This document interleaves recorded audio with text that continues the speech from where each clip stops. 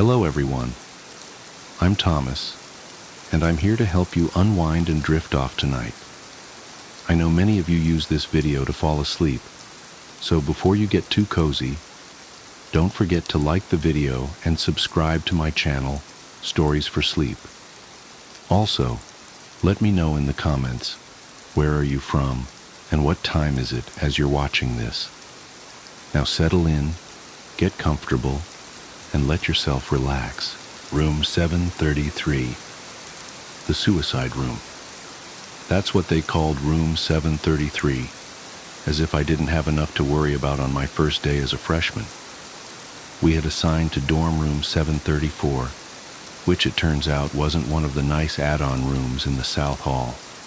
No, we found ourselves in the older wing of the building on the 7th floor. I wasn't too bummed out though. At least they'd honored my request to room with my best friend. Lydia and I spent most of the morning moving ourselves in. By the time our resident advisor came by, I was taping up posters and Lydia was reading. "Hi girls, I'm Beth," chirped the bubbly blonde girl as she bounded into our room. "I'll be your RA this year." "Hi," I nodded at her. "Wow, you girls really work fast," she said, taking in our made beds and hung up clothes. Beth picked up a drawing of Cthulhu that Lydia had done over the summer. She turned it sideways, studying it. "Is this the Kraken from Pirates of the Caribbean?" Lydia glared at her over the top of her book. "So anyway," the RA continued, "I know our hall isn't as new as the South Hall, but trust me, there's a lot of history here. This building is almost 60 years old." "Yes, I can see that," I said, looking around. "The rooms are pretty small." "Well, people were smaller in the 50s. Beth shrugged. "Really?" Lydia said flatly. "Yep, really." Beth pursed her lips and just continued to stand there while the room filled with awkward silence. "So," I said, "the corner room next to us, 733, is it? It looks a lot bigger than our room. Is anyone assigned to that room, or could we maybe—" "Oh, you don't want that room," Beth interrupted. "There were a couple suicides in there. A hanging and a jumper, if I remember right. They're not assigning anyone to that room. Anyway, I'd just like to remind you that this is an all-girls floor, and guys are not allowed up here after 11. Before we could reply to her, Beth clapped her hands and with a quick, "Well, nice meeting you," she skipped out of the room. Lydia dropped her book on the bed and stared out into the hall. I hate her. Did you hear that bomb she dropped? I'm going to call her dumb shit Beth. Lydia, seriously, suicides? Oh, Becca, relax. Every college campus has a few suicides. Yeah, but in the same room? Lydia sighed. Really? Who cares? It's not our room. Yeah, I guess. I turned to study the little window in our room. Can you imagine climbing out of that tiny window and jumping? You'd be alive for at least 5 seconds before you hit the ground. Oh, Becca, can you not? Lydia glanced at the window and visibly shuddered. You know I hate heights, and just talking about that shit is raising my blood pressure. We could always move into the suicide room, I teased her. That one has a window on each wall. You... Okay. But seriously, think about it. It would take a lot of commitment to squeeze out of that tiny window. Yeah, well, remember, people were apparently smaller back then. Lydia mumbled as she pushed her bed further away from the window. Since Lydia was an outgoing and friendly person, we made friends at lightning speed. There were a lot of parties in those first few weeks, at one of which Lydia inevitably met a guy. I'd known the girl since we were in diapers, so I fully anticipated her having a boyfriend by the end of September. His name was Mike, and he wasn't anything special. Just your standard frat pledge douche canoe. After about a month on campus, the novelty of college started wearing off. Lydia and I found our stride, and we spent more weekends studying than drinking. Midterms were coming up in a couple weeks, and I was determined to maintain a 4.0 GPA throughout my freshman year. One night in early October, I was woken up by a loud, grinding sound. I sat up in bed and strained to hear it again. Lydia was also wide awake and listening. Slam. What the? She mouthed to me. It wasn't unusual for there to be noise in the hallways since other people came in at all hours of the night. But this sound had definitely come from next door, the corner room. Grind. Is that? Yeah, Lydia whispered. That's the window next door. At Lydia's insistence, we kept our window closed at all times. However, there was no mistaking the sound of the window in room 733 being opened and closed again at regular intervals. Slam. Who's in there? Lydia shrugged. Is someone with us? Is this like initiation? Lydia raised her eyebrow at me. Initiation to what? I don't know. College? Maybe they're hazing the freshmen? Grind. It opened. Who is hazing freshmen? I shrugged. Slam. It shut. Becca, I love you, but that was stupid. I threw a pillow at her. Well, whoever it is, go tell them to knock it the off. Me? I'm not risking being thrown out a window. Grind. Well, I'm not doing it. I'm an art major. You're a political science major. You go lay down the law. That. Then call dumb shit Beth. Isn't this the kind of nonsense she should deal with? Slam. I'm not calling her. Don't you put that evil on me? Fine, Lydia whispered loudly. Then we'll just have to ignore it. I have class at 7:30, I whispered. Grind. Then do something. Ugh. I got out of bed and stomped to the door, threw it open dramatically, and went down the hall to pound on the door to room 733, which simply said, supply room. People are trying to sleep. Please stop, I said when there was no answer. Slam. Dude, seriously. I sighed. I stepped back from the door and immediately noticed problem. Room 733 was padlocked shut from the outside. I hurried back to my room. What happened? Lydia asked. I'm not going anywhere near that room again. It's locked from the outside. I don't know how anybody could get in there. So, you're saying it's a spooky ghost? She laughed. No, I'm saying there is creepy shit going on inside a room colloquially called the suicide room. Lydia scoffed and rolled over to go back to sleep. You should have been a drama major. We didn't hear the window next door again that night, but the next morning you could clearly see from outside that both windows in the corner room were now wide open. I watched the windows on room 733 for an entire week, but they remained open. Occasionally at night, I thought I could hear a noise next door, like marbles dropping and rolling across the floor. Since it never woke Lydia up, I didn't bother to say anything. One afternoon, I was alone in the dorm editing notes on my laptop. I had my headphones in, but the music wasn't loud enough to cover the noise of someone knocking on the door. Come in, I said without looking up from the screen. A moment went by, and then I heard the knocking again. I jerked my earbuds out and slammed the laptop closed. I turned around. Come. What the? The door to the hallway was wide open. I'd left it open on purpose since Ian, a junior I was dating, was supposed to be stopping by. I heard the knocking again from behind me and literally jumped out of my chair. It had come from the other side of the room, the closet door. It was the closet that shared a wall with room 733. Lydia, you're not funny. Nothing. Lydia, I swear to God I will punch you in your face. Silence. I walked over to the closet door and grasped the handle.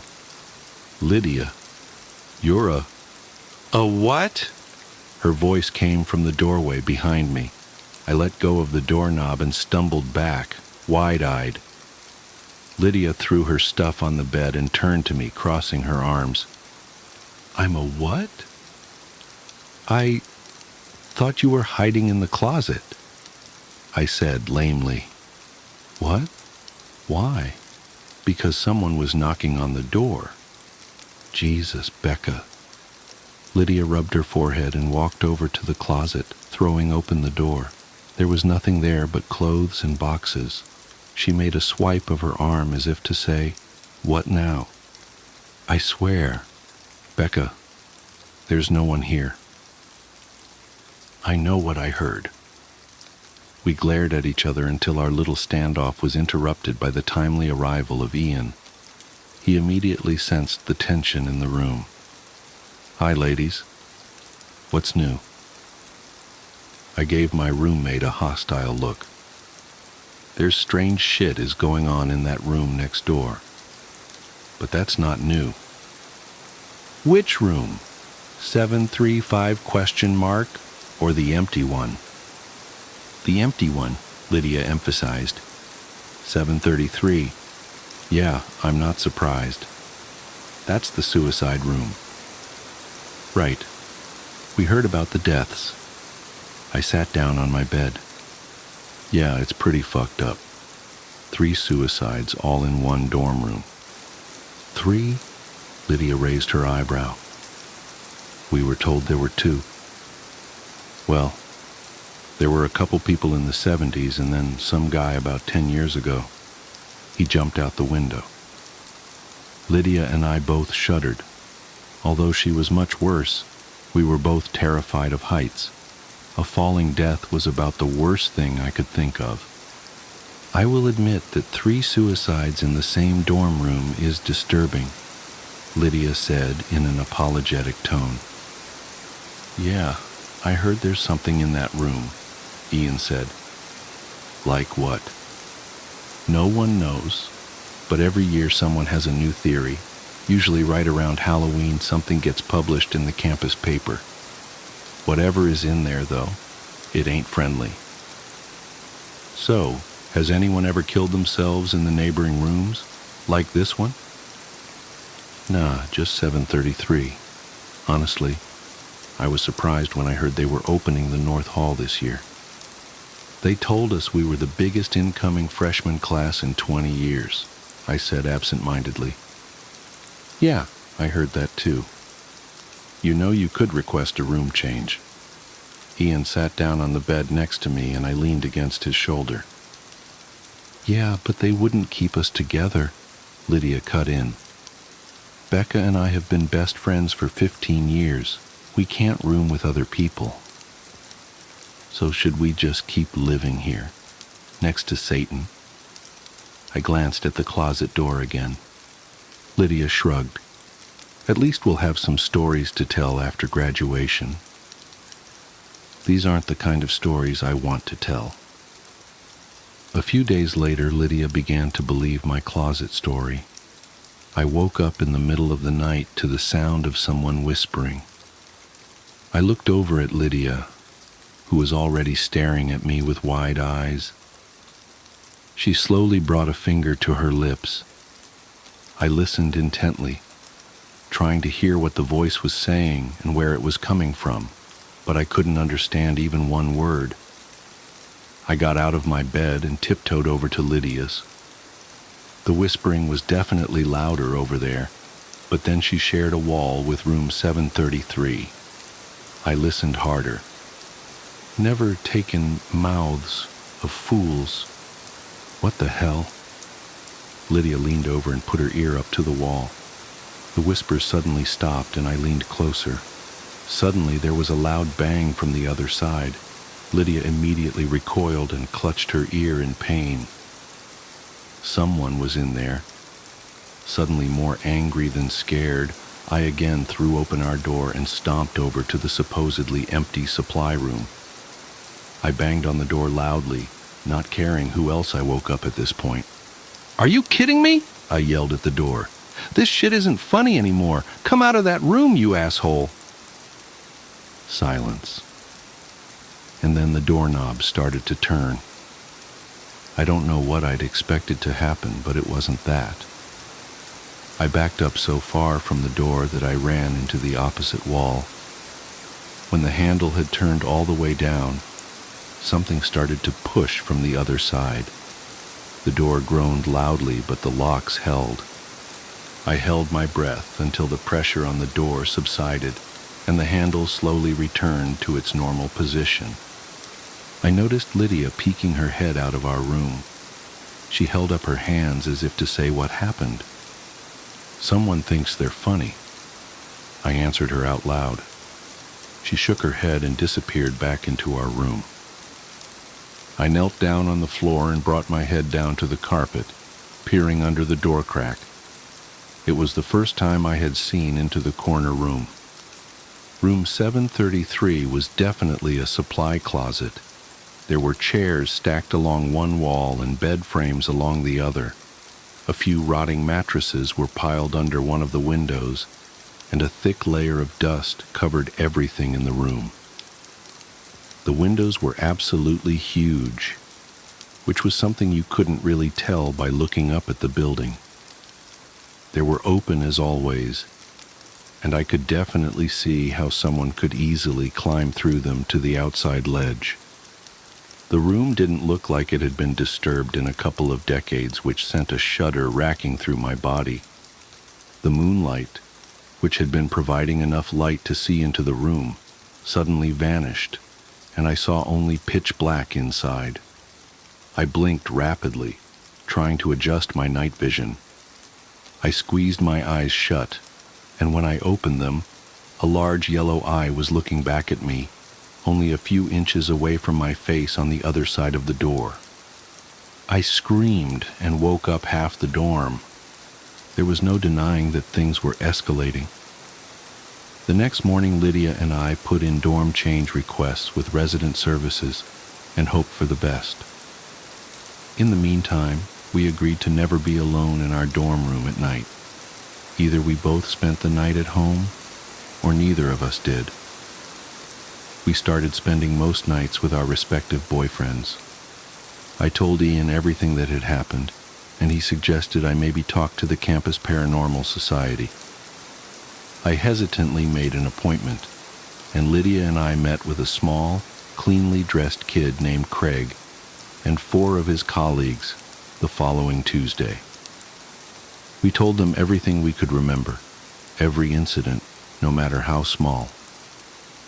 Craig and the 4 other members of the Paranormal Society sat quietly and took notes for half an hour. It wasn't until we finished that anyone spoke. "Is that all?" Craig asked. "Yes," I said slowly. "Would you mind waiting out in the hall for a few minutes so that I may confer with my colleagues?" "Sure," Lydia smiled indulgently and stood up. "Whatever you need." The door had barely shut behind us when Lydia snorted and rolled her eyes. "Let's go." "Go where?" I asked. "Are you serious?" "Lydia, come on. We need help. I am freaking out. We haven't stayed one night in our dorm since Thursday, so this isn't something we can just brush off." "Okay." She threw her hands up. "Let's hear what they have to say, and then we can go over to resident services and check on our move requests." We loitered out in the hallway for another 15 minutes before Craig came out and asked us to come back and take a seat. With all the pomp and circumstance of a meeting of Parliament, Craig cleared his throat and made his diagnosis. "What you're dealing with, ladies, is a very angry ghost." "Is that your professional opinion, Craig?" Lydia said. I shot her a look. "Yes," he stuttered. "A vengeful spirit." A spirit? I asked. I very much doubted that that's what we were dealing with. Yes, answered one of the Not Craigs. That's ghost to the layperson. Jesus Christ, Lydia groaned and rubbed her temples. Mistaking Lydia's frustration with despair, Craig rushed right into his speech. Don't be afraid, ladies. We're going to take care of you. It's true that spirits can be quite a headache if you don't know how to exorcise them, which is why it's good you came to us. Suicides almost always result in angry ghosts. They need revenge. Revenge on whom? I asked. On other students. Perhaps this particular spirit was bullied into taking his own life, and now seeks to torment others. Listen. We can take care of this for you right away. All we ask is a small donation to the society, Craig continued. We honestly didn't realize that room was having this much activity. It's really very exciting. Great. Well, thank you for your time, Lydia said, as she grabbed my hand and pulled me out of my chair. Sir. Do you want to set something up for this weekend? Craig asked. Tell you what, we'll call you. Lydia hurried me out of the room wearing a weary look, and we didn't speak again until we were almost to the admin building. That was a waste of time, she said. Look, I'm not disagreeing with you, but Becca, tell me you didn't honestly buy into that. So you don't think it's I was having trouble even saying the word. It sounded so ridiculous. Ghost? Well, I don't know, but neither do they. That guy had no idea what the he was talking about. I pulled my hood lower over my eyes as we stepped into line at the resident services desk. Let me put it this way, Lydia continued. They're playing Ghostbusters, and we're living The Exorcist. Fine, I sighed. Then what do you want to do? Just keep sleeping at Mike and Ian's until we get reassigned? I just want this to end. Lydia crossed her arms and stared straight ahead. We all wanted this to end. Even if living next to that room wasn't scary, it was sure as hell distracting. All right. Well, I mean, we're probably safe during daylight hours, so as long as we don't spend nights there, we should be okay. Our room is only ghost adjacent after all, and our new assignments will come through soon. I checked my watch. It's almost 2. Shit, really? I gotta go. Mike got accepted to Sigma Chi and he's getting initiated today. Oh yeah, I forgot he rushed. The girl at the desk waved us forward. I hadn't even realized we'd reached the front of the line. Let me know what they say, Lydia said as she ran out the door. The girl at the desk eyed me suspiciously as I approached. Hi, You're the girl trying to move out of 734 in Riley, aren't you? She'd caught me off guard. Yeah, one of them. How'd you know? Sorry, I overheard you.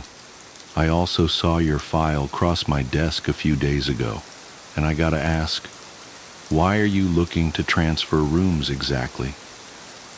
I was tired. I was beaten down. I didn't have the energy to think of a lie. Because shit is going on in the empty room next door and it's really freaking us out. Noises, whispers, knocking. The other night I saw someone. You saw someone? Yeah. In room 733? Yeah, I looked under the door. There was definitely someone in there. The girl narrowed her eyes at me for a moment, and then nodded for no particular reason. Well, your rooms aren't ready yet, but I've pushed them through as a priority. For right now, you're stuck, though. There just isn't anywhere else to put you. I sighed. I'd figured as much. I'm Alice, she continued. And look, I've actually done a lot of research on the Riley suicides, and I think I can help you. Or at the very least, offer some insight. Really? I asked hesitantly. Absolutely. I'm in Taylor Hall, room 310. I'll be back to my dorm by 4 today. Thanks. We just came from the Paranormal Society on campus. Ugh, say no more. Alice rolled her eyes. Yeah, so I'll definitely see you at 4. Great, Alice said, and smiled. I was early to Taylor, but then so was she. I told our story for the second time that day, and Alice wasn't afraid to interrupt with questions, though her queries didn't betray her thoughts. When I was finished, she leaned back in her chair and sighed deeply. I can't believe it, she shook her head. I'd always heard rumors, but I honestly doubted any of it was true. I can assure you, everything I've told you is absolutely true. And how is it now, when you're there? We aren't ever there at night, but during the day we've heard scratching on the wall, really quiet whispering, and sometimes we still hear the window opening and closing in broad daylight. However, every time I look up from the street, the windows to 733 are open. Alice nodded. Well, for the record, I don't think you're in any danger. As much as it sucks, you guys are simply a casualty. You just need to stay out of room 733. I snorted. Are you kidding? I would never go in there. I believe that you believe that, but this thing, whatever it is, it's tricky, manipulative, a liar, and it's smarter than you. I'll try not to be offended by that. You shouldn't be. What do you think it is? Something very old and very evil. I regarded her skeptically and then let my eyes wander around the room. I hadn't really noticed the decor before, but to say Alice had an interest in the occult was an understatement. I can't see any situation where I would be compelled to enter that room. I know, but you have to be prepared that there may come a time when you have to make a decision about entering that room. Because what you're dealing with, it's already killed 5 people. 5? I thought it was 3. Yeah, well, not everyone is inclined to do the level of research that I do. Let's see. There was Ellen Burnham in 1961. She jumped out the window. She was the very first. And then Tad Collinsworth in 1968. He jumped too. Marissa Grigg in 1975. She hung herself. Erin Murphy in 1979. She jumped. And then Eric Dustin in 1992. He hung himself. 5 suicides. How could the university still let people live in there? They don't, apparently. That's why it's a supply room. And back then? Well, every few years, once everyone who would remember had graduated, the room would be reassigned. This was before the internet, you know, and the incoming freshmen were clueless. But after that last one, Eric Dustin, they closed the entire north hall of the 7th floor and built more rooms onto the south hall. So what does it want? Alice shrugged. Chaos, death, souls. Who knows? No one even knows what it is. Okay, so what do we know? We know that it's somehow bound to that room, though it seems to have minimal influence just outside of it. We know that everyone who ever died was alone at the time. And we know that it's a trickster. That's what we know. It wasn't enough. Why do you think they do it? I asked quietly. The victims? I nodded. All I know is what's rumored to be in the evidence files. All the suicides were found with pictures or writings that were considered unspeakable at the time. They contained horrible, evil things that would make you physically sick to read or see, they say. And these people, they drew them?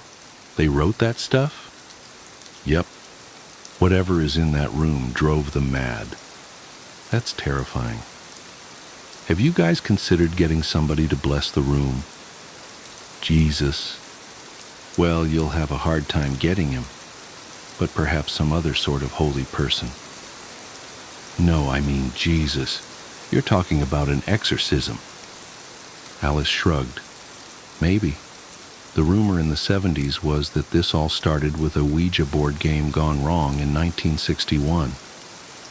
Really? That shit's made by Hasbro. Not in the 60s, it wasn't.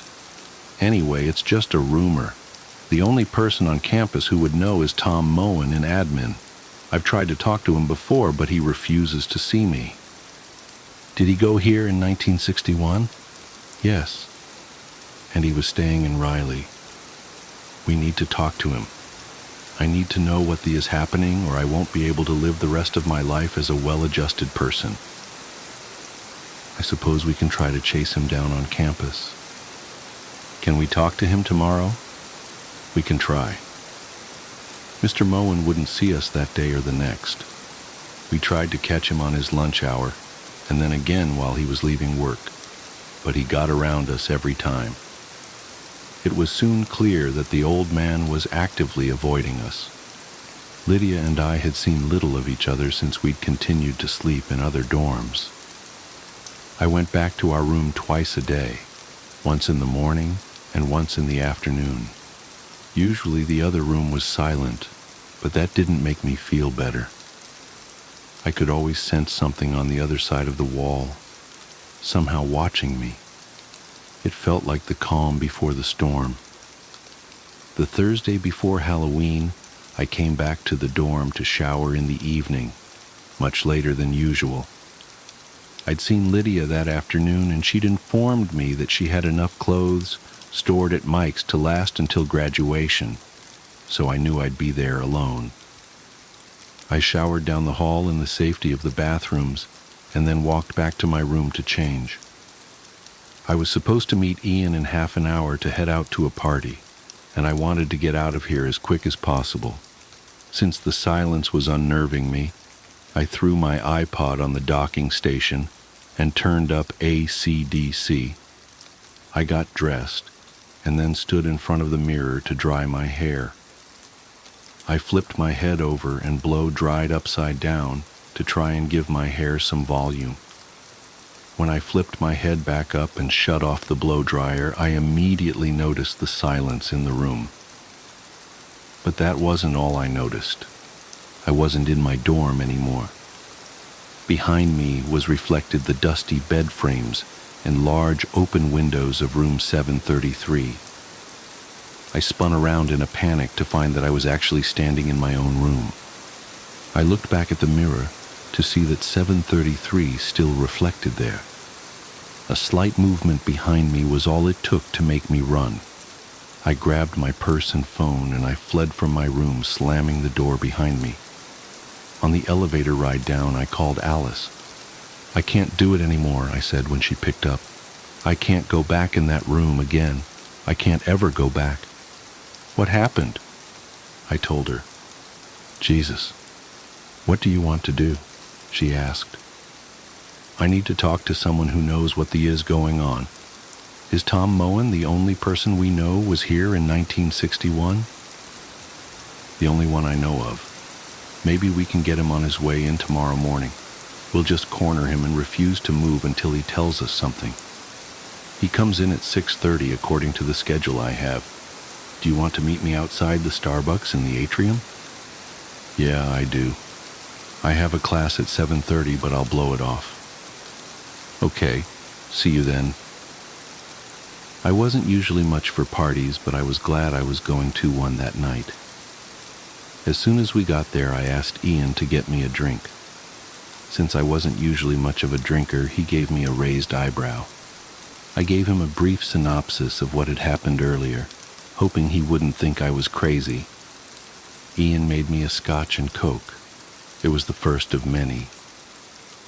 Around midnight, I went to have a cigarette and checked my phone. I had a voicemail from Lydia left at 11:04 p.m. "Hey Becca, listen, I just had a huge fight with Mike. I guess his frat decided that for Halloween this year, all the new brothers have to spend the night in the suicide room. In our dorm. I can't take it. He knows what's been going on with us, and he still agreed to do this. He's now trying to convince me that Sigma Chi is behind all of the stuff going on in room 733 because they've been trying to drum up buzz for their Halloween deal. I can't. I hit end and threw my phone in my bag. No wonder Lydia was pissed. This was not good at all. I found Ian inside and asked him to take me home. I was suddenly very stressed, very tired, and very drunk. When the alarm went off at 6 a.m., it took everything I had to pull myself out of bed.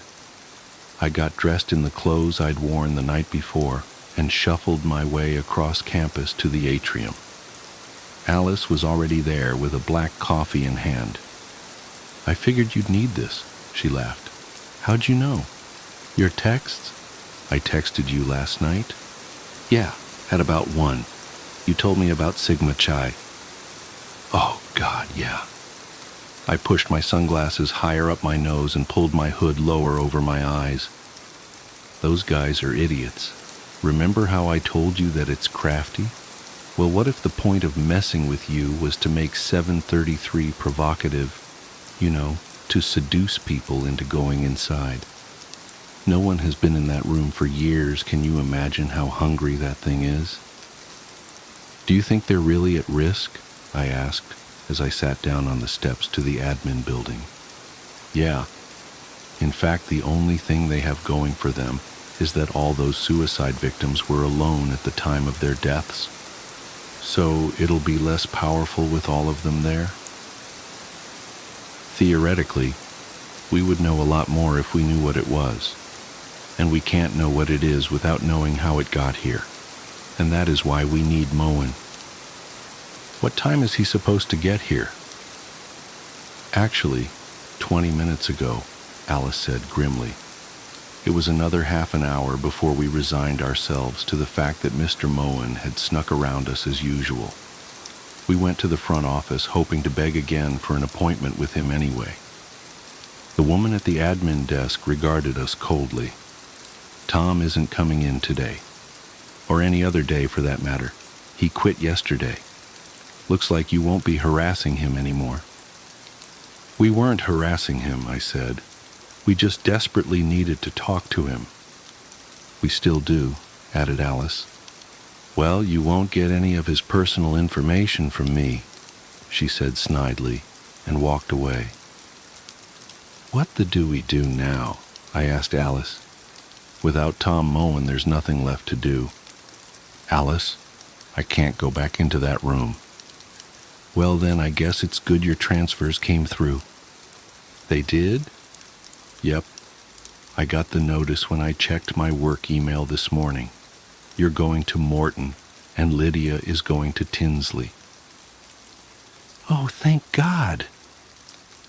"I thought you'd be happy about that." I also convinced my boss not to assign anyone else to room 734. The only thing is you won't be able to move until Monday. I can last through the weekend, especially now that the end is in sight. I have to tell Lydia. I opened my phone to pull up Lydia's number, but my attention was caught by the red 1 badge over the voicemail logo. I hit play. It was the rest of the message from last night. "Even look at his dumb face anymore, so I'm going to head home. Don't worry about me, I'll be okay. I'm drunk enough to sleep through any bullshit from next door. I'm just so pissed off right now. I would honestly rather deal with dumb shit Beth than Michael. My parents must be siblings because I'm that retarded Benson. Let's hang out tomorrow. Love you." The message ended. God damn it. Alice gave me a questioning look. "Lydia spent the night in our dorm." Alice cringed. "She's safe though, right? As long as she doesn't go into 733. She won't." I thought of the always open large windows of the corner room. If nothing else, the mere thought of those would keep Lydia the hell out of that room. Good. Well, since we have nothing else to do you want to go look for theology books in the library? It's pretty much the only thing open right now. Sure. I shrugged. I didn't have another class until 10. The little old lady who sat behind the library's checkout desk must have been 1,000 years old. Miss Stapley's eyes were small and watery, and her skin looked like it was melting off of her skull. Still, she was nice and knowledgeable, and she sent us in the right direction for books on demonology, though she gave us a curious look as she did. There wasn't much. We read everything we could, but it either wasn't relevant or wasn't in English. We returned to her desk 30 minutes later. Do you have anything on the occult? The occult? Her voice trailed off. Yes, I do. Over there to the left of the reference section. Okay, thanks. Sorry, I'm too hungover to use the Dewey Decimal System, I said. I don't think she likes the look of us, Alice whispered as we walked away. Our look or our subject matter? Probably neither. Within the hour, we were back up at her desk, having struck out again. We could tell she was getting annoyed as her eyes narrowed suspiciously at us as we approached. Sorry. Do you know where we could find something on seances or Ouija boards or... Now listen, girls. Ms. Stapley stood up from her desk and looked over her glasses at us. I really hope this is for class. It is, I said. It's not, Alice answered simultaneously. It's personal research. Research? What kind of research? Look, we're not going to mess with a Ouija board or anything, I said. Good. Miss Stapley smoothed her pleated pants and sat back down. Because I can't have that sort of thing going on here again. Again? Alice latched on. The older woman suddenly looked very uncomfortable and started fidgeting with a stack of books on her desk. We may have something on seances in... Miss Stapley, we're researching what happened in Riley in 1961, Alice interrupted. And also what's been happening there ever since. Well, it's no secret, is it? A student committed suicide in that room. Dreadful, but not unheard of on a university campus. 5 students, I corrected her. But you know that, right? Alice was suddenly talking very fast. Because you sound like you're well versed in this story. Please tell us how this started and we might be able to end it.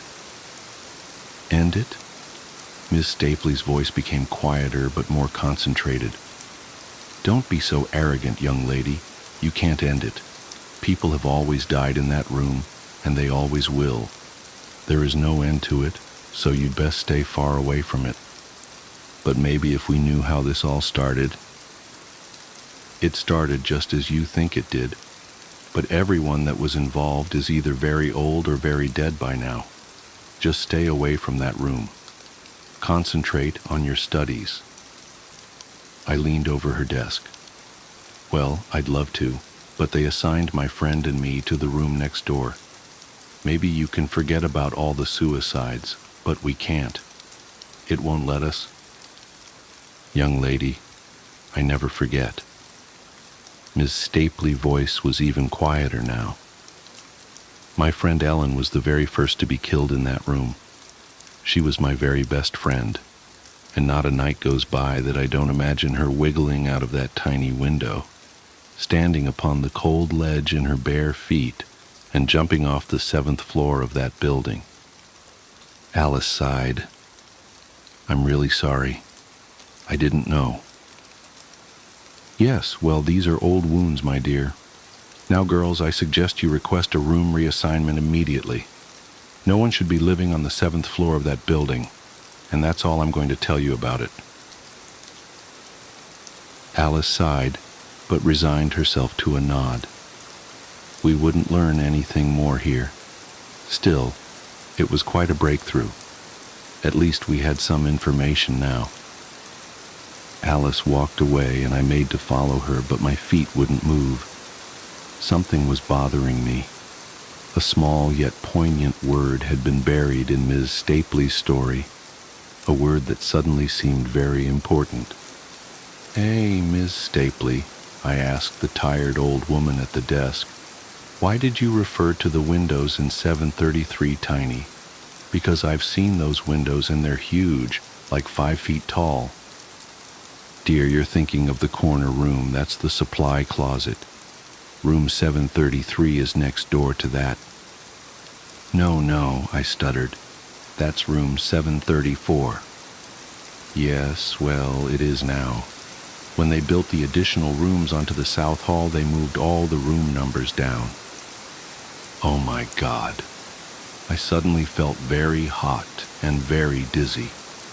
"That sneaky fucker," Alice whispered next to me, her skin paling. "Lydia."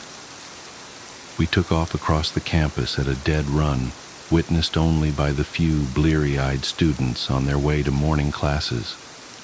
When Riley finally came into view, I stumbled on the pavement as my blood turned to ice. From our vantage point, we could clearly see the windows of the corner room were closed, the first and only time I had ever seen that way. And the window to my room was open. We ran into the lobby, pushing past several latte-sipping, Ugg boot-wearing freshmen who had just gotten off the elevator. I hit 7 and watched the doors close more slowly than they ever had before. I leaned against the wall, trying to steady my breathing. "Alice, how did this happen?" I don't know. "She's been in there all night, Alice. In our room. Alone." Alice shook her head but had nothing to say. When the doors finally opened on floor 7, we saw a quiet, deserted hallway. I ran toward my room with Alice right behind me. Rounding the corner, I threw open my door, hoping it wasn't locked. And it wasn't. Lydia looked back at me, and for one breathless moment, cruel glimmer of hope crossed over her tear-streaked face. But it was too late. The next second, she leaned forward so slightly, and she was gone. She screamed the entire way down. Alice ran to the ledge where Lydia had just been, while I stood motionless. She stuck her head out the window and looked down just as a different kind of screaming started from the bottom floor. Alice closed her hand over her mouth and pulled her head back into the room as tears of shock ran down her ghost-white face. The screaming from outside got louder as more people saw what remained of my best friend on the cold pavement. I leaned back against the dresser and slumped to the floor. A falling death. Lydia never wanted a falling death. I absent-mindedly picked up one of the pictures that were strewn all over the floor. It was a picture of Lydia's mother. She was dead. I picked up another picture. It was Lydia's baby sister. She was dead too. There were dozens of pictures just like it all over the floor. Lydia has been busy last night. As for the things depicted in them, I cannot tell you. Lydia was a talented artist, and I only saw a few before I got sick on the floor next to me. Alice was standing in the doorway, yelling something down the hall. I don't know what she was saying, because all I could hear was a high-pitched whine in the room. Suddenly, a piece of paper slid out from under the crack in the closet door and glided across the floor toward me. I picked it up and studied it for a moment. This was drawn by Lydia too, but it wasn't like the others. It was a picture of the closet from my exact vantage point. In the drawing, the door was cracked, and there was something looking back from the darkness. I put the paper down and studied the closet. The door was cracked open just like the picture. I squinted my eyes and tried to see inside. Just as I started to distinguish the defined lines of a long face looking back at me, Alice pulled me to my feet. "We need to get out of here," I thought I heard her say. I never went back into that room. My parents moved my things, and I spent the rest of the semester in an apartment off campus. I transferred to an out-of-state school for my spring semester and finished my degree there. Every night I dream of Lydia pulling herself through the tiny window, shimmying out onto the cold ledge, standing up and knowing there's nothing between her body and the terrifying abyss in front of her. I watch her look down 7 stories to the black pavement below and realize, though not accept, her terrible fate. I see the blind horror cross her familiar features. I hear her wildly pounding heart, desperately trying to race through every beat of the life she should have lived, and knowing it has only mere seconds. I watch her look back at me, and I watch her fall. It's been 9 years since that night, and every fall semester for 9 years I've called resident services to see which dorms are open for new student assignments. Riley is always open.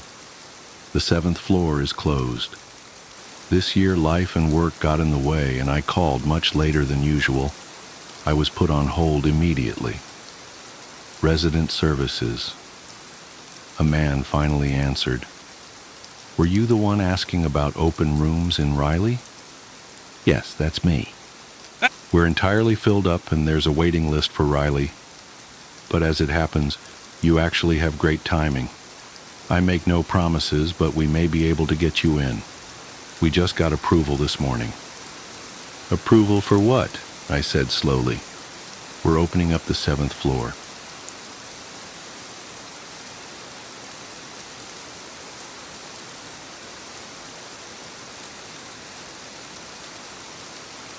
I work at a conservatory for a species of black widows that shouldn't exist. I work as a caretaker at a private conservatory. Actually, secret might be a better word to describe it, since you'll never find any public information on it. It doesn't even have an official name, though my boss likes to call it the Silken Solarium, or the Widowmaker when he wants to make a pun.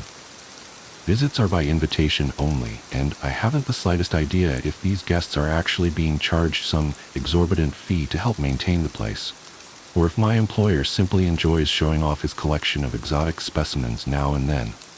The conservatory itself is a Gothic masterpiece of tinted glass, wrought iron, and dark purple bricks, with an equally ornate ivy-covered brick wall around the perimeter.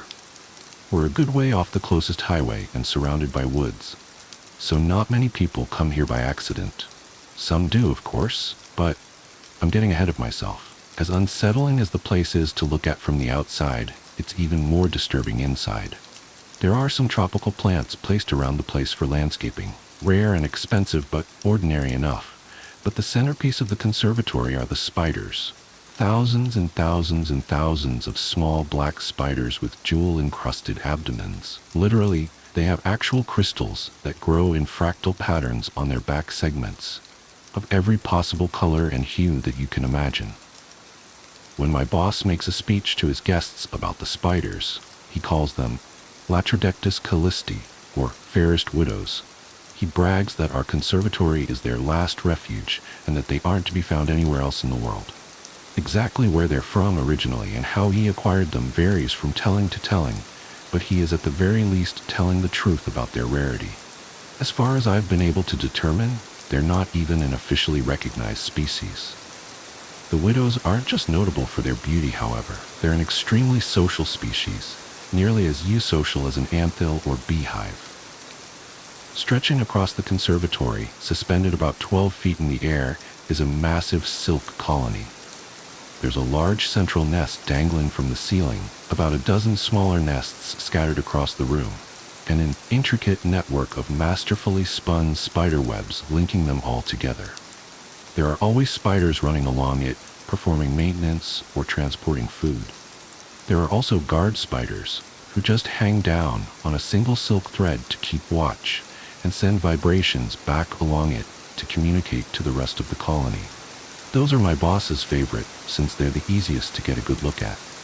Or rather, perhaps I should say they're his favorite living spiders.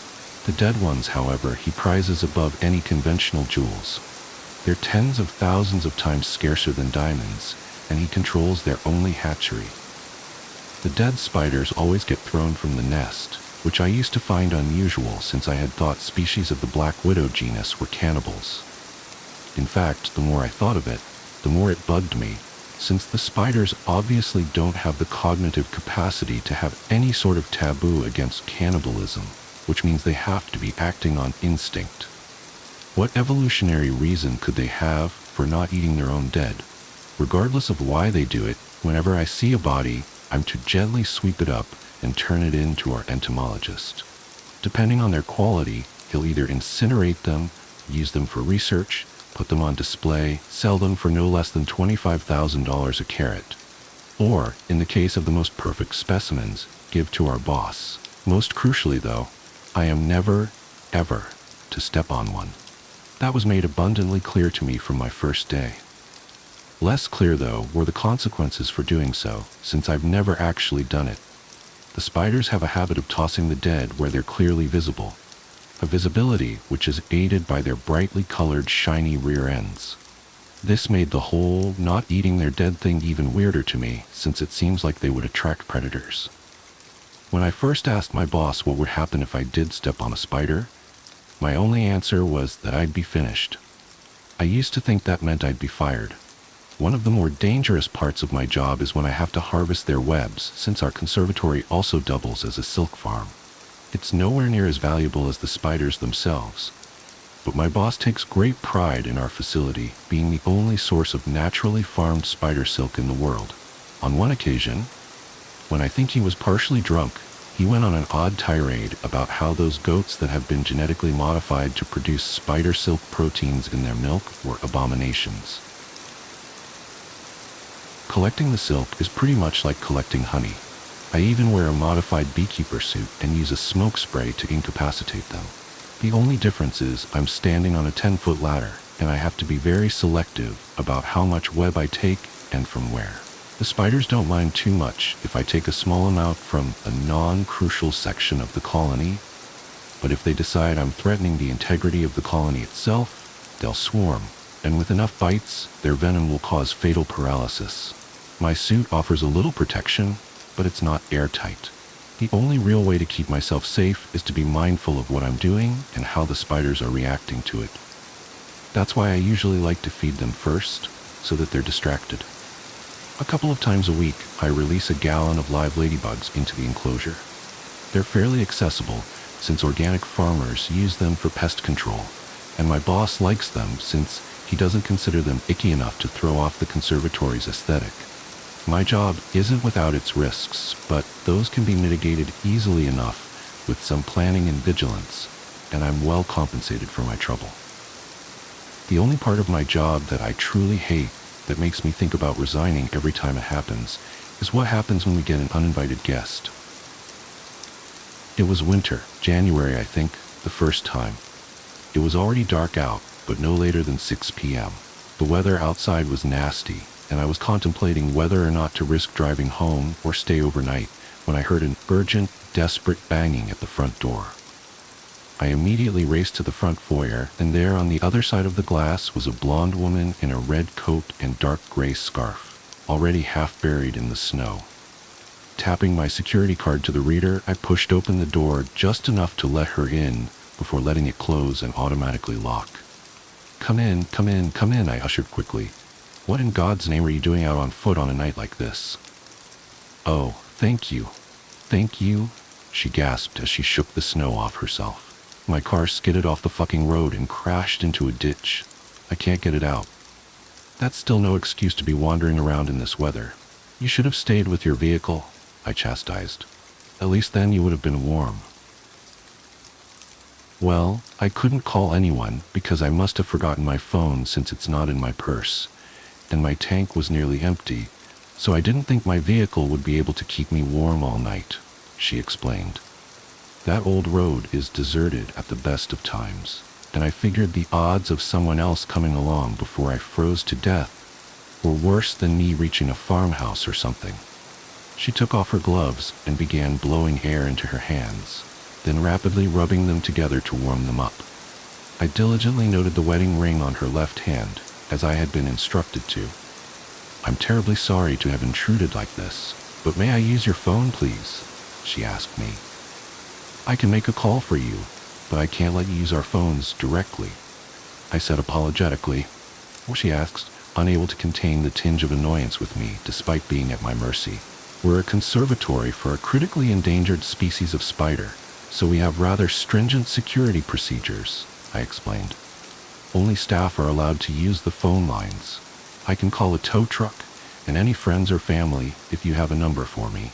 The woman sighed in resignation and took out a pen and scrap of paper from her pocket and jotted down a number. "That's my husband's cell, Alex Gifford. Tell him my car's stuck somewhere on Mordred Drive, and I'm safe here for now," she said as she handed me the note. "I'm Carrie, by the way." "Halden?" I nodded. "You can hang your coat up and get yourself warm. I'll make the phone calls and get you some coffee.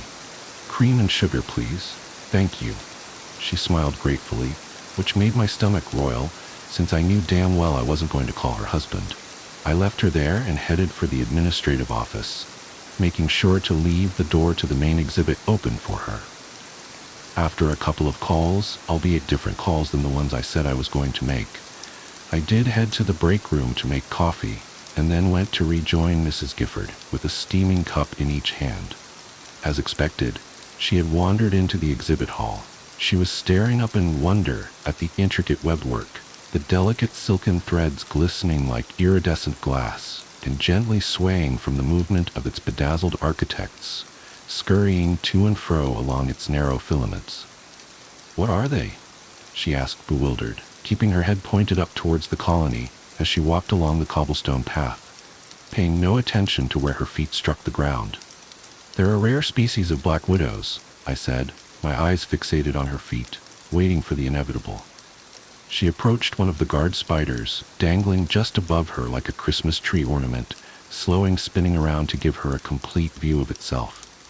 "And these crystals, they're a part of their bodies?" she asked, studying it intently, likely unaware that it was studying her as well.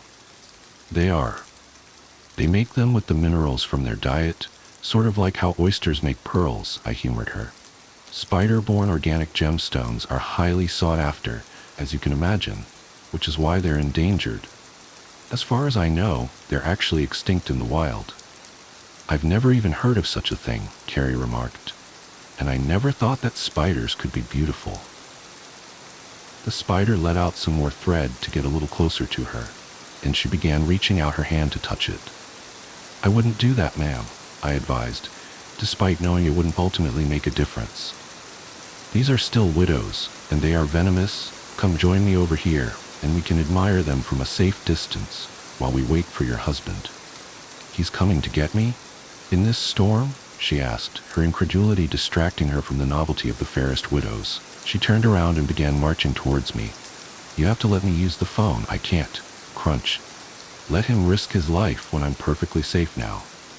She didn't even hear it, that horrid, sickening, crunching noise when she stepped on the dead spider. I immediately glanced back at the guard spider that had been watching her and saw it thrumming its thread with its rear legs, the vibrations traveling all the way up it and throughout the colony. "What's with the face? Surely you won't get in that much trouble just for letting me use the phone?" she argued, oblivious to the danger we were both in now. "I'm so sorry," I said softly, feeling a lump in my throat and tears in my eyes. I dropped the coffees and ran back to the exit, slamming it shut and sealing her in the exhibit hall. Within seconds, she had caught up and was banging on the glass doors. "What the hell are you doing?" she demanded. I just pointed behind her, shaking my head helplessly. She turned around and saw that the thousands of spiders were now emerging from their nests en masse and converging in on her location. "I presume you've seen a ball of spider babies at some point. Picture that, only the size of a basketball court. Oh my God, let me in, let me in, let me in." I wish I could have, I really do, but they had seen her trample a dead widow, and that is a crime which they cannot forgive. I heard her muffled screams through the glass doors as dozens, then hundreds of the spiders dropped down upon her. She swatted desperately as they buried themselves into her hair and beneath her clothes, covering every possible segment of her body. Her screams of terror were suddenly interjected with torturous cries of pain, as hundreds of pairs of venomous fangs dug into her flesh nearly simultaneously. Those sharp cries turned to anguish wails and convulsed grimaces as the venom coursed through her veins, destroying muscle tissue and burning her up from the inside. She tried to run, but the surprisingly devious spiders had already strung a tripline behind her, felling her to the ground. She tried to force herself back up, but her muscles were already too badly damaged for that. Instead, all she could manage was to turn her head towards me, letting me see her final expression of shocked horror and betrayal before the spiders completely swarmed over her limp body. I watched as the entire colony worked together to cocoon her in silk, and then with over 1,000 tiny draglines, reeled her up into the main nest. I was too petrified to move for at least a solid minute, but when I was able to move again, the first thing I did was drop to my knees and vomit. Bloody hell. The little blighters didn't waste any time on this one, did they? My boss callously asked as he stood atop the ladder and examined the cocooned carcass that was now safely inside the central nest. So, my boss. I've mentioned him a few times, and by now you may be wondering what sort of man keeps a menagerie of man-eating arachnids as his personal terrarium. I don't have all the answers, but this is what I do know. First, his name's Seneca Chamberlain. He's earned a reputation as our local eccentric millionaire, but if you've never lived in Harrowett County, then you likely haven't heard of him. He's exceptionally, though indeterminately, wealthy. As you can imagine, he also has a very Victorian fashion sense. He likes to dress in frock coats and cravats and top hats, velvets and silks, and always in deep reds and golds. A plutocrat with a pretentious and fashionably old-fashioned taste in clothing wouldn't normally be anything to get too worked up about, except for that my boss looks far younger than I know him to be, than anyone knows him to be. That too isn't all that unusual. Plenty of rich people look good for their age. But no amount of Botox or stem cells or plastic surgery can explain this. I'm sure of it. He looks no more than 40, and I know he's looked like that for decades at least. The most unsettling thing is that the name Seneca Chamberlain goes back to the earliest surviving county records from nearly 200 years ago. My boss, of course, claims he's merely a descendant of the original Chamberlain, and that it was only poor record-keeping that failed to make that clear. But there are photos and portraits of his father and grandfather, and, look, if it wasn't for the fact I've seen him walking around in broad daylight, I'd swear he was a vampire. No, they didn't, I answered him softly as I sat slumped up against an information placard, my head tilted back towards the ceiling as I tried to process everything that had happened. She stepped on a spider almost as soon as I called you. Well, that would do it all right, he smirked, his eyes darting back and forth as he followed the countless widows going about their business. And you said she was married, correct? She was, I croaked, the stinging of tears starting to fill my eyes once again. To a man? He asked nonchalantly as he started climbing down the ladder. Yes. What does that matter? I asked irritably. It's just that it really tickles my fancy when this place becomes an actual widow-maker, he answered blithely, hopping to the ground. Still, widowers are a subtype of widow, now aren't they? Small victories then, Halden. Small victories. Come on now, stop moping. You did beautifully. And don't worry about any future problems with the law. That's all been taken care of. I turned my head to him then, wearing a poorly restrained glower of disgust and loathing. Sir, with all due respect, is this just a game to you? We leave the front gates open, let curious or desperate passers-by wander on in, and then just let them do as they please until the widows snatch them up, just so that you can get your kicks and make a stupid pun? I demanded. Chamberlain just tossed his head back and chuckled dryly. No. Heavens, no. I have far too much invested in this enterprise to risk bringing it to the authorities' attention over mere frivolities, he assured me. No, Halden, I'm afraid that the occasional incident is quite essential to our operations. Why don't you climb up yourself and take a better look? That should make things a bit clearer. My stomach churned at the prospects at looking at Carrie's silk-encrusted, spider-covered corpse, but I had let her die. If there was actually a good reason for that, I wanted to know. I forced myself to my feet and trudged up the ladder to see what Chamberlain was going on about. I peered down into the nest and saw exactly what I had expected to see: a silk-encrusted, spider-covered corpse. But then, I noticed that the spiders were behaving somewhat unusually. Instead of their usual meticulous, coordinated activity, they were climbing all over each other, seemingly at random, their limbs intertwined, unfamiliar globules of material being ejected from their abdomens in a mass orgy of fuck. It is an orgy, they're breeding, I realized. That's right, they only breed when they come across a windfall of food, such as this. Very responsible of them, Chamberlain commended. Sacrifices such as these are necessary to ensure the survival of the colony. But why human sacrifices? Why not a pig or a cow or stray dogs? Why do we have to feed them, people? I demanded. He scrunched his face as he considered his response. Well, Halden, the widows are a result of coevolution with and selective breeding by people, he explained. They evolved the gemstones to attract us, just as flowers evolved their blossoms to attract bees, and they offer us their dead in exchange for food and security. If someone or something steps on a dead spider, that's a threat to that arrangement. They kill them to ensure they don't destroy any more of their offerings and use their body to fuel the next generation of fairest widows to offset the damage. That still doesn't. I'm getting to that, he assured me. In addition to the gems and the silk, they produce a byproduct that's even more valuable. It's a sort of honeydew substance they use to nurse their young. It also happens to have unique biomedical properties that vary depending on the source of their meal. Feeding them cows and pigs and dogs would be all well and good if I was veterinarian. But as it stands, my clientele are of an exclusively human variety, and thus I need dew made from exclusively human stock. I climbed down from the ladder, my outrage subsiding somewhat as what he said to me began to sink in. Unique biomedical properties? I asked curiously, examining his ageless face as closely as I dared. Precisely, he smirked knowingly, turning to take his leave. Once they finish the poor woman off, they'll package the dew in silk satchels and hang some of them out as an offering. I can trust you with their collection, yes? I hesitated briefly, trying to work up the courage to storm out on moral grounds and report him to the police. But I was already a willing accessory, and it wasn't like I didn't know this was going to happen when I took the job.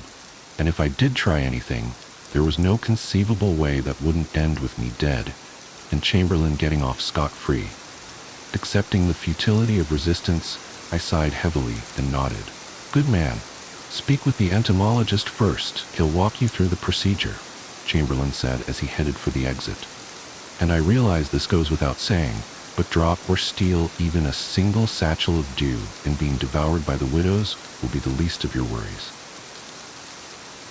The glass door snapped shut as he left me alone with my thoughts, the corpse of the woman I had helped murder and the thousands of spiders turning it into eggs and immortal honeydew.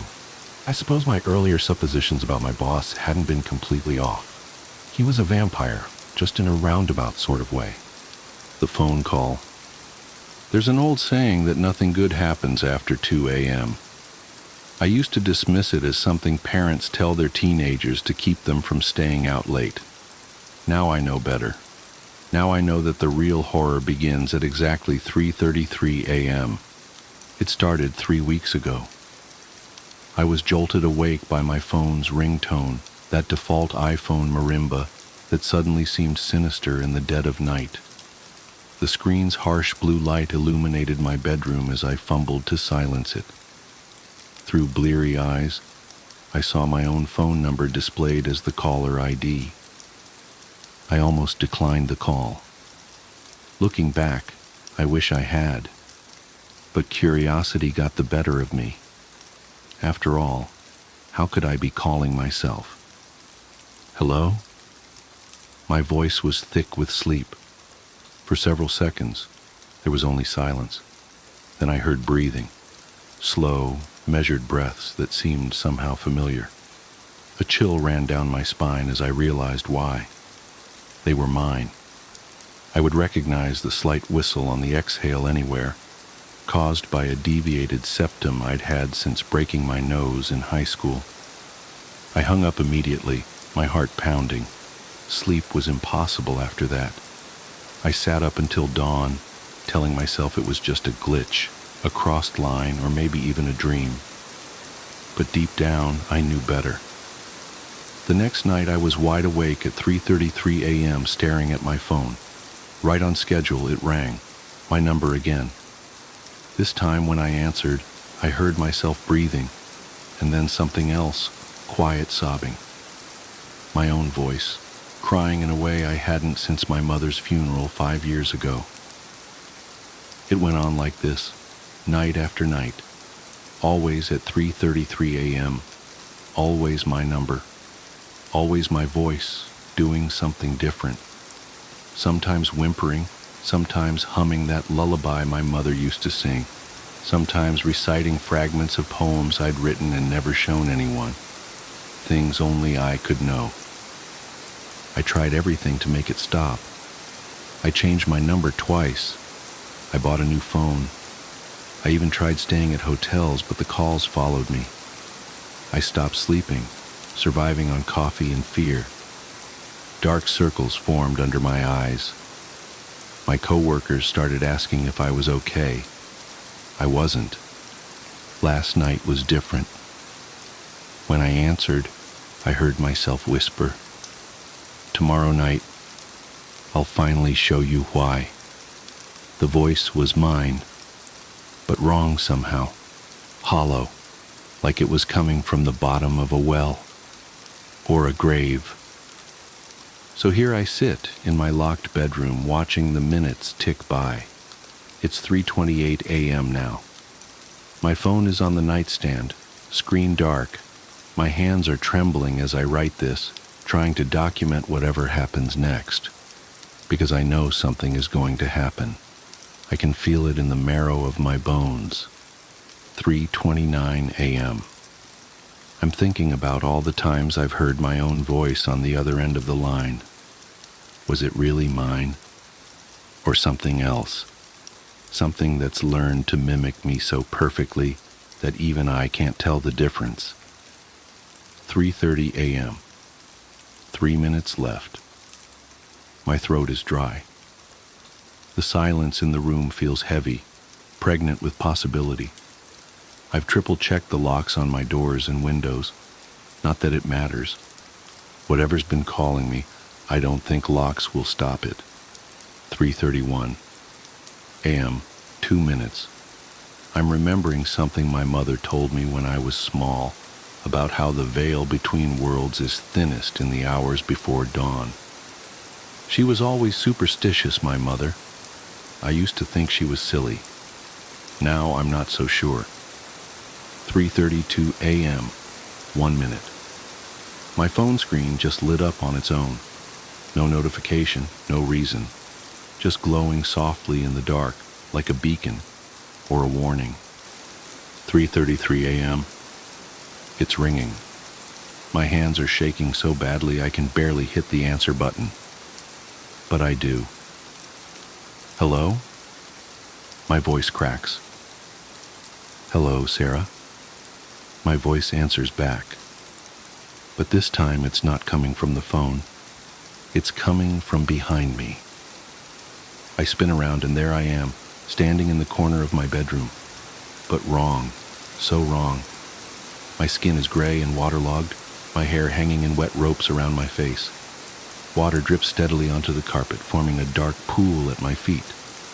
My other self's eyes are milky white, but somehow I know they can see me. "What are you?" I whisper. My doppelganger smiles, revealing teeth that have gone black with rot. "I'm you," it says in my voice. "From the lake. Don't you remember the lake, Sarah?" And suddenly I do. 5 years ago, right after my mother's funeral. I was drunk, devastated, driving too fast on the winding road that borders Lake Marshall. The guardrail gave way like it was made of paper. The water was black and cold. I remember the car filling up, remember thinking that maybe this was okay. Maybe I'd see my mother again. But then I changed my mind. I fought my way out of the sinking car, swam to the surface, survived. Or at least, that's what I thought happened. "You never made it out," my other self says, taking a step closer. Water squishes in its shoes. Your body is still down there, Sarah. Still strapped into that car at the bottom of Lake Marshall. What's left of it, anyway? No, I shake my head. No, that's not possible. I'm here. I'm alive. I've been alive for 5 years. Have you? It asks. Think hard, Sarah. When was the last time you felt hungry or thirsty? When was the last time you actually slept instead of just lying in the dark waiting for my call? When was the last time anyone other than your coworkers spoke to you? I open my mouth to argue, but the words die in my throat. Because I can't remember. I can't remember any of those things. 5 years, my other self says softly. 5 years I've been down there in the dark, while you've been up here pretending to be alive. But it's time to stop pretending now, Sarah. Time to come home. It reaches for me with gray, bloated fingers. Its touch is cold and wet against my cheek. And suddenly I can feel the water filling my lungs again. Can feel the pressure of the lake crushing down on me. Can feel the slow decay of 5 years beneath the black water. The next morning, Sarah Chen doesn't show up for work. Her co-workers notice her absence, of course, but none of them seem particularly concerned. In fact, when asked about her later, they have trouble remembering exactly when they last saw her. Some say it was yesterday, others swear it was last week, and a few insist they haven't seen her in years, not since that tragic accident at Lake Marshall. The police eventually break down her door and find her apartment empty. The only unusual thing they notice is a large wet spot on her bedroom carpet, roughly the size and shape of a person lying down. But by the time they think to take samples, the spot has dried, leaving no trace behind. At the bottom of Lake Marshall, in the rusted remains of a 5-year-old car, 2 bodies sit side by side in the driver's seat, identical down to the last detail, slowly becoming one again in the endless dark. And somewhere, a phone rings at 3:33 a.m., waiting for someone to answer. Balloons! When I was 5 years old, I went to an elementary school that, from what I've come to understand, was really adamant about the importance of learning through activity. It was part of a new program designed to allow children to rise at their own pace. And to facilitate this, the school encouraged teachers to come up with really inventive lesson plans. Each teacher was given the latitude to create his or her own themes, which would run for the duration of the grade, and all the lessons in math, reading, etc. would be designed in the spirit of the theme. These themes were called groups. There was a space group, a sea group, an earth group, and the group I was in, community. In kindergarten in this country, you don't learn much except how to tie your shoes and how to share, so most of it isn't very memorable. I only remember 2 things very clearly. I was the best at writing my name the right way, and the balloon project, which was really the hallmark of the community group, since it was a pretty clever way to show how a community functioned at a really basic level. You've probably heard of this activity. On one Friday, I remember it being Friday because I was excited about the project and it being the end of the week. Toward the beginning of the year, we walked into the classroom in the morning and saw that there was a fully inflated balloon tied off with string taped to each of our desks. Sitting on each of our desks was a marker, a pen, a piece of paper, and an envelope. The project was to write a note on the paper, put it in the envelope, and attach it to the balloon, which we could draw a picture on if we wanted. Most of the kids started fighting over the balloons because they wanted different colors, but I started on my note, which I had thought a lot about. All the notes had to follow a loose structure, but we were allowed to be creative within those boundaries. My note was something like this. Hi, You found my balloon. My name is Name, and I attend elementary school. You can keep the balloon, but I hope you write me back. I like Mighty Max, exploring, building forts, swimming, and friends. What do you like? Write me back soon. Here's $1 for the mail.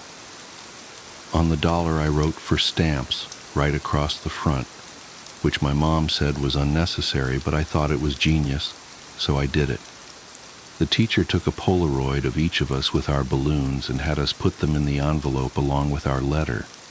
They also included another letter that I assume explained the nature of the project and sincere appreciation for anyone's participation in writing back and sending photos of their city or neighborhood.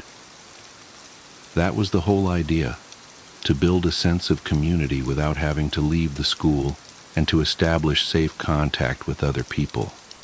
It seemed like such a fun idea. Over the next couple weeks, the letters started to roll in.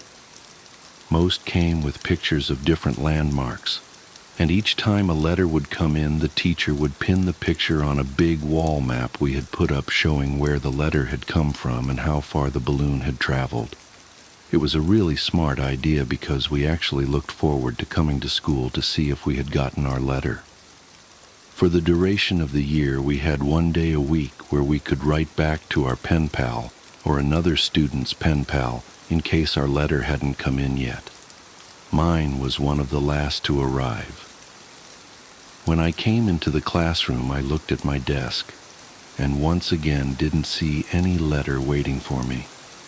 But as I sat down, the teacher approached me and handed me an envelope.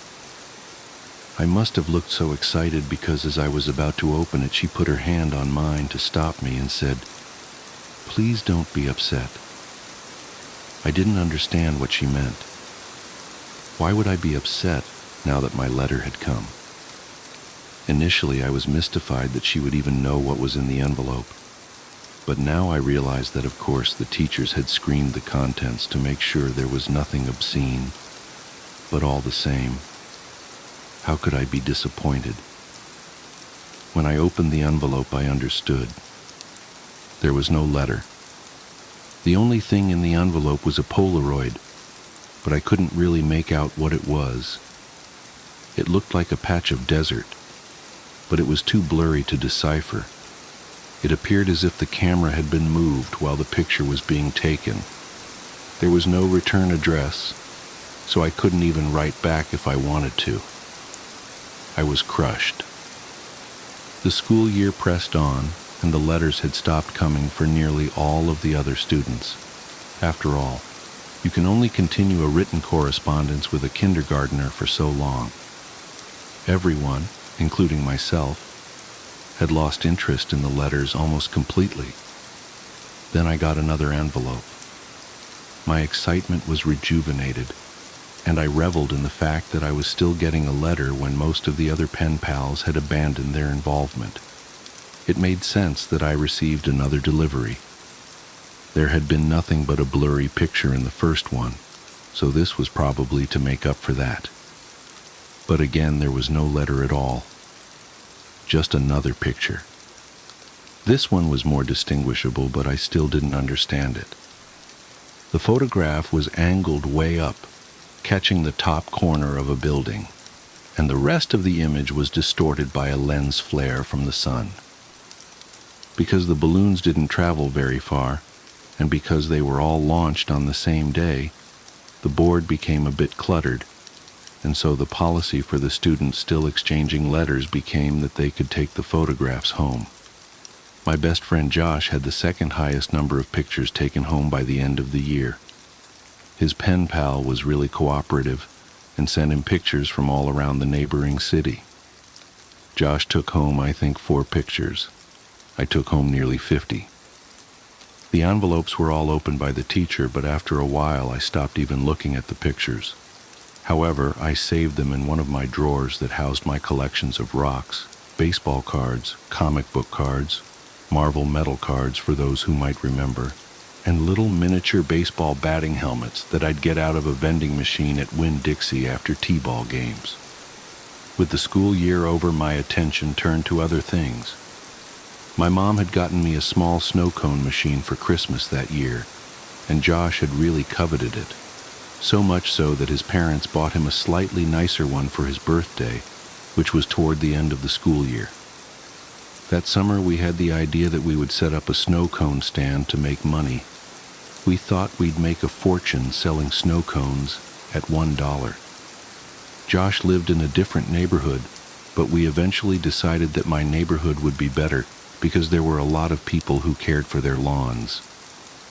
The yards in my neighborhood were slightly bigger. We did this for 5 weekends in a row until my mom told us that we had to stop, and I've only recently come to understand why she did that.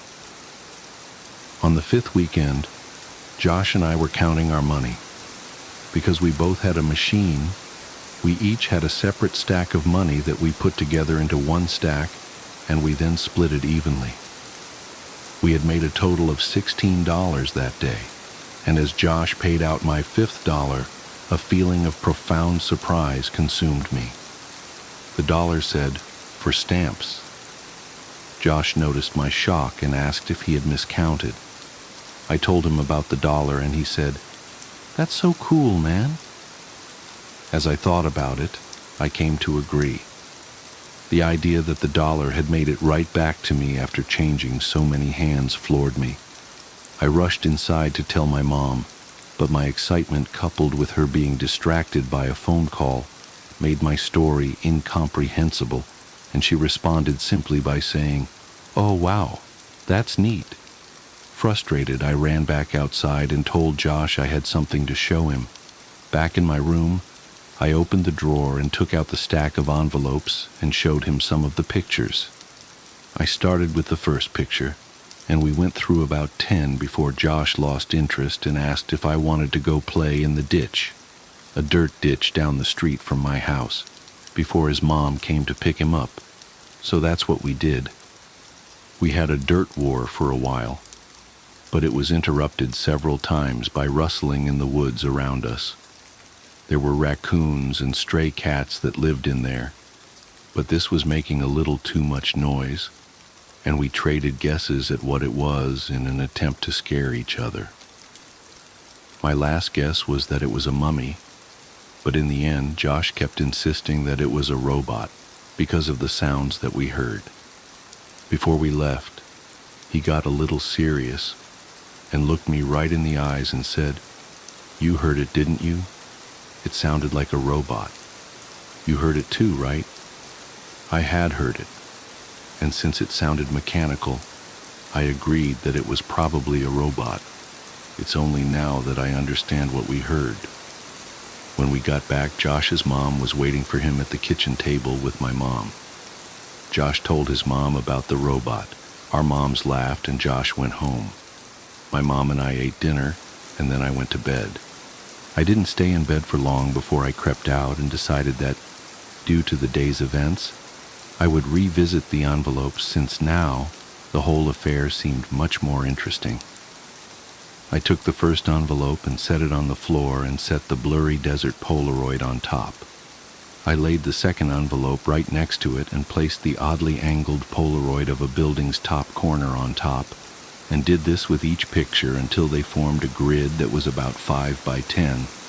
I was always taught to be careful with things that I was collecting, even if I wasn't sure they were valuable.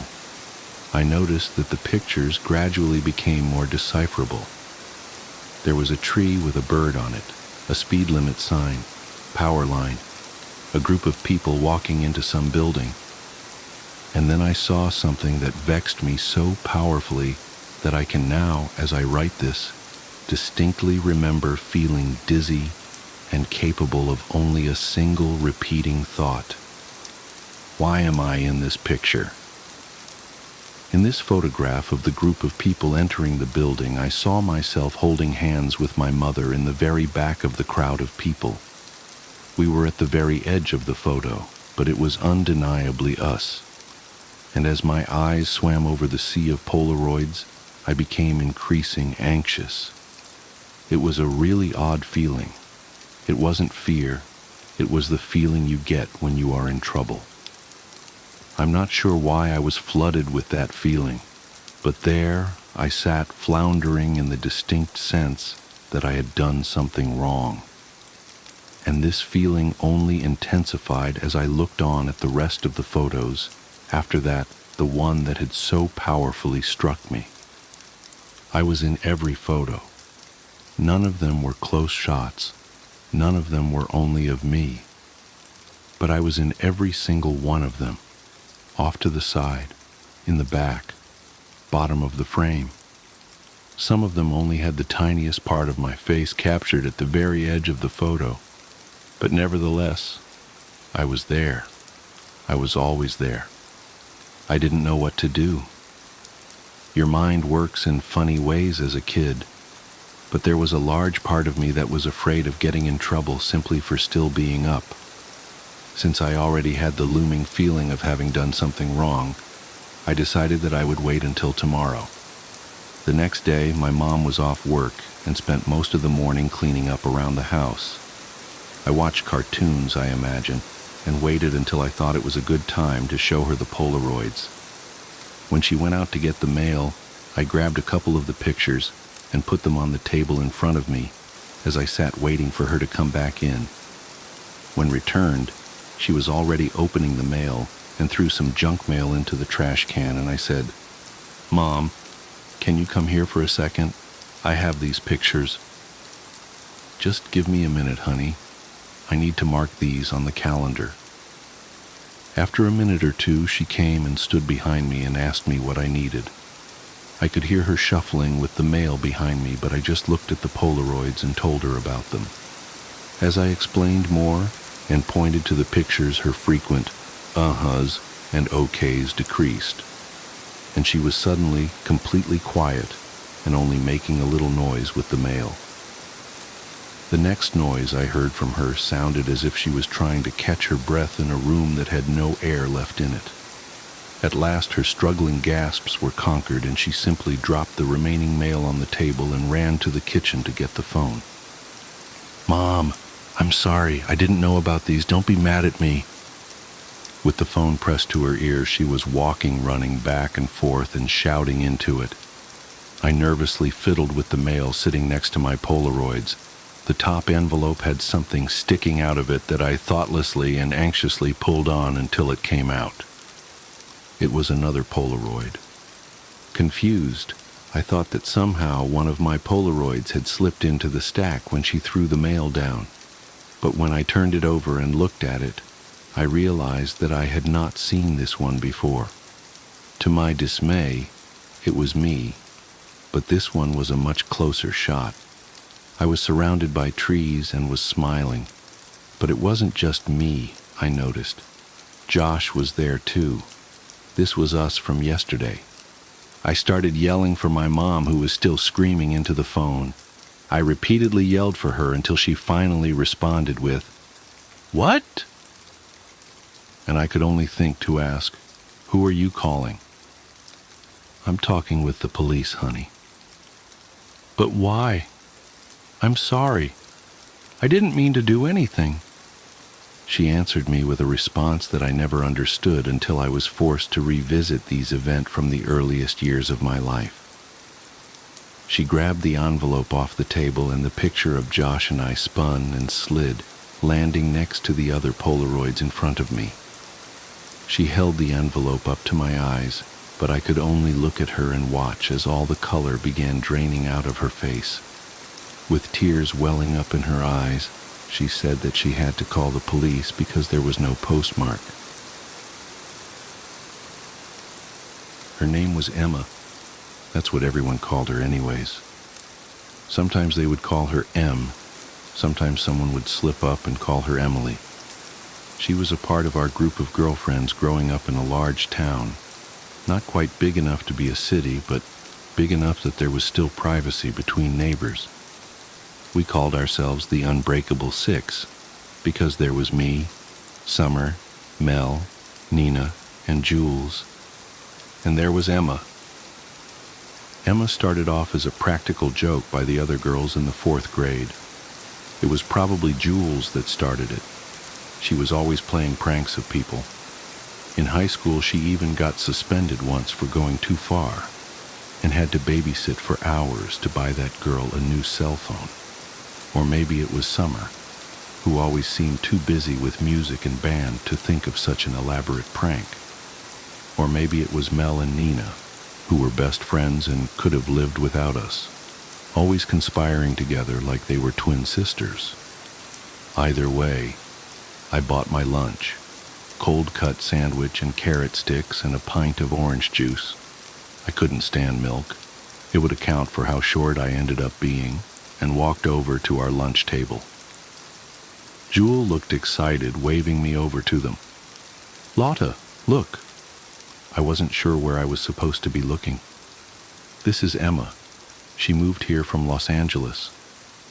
We lived far inland and into the boonies. Los Angeles was glitzy and glamorous and chic compared to the flat houses and half-rate high school football that was the only real source of entertainment in the area. What? "Los Angeles, dummy," Jules said, rolling her eyes. "She's not in our class. She's in Miss Lark's, but she's the same grade as us. Isn't that cool?" I still wasn't sure where I was supposed to be looking. I sat down with my tray uneasily, wondering what I was supposed to see. "Who?" Summer jabbed me in the side. "You're being rude," she hissed quietly. Summer was all about rules and manners. "Say hi to Emma." I looked around our table, from Jules to Mel to Nina to Summer and back to Jules, who was waiting impatiently. I don't know. I was weak. I wanted to fit in. I didn't get it. "Hi, Emma." They seemed to breathe a collective sigh of relief, like I was making everything awkward. "Charlotte's weird sometimes, but her brother has a Nintendo that he lets us play sometimes." They kept on talking, chatting about whatever fourth-grade girls chat about, and I ignored it. If they wanted to play that prank, then that was fine. I wasn't going to buy into it. I was always a precocious child. I knew that what they were looking for was a reaction. That's how Emma became a normal part of our lives. It was crazy. We would buy her birthday presents, and they'd disappear like they were taken. I wonder how many candle-making kits and Mancala games Jules had piling up in her closet after all these birthdays. One year, Mel even got Emma a really nice necklace, and that disappeared too. We never went to her house. I asked Nina about it when I was sure that Emma wasn't there. She gave me this scandalized look. "Lotta, don't be rude. Emma's family doesn't have that much money. She's embarrassed to let us come over." She told Mel that, who told me, and it makes sense. I mean, what she wears all the time. I mean, we still love her. We'll always love her. She's one of us. But don't rub in the fact that we can't go to her house. That's mean. After I was scolded so wholeheartedly by Nina, I didn't ask again. They were covering their bases really well, and by 7th grade, I had to accept that they were taking this prank all the way. It was weirdly comforting in a way. There was this silent friend that I never saw, but she was always around.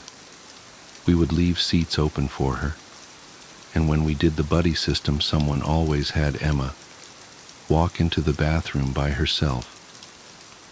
When we decided that we wanted to be lame and come up with a name for our group of friends, we decided on the Unbreakable Six, even though there were really only 5 of us. I was curious in sophomore year of high school when we were having a sleepover. Summer was at band practice late, and Emma couldn't make it. She had to work on her science project, according to Mel. So I asked Jules, the likely mastermind behind it all, if you were going to write a story about Emma, like her biography, how would you describe her, down to every detail? Jules loved stuff like that. She wanted to be a writer someday. Well, she's taller than you, which isn't hard. I threw a pillow at her that she dodged deftly. She's medium build. Jules dropped her voice to a whisper. even though she gained a little weight recently, but we're not going to tell her, and she's still beautiful. And she has green eyes and brown hair, and she's got freckles. She hates getting her picture taken. She's nice, but quiet, and she dances really beautifully. I mean, you've seen her, right? Of course, that time a few months ago when we turned on some music and danced around together to practice dancing at homecoming, so we didn't look weird or do it wrong. We stopped after a while and oohed and awed at empty space for a while. I didn't ask any more questions. I knew that they would keep up the charade for as long as they could manage. It was in our senior year of high school that it happened. I don't know why it set me off. Not really. It was something little. Something stupid. We were hanging out in Nina's pool, even though it was still too cold to swim. Teeth chattering and goosebumps rising on our skin, we were waiting for the jacuzzi to heat up to jump in. The cold sunlight cast a long shadow, and the wine coolers we snuck earlier was making that shadow seem menacing. It was annoying for me for reasons I can't place. "Look at Emma, Lotta," Jules called. She wolf whistled and hooted, over the top like Jules always is. "Hot mama, look at that booty." I didn't know where to look, like always. Like for the past 9 years of my life, I didn't know where to look. Since the 4th grade at our lunch table, dancing in Summer's living room, homecoming, football games, at the park, in class, anywhere, I didn't know where to look, because Emma wasn't there. That's when I snapped. "F Emma," I screamed. "And F all of you. Have you been waiting for this? The moment I completely lose my F mind, well, here it is." I waved my arms around, manic and furious. Emma isn't real. Emma isn't F real. I looked at their confused faces. "Oh, you're going to keep this up? I hate you guys. You've always done this. Made me the butt of your stupid prank for almost 10 years, guys. 10 years. I slipped a little on the wet concrete, but regained my balance. "F you, I hate you so much." Tears welled in my eyes, years and years of pent-up frustration finally spilling over. Emma was some stupid prank that got out of hand, and I can't believe that none of you ever had the balls to tell me that it was a stupid prank. No, it had to keep going. You had to keep laughing behind my back. It's not fair. Summer was furious. "Lotta, don't be this way. Emma is right there and you're being a bitch. Why are you doing this? Are you mad?" Mel spoke up in a tiny voice. "Lotta, you look hot too. I mean, you look good in your bathing suit too." "Yeah, but don't take out your anger on Emma, God," Nina said, rolling her eyes. Nina walked over to the side of the pool and reached out a hand like she was rubbing someone's back. "It's okay, Emma. Lotta's just under a lot of stress right now, figuring out where she wants to go for college." "Shut up," I howled miserably. "Stop it, stop it, stop it. Emma isn't real. She's not there. How could you guys do this to me?" They were starting to look scared. They were really invested in this prank. I wondered what the end game was. When were they going to start laughing? When were they going to jump up and say, "Gotcha"? I had enough of this. If they wanted to play charades, then let's play charades. The next part was a blur. I don't remember it, not even now. But I walked over to where Emma was and I kicked at the air. I heard a scream, and I slipped on the slick, wet concrete and hit my head. There was blood everywhere. There was so much screaming, but I kept on kicking and punching and fighting until I blacked out completely. I came to a day later in the hospital. My parents were there, and so were my friends. They were pale and tired and miserable looking. My heart panged. I must have really scared them. When my parents left, Jules approached me. She took my hand. She began crying. The others stared, crying too. "I'm sorry, Lotta," she wept. "I'm really sorry." It was almost frightening looking at the way my friends were. They were beside themselves in the privacy of the hospital room. I started crying too. I wasn't sure why, but I started stammering apologies too. Like if we all said, sorry, things could go back the way they did. "I'm sorry," I cried. Summer was the only one who didn't look like she forgave me completely. She looked at me, eyes red and cheeks pink and wobbly-chinned, and said, "Are you?" I didn't have to answer. The nurse came in to change the bandages on my head. For the rest of the year, no one mentioned Emma. Emma only belonged to our tight-knit group of friends, so there was no mention of Emma. One time, a cop came to the principal's office, and Mel and Nina were quick to drag us away. After the accident, I withdrew from everyone. I didn't talk to anyone. I didn't go to Summer's recital. I didn't go to Mel's birthday party. I didn't do anything. I didn't go to prom. Just stared at the ceiling, wondering what had happened. Emma was in most of my life, and now she felt like a ghost. I graduated high school and left immediately to go to a university far away in Southern California, where the weather was always perfect and the beach was a 5-minute walk away. I started to recover. I realized that I was depressed after what had happened, understanding that my best friends chose a punchline over me. Unbreakable 6? Yeah, right. I got good grades, volunteered at an animal shelter, found a boyfriend. He was so nice to me, even when I got quiet when he asked about high school. He never pushed, just held me when I had bad days and made me pancakes. It was 4 years later, when I was about to finish up college, when I ran into an old classmate from high school. Her name was Annie. She hung out with a different crowd than me and my friends. Most people did. The 6, the 5 of us, were a clique of our own, separated from everyone else. I ran into her in our apartment complex. It turns out that she was living there the whole time, and we didn't know. I wasn't necessarily friends with her, but overreacted the way you do when you see someone that you haven't seen in a long time. "It's been forever!" "Oh my God!" I went to her apartment for coffee and saw that she was packing up her things. "Moving back home for a while until I find a job? Yuck." I saw a thick book on the sofa. "Oh yeah, that's our senior yearbook." I was flipping through it when I found it in my bookshelf. I didn't bother getting a yearbook.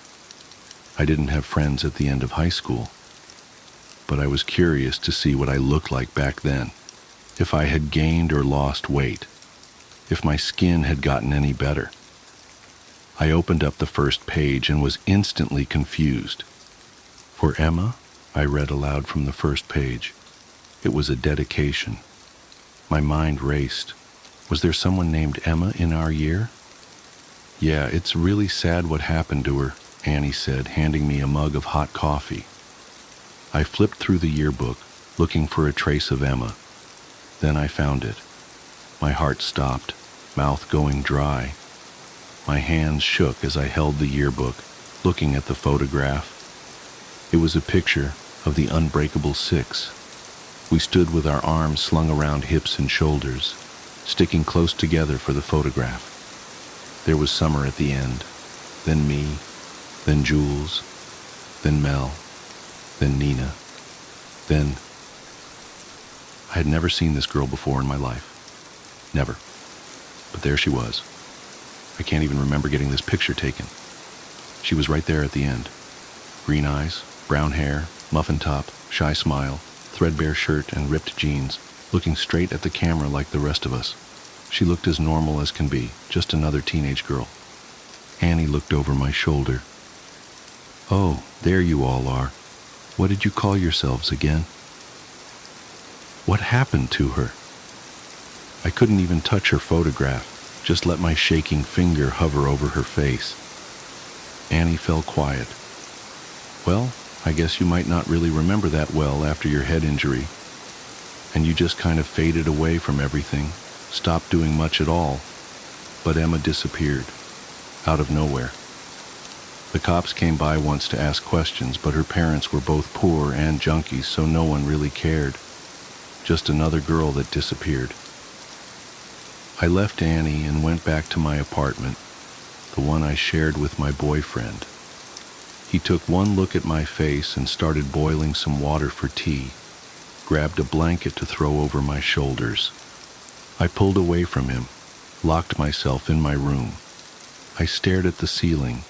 I was 18 again, lost and confused. The girl's green eyes haunted me. Emma's eyes haunted me. I went on Facebook and found my old friends, my best friends, and I told them, please meet me back at home. It's important. I returned back to our big town little city, went to the newest Starbucks, and waited. They trickled in, one by one. Jules, small-time blogger who works at an Italian restaurant until she made it big. Summer, brown and freckled from band camp, coaching kids for their field shows. Nina, the hot librarian at their old high school. Mel, her belly swollen with her second child, wedding ring secured to her left hand by her high school sweetheart. My friends were not the same, and neither was I. I cut to the chase. I couldn't spare a moment for small talk. What happened to Emma? They exchanged uneasy glances. They knew this was coming.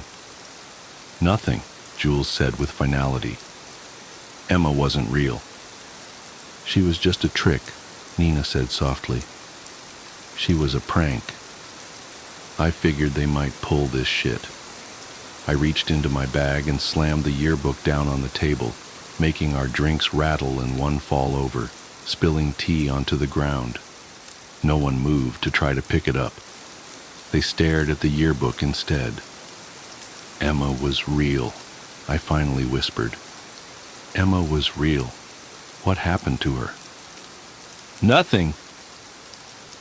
Cut the crap, Jules, Summer snapped. She turned to me. Lotta, you killed Emma that day by the pool. You went nuts and kicked her and kept kicking her when you slipped and fucked up your head, and you bashed her head and she fell in the pool and it was too late to save her and we had to worry about you and... Summer! Jules shrieked, swatting her in the arm. I was silent, absorbing what Summer said. Mel spoke up in a tiny voice. Lotta, we weren't going to let you go to jail. I looked up at my friends, tears running down my cheeks. Why? Nina reached across the table and took my hand. She squeezed it, hard. Because we're the unbreakable six. We don't break because one went crazy and another's dead. I excused myself to the restroom and wept for what seemed like hours. It couldn't have been that long, but there were angry knocks on the door from other patrons who needed the restroom. I sat there on the dirty floor, sobbing, until I had cried everything out. I came out where my friends, my best friends, were still waiting. I sat down in my seat and faced them. I want to turn myself in. There was an outcry of different responses. Summer seemed willing, ready to have me turn myself in to the police. Jules yelled out about them all getting in trouble. Mel started to cry. You don't have to, Nina said. You don't have to. We got rid of all the evidence. We buried her far away where no one would find her. I want to turn myself in, I repeated firmly. I killed her.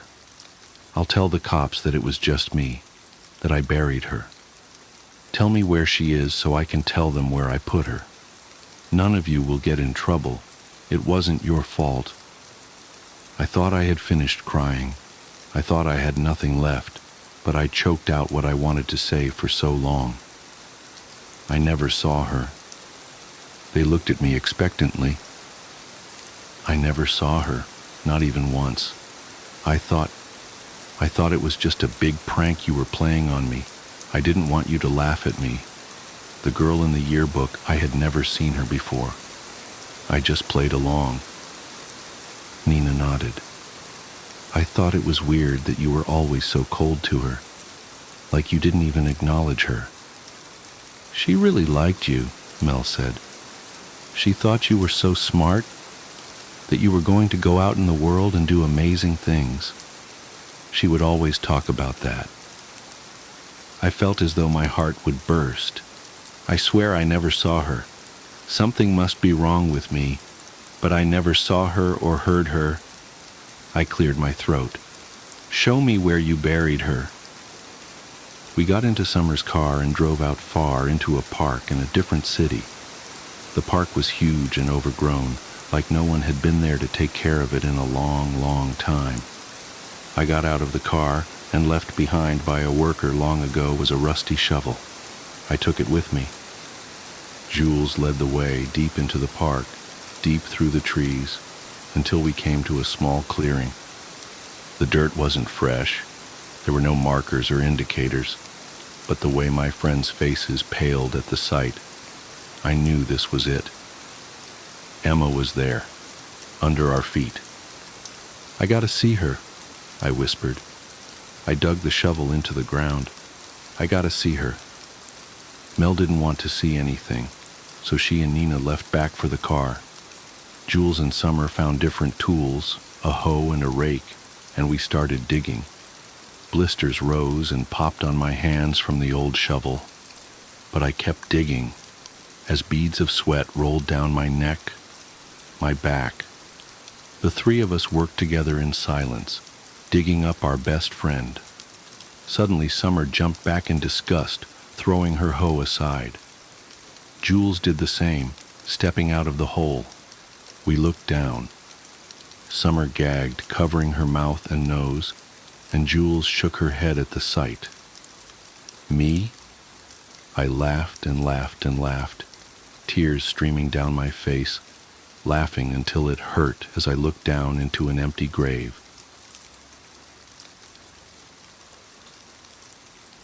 Uncle Jerry's Family Fun Zone.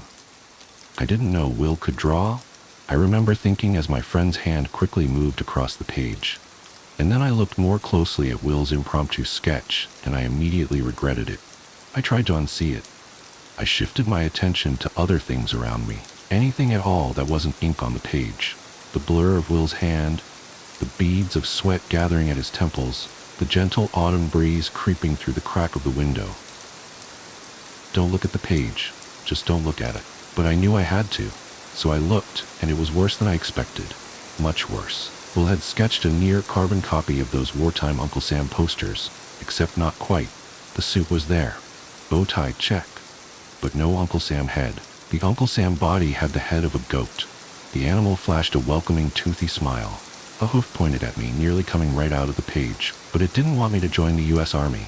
No, this goat-headed creature had something else in mind. I want your kids. Under that declaration, in slightly smaller letters, it read, At Uncle Jerry's Family Fun Zone. Opening soon.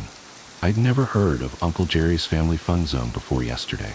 The place, I quickly learned, played host to a significant moment in Will's childhood.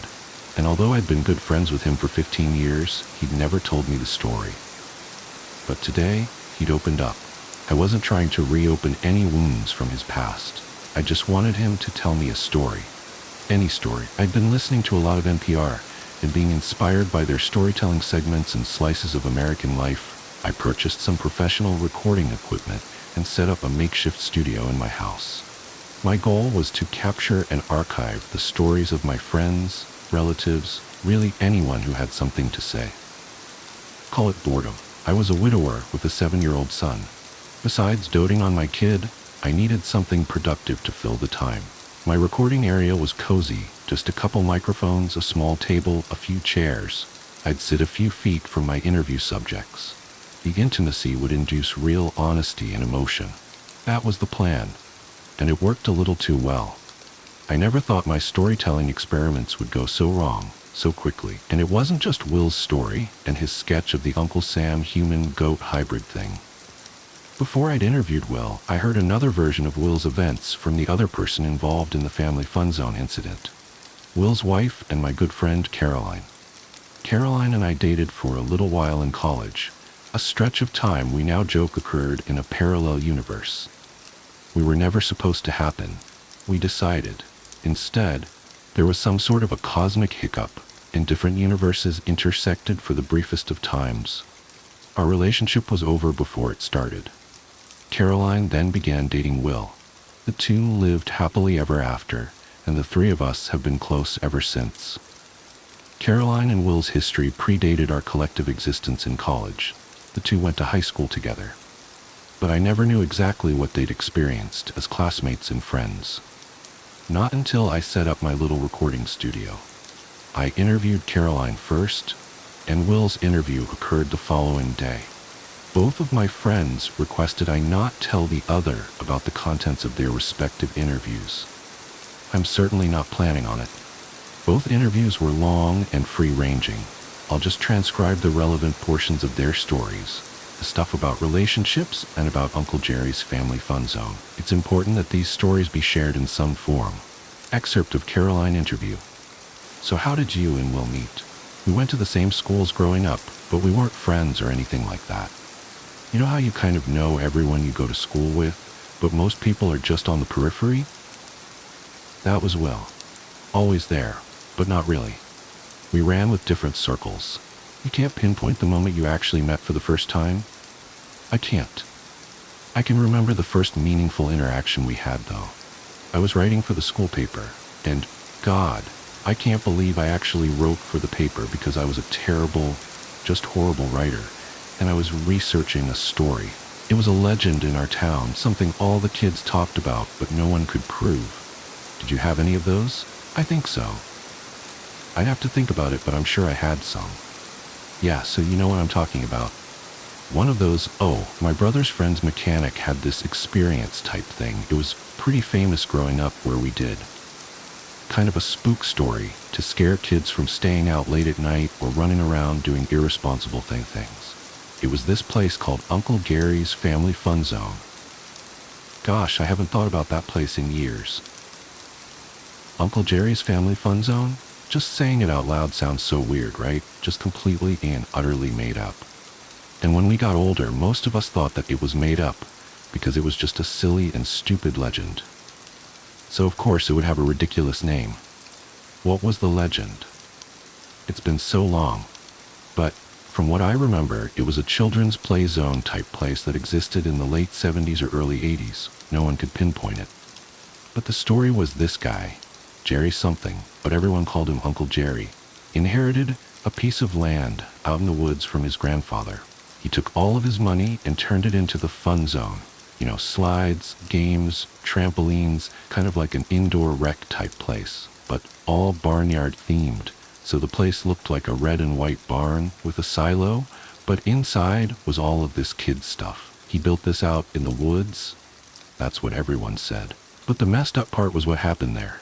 Apparently like 30 some years ago, the kid slid down the slide and just vanished into the ball pit, like there was no trace of him. I think he was only 4, maybe 5. I can't remember for sure.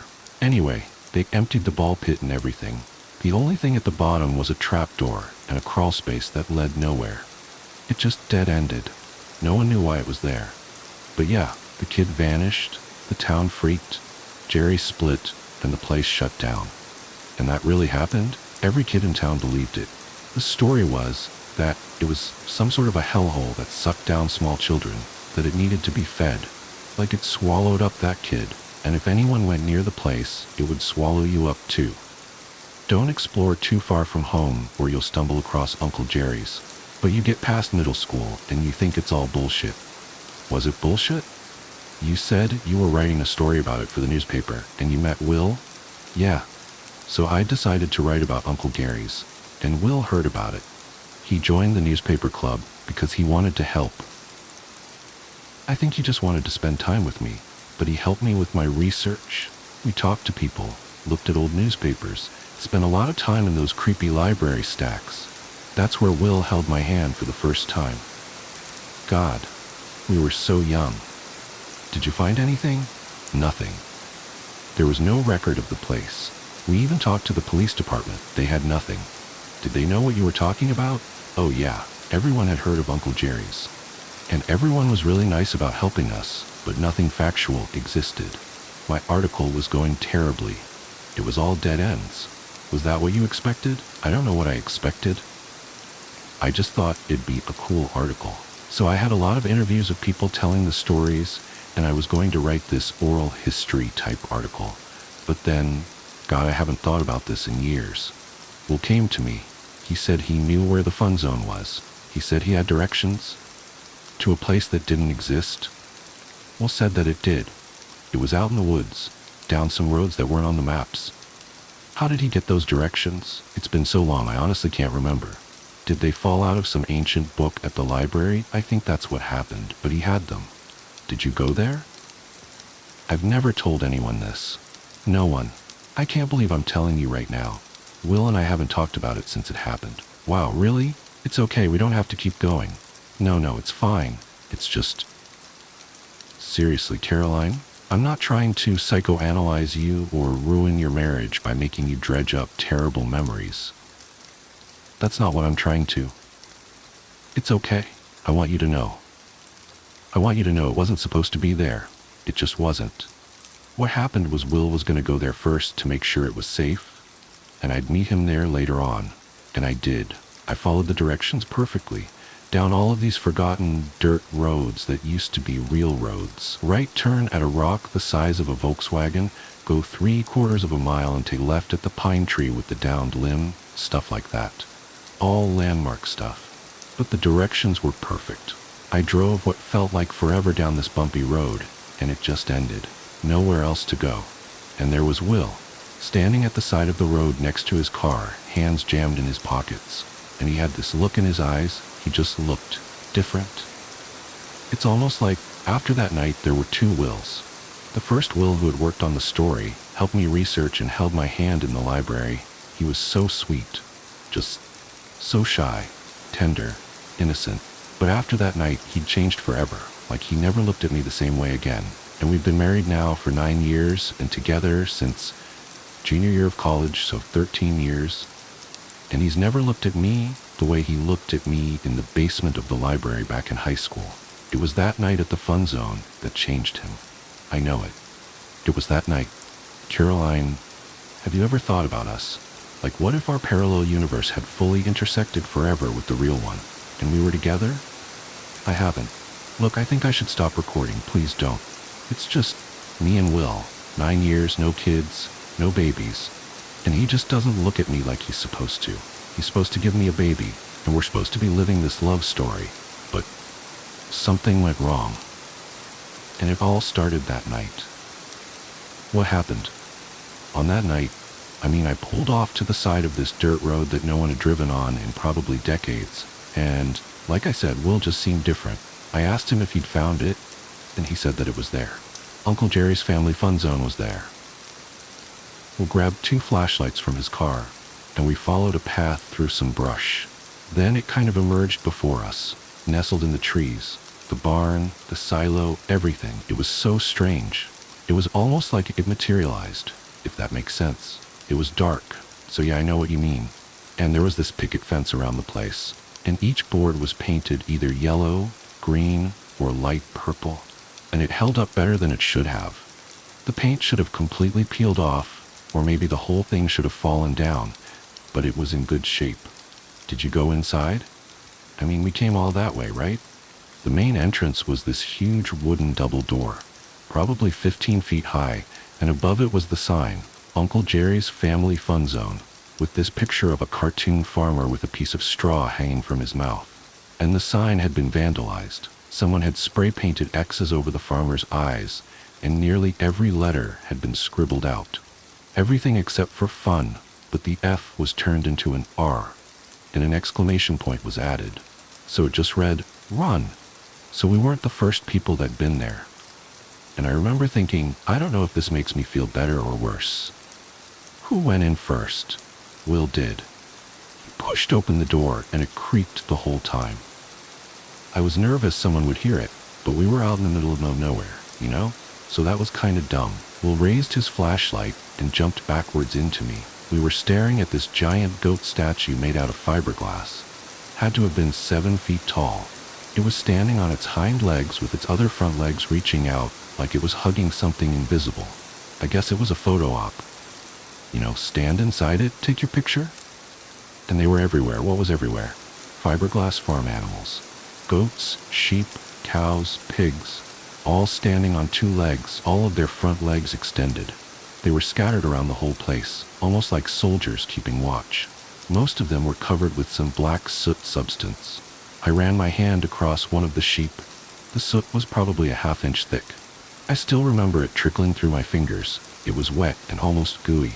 I honestly don't know what it was. What else was inside? Slides. They were everywhere. Slides, jungle gyms, swinging bridges, a basketball court. We crept around for I don't know how long, just not believing it was real. And it was just so dark and utterly silent. We got turned around so many times. It was like we were going deeper and deeper, and I know this doesn't make sense, but it felt like we walked longer than we should have. Like the place was bigger on the inside than it looked on the outside. At one point, I remember looking back at Will and saying, "It's like a maze in here." And right at that moment, we almost ran into a sign that said, "Uncle Jerry's Amazing Cornstalk Maze." We were right at the entrance to a maze, but it wasn't made out of corn. The walls were wooden, with cornstalks painted on them, and there was no way we were going in there. Not a chance. Did you find the ball pit? We did. It was at the bottom of the tallest and widest slide in the whole place, right in the center of the barn. And the pit was just massive. Had to have been 40 feet wide and maybe 6 feet deep, but it was empty. No plastic balls, just a giant barren pit, and there was a ladder going down into it. And from where we were standing, we saw the hatch. Will looked at me and he just kind of shrugged and he said, "This is why we are here, right?" We climbed down, and as we walked towards the hatch, our feet echoed, but it was a different kind of echo. Like it died quickly, too quickly. Almost like something was sucking away the noise. I can't believe you guys did this. I guess it was adrenaline. Our flashlights were directly on the hatch, and it had one of those round steel rings, no lock. We stared at it for a while without saying anything, almost like we were expecting it to start pulsating or to pop open. But we wanted to know what was inside. Had to know, so we decided to do it together. We grabbed the steel ring with both hands and pulled it up. I thought I'd be greeted by the bones of that dead kid, but there was only the smell that rushed us. It was very cold and crisp, and with a tiny whiff of sulfur. Will hopped right in, and I reluctantly followed. The stories were all true. It was a crawl space to nowhere. We crouched down and crawled about 20 feet, and the tunnel just ended. Nothing but a smooth steel wall. We ran our hands across it. Maybe we'd find a secret handle or trigger a button or something, but there was nothing. And then we heard the noises from above. Holy God. Something had jumped into the pit, because the first thing we heard was this single, reverberating thud. It was unmistakable.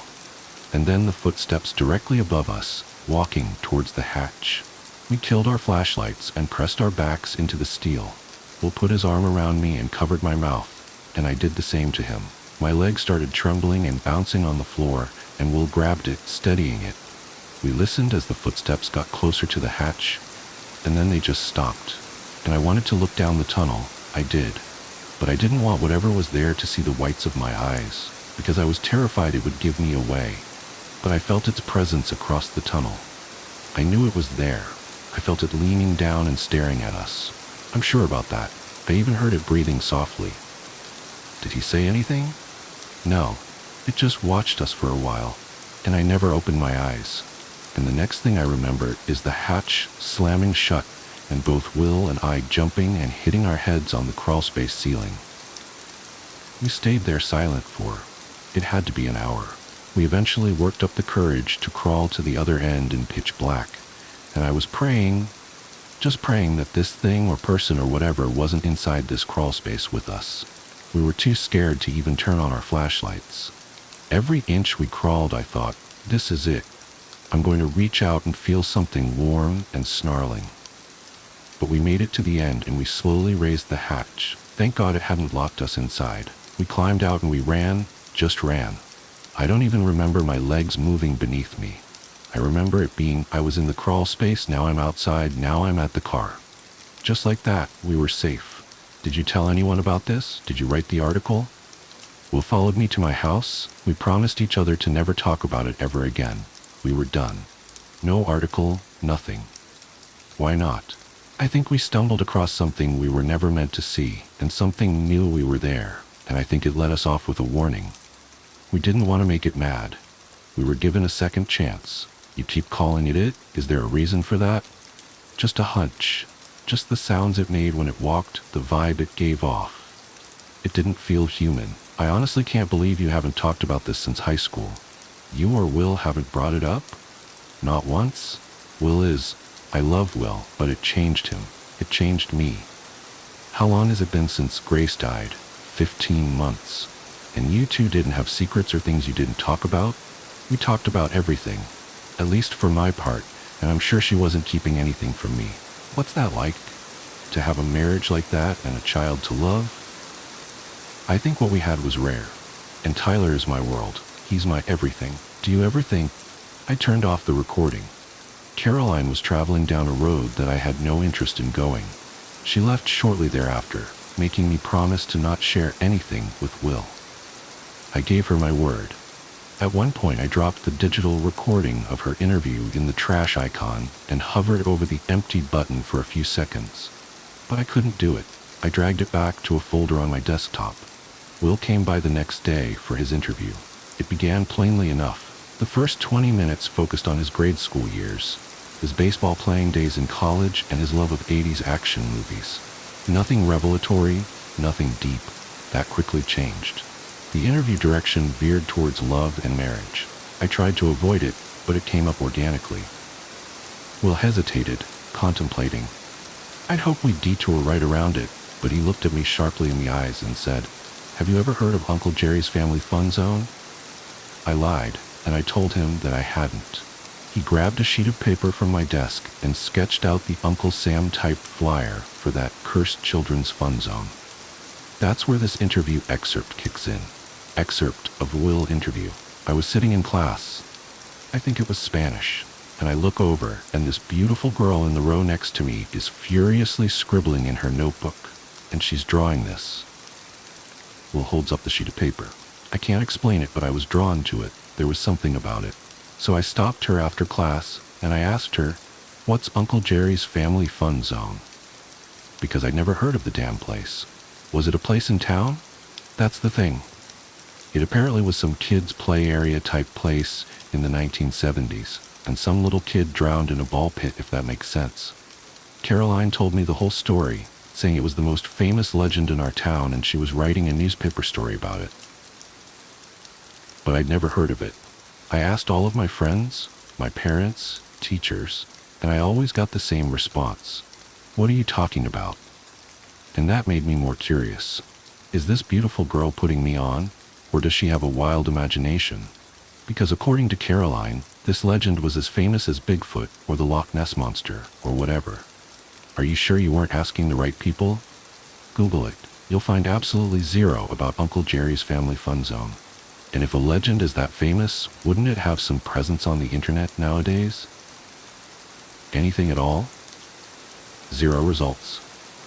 That's pretty incredible. And back then it wasn't just people I knew. I joined the newspaper club, mainly out of this incredible fascination to find out more about this girl and why she was obsessed with this legend that didn't exist. And we interviewed dozens of people for the story. Historians, cops, librarians. We got a lot of strange looks. No one had ever heard of Uncle Jerry's, which only made me more curious. Did you guys get together? I know you started dating in college. I didn't know you had a history. Not really. I mean, almost. Caroline had this pull on me that was hard to explain. We were spending a lot of time together, and she was gorgeous and funny and motivated. Man, just motivated to find out more about this Uncle Gary's place, and I liked it. Even when I thought she was maybe a little crazy, I liked it, but she wasn't crazy, so it was real? Here's the thing. We had no clues or leads, and I was just hoping she'd give up. Drop the whole thing and we can start dating and doing normal teenage things or whatever. But one night, and shit, I haven't thought about this in forever, I was up late cramming for a test, and I see this bundled up old guy walking down my street. Just kind of putzing along, and the guy looks like he's 200 years old. And he stops at the end of my driveway, reaches into his overcoat, pulls something out, and slips it in my mailbox. And I was like, what the hell is this? I stand up, and he snaps his head and looks right at me. It was freaky, just freaky. I dive down on the floor and don't have the balls to look outside for another 10 minutes. By that point, he was gone. What did he put in the mailbox? I found out in the morning. It was directions, scribbled on a napkin. Weird-ass directions, like drive down this dirt road and look for the tallest tree, then turn right type directions. I immediately knew it had something to do with Uncle Gary's. I just knew it. Did you tell Caroline? Here's the thing,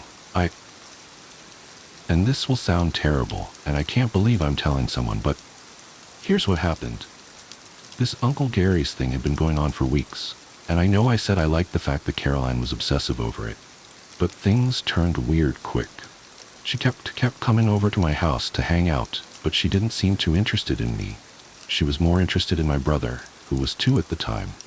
And, God, it's hard to explain. It wasn't like a normal I like playing with your brother thing. It was creepy. The way she looked at him, it was almost like she needed him for something, that she was going to snatch him. Like we'd come home one day and David would be gone, and it was because Caroline took him. Wow. I don't expect you to understand any of this. It doesn't make any sense, but I felt it. I'm telling you, it was real. In my heart, I had this hideous feeling it was all related to this Uncle Gary's family fun zone obsession. I thought Caroline was looking for this place and was going to offer up my brother as some form of a sacrifice. Just saying it sounds so messed up. You probably think I'm yanking your chain. I mean, this is my wife we're talking about here. This is Caroline. It's fine. You don't sound like you're lying. I wouldn't. Not about this. Did you tell anyone? No. They'd probably think I was the crazy one. The whole thing was insane beyond belief, but I had to know what she was up to, so here's what I did. I told Caroline I'd found directions to Uncle Gary's. Told her they had been folded up in some library book about the town's history or something. I gave her directions to the place, and I told her I'd check it out first. But here's the thing. I gave her the wrong directions. What do you mean? I made them up. Wrote down a bunch of gibberish. They led miles outside of town in the opposite direction, and then I followed my directions, the ones the old man left me, and they led me right to it. It was real. This Uncle Jerry's place, it was real, man. It made no sense. And then Caroline showed up, with the wrong directions. I'll never forget it. Seeing her car pull up, she should have been 40 miles away. But here she was. And that's when I knew. There was something wrong about her. Something wrong about that old man. Something wrong about that place. It was like Caroline was magnetically drawn to it. Uncle Jerry's family fun zone. Like it exists because she believes it exists. I decided at that moment that there was some form of evil forces in the world that I would never understand. Never. And Caroline was wrapped up in it. How was the place real? Like I said, it didn't make any sense. Nothing did. We even explored the place for a while, and it was, Christ, it feels like I'm going back there right now. And I never wanted to go back. Never. That musty smell, those animals that towered over us like monsters. It's just, Will, why don't we end this? No, just a little more. There's some things that you should know. I'd never seen Caroline so excited. Still haven't. I swear she was bouncing around that place. Wanted to explore every inch. She even pulled me into some horrifying corn maze I thought we'd never get out of. And then we found it. We found the place where that kid had disappeared. Caroline pulled open this hatch in this enormous, empty ball pit, and we wiggled through this crawl space that dead-ended. And then we heard something. Someone else was inside the barn. We heard its footsteps above us, and it was stomping around. I thought, maybe it was the old man, because who else would know we were here? Was it the old man? It wasn't. No way. We were huddled up at the end of the crawl space, and my legs were shaking so bad I thought they would spring free from my body. Caroline held them down for me. She was so calm, just so calm. The hatch opened, and in the dark I saw this figure kind of lean down. It definitely wasn't the old man. It was too skinny. It couldn't have been a person. It just couldn't.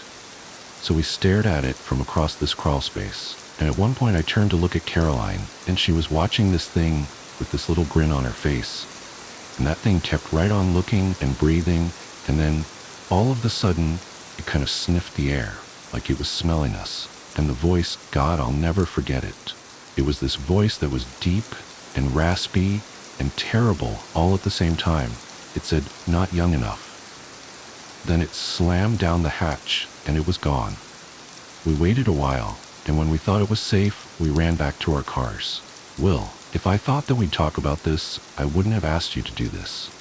I mean it. I never intended for it to be like this. It's fine.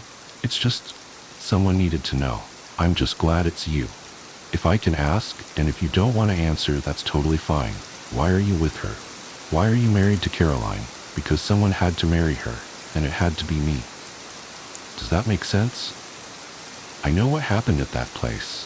I know that there's evil things in this world that have grabbed hold of her, but she's better. She never wrote that article, never talked about Uncle Jerry's family fun zone since then. I'm not sure if she even remembers it. Maybe the evil is gone. It could be gone forever, but I'm always waiting for it to come back. And that's why, I'll tell you this, but this goes to the grave. Yeah? Yeah, she wants to have kids. Caroline wants to have a baby, but it won't be with me. I got a vasectomy years ago, back in college actually. I won't give her a baby, not after everything that I know. But now she wants one. More than anything, she'll find out. If you guys do fertility, the doctors will find out. I know. What will you do then? I don't know, no. My original hunch about my interview experiment was correct. There was just something about the microphones and tight space that elicits honesty. What I experienced with Caroline and Will was the rarest forms of honesty, an honesty I hope to never ever experience again. I wanted to rid myself of the entire situation. Even having the audio files just felt wrong, like I was allowing evil to fester. But then I remembered what Will told me. Someone needs to know. So I spent hours transcribing their interviews, dumped the text file on a USB drive, and tossed it into a box in my closet. I deleted the audio files from my computer and then put my microphones and recorders out to the curb. It just wasn't worth it.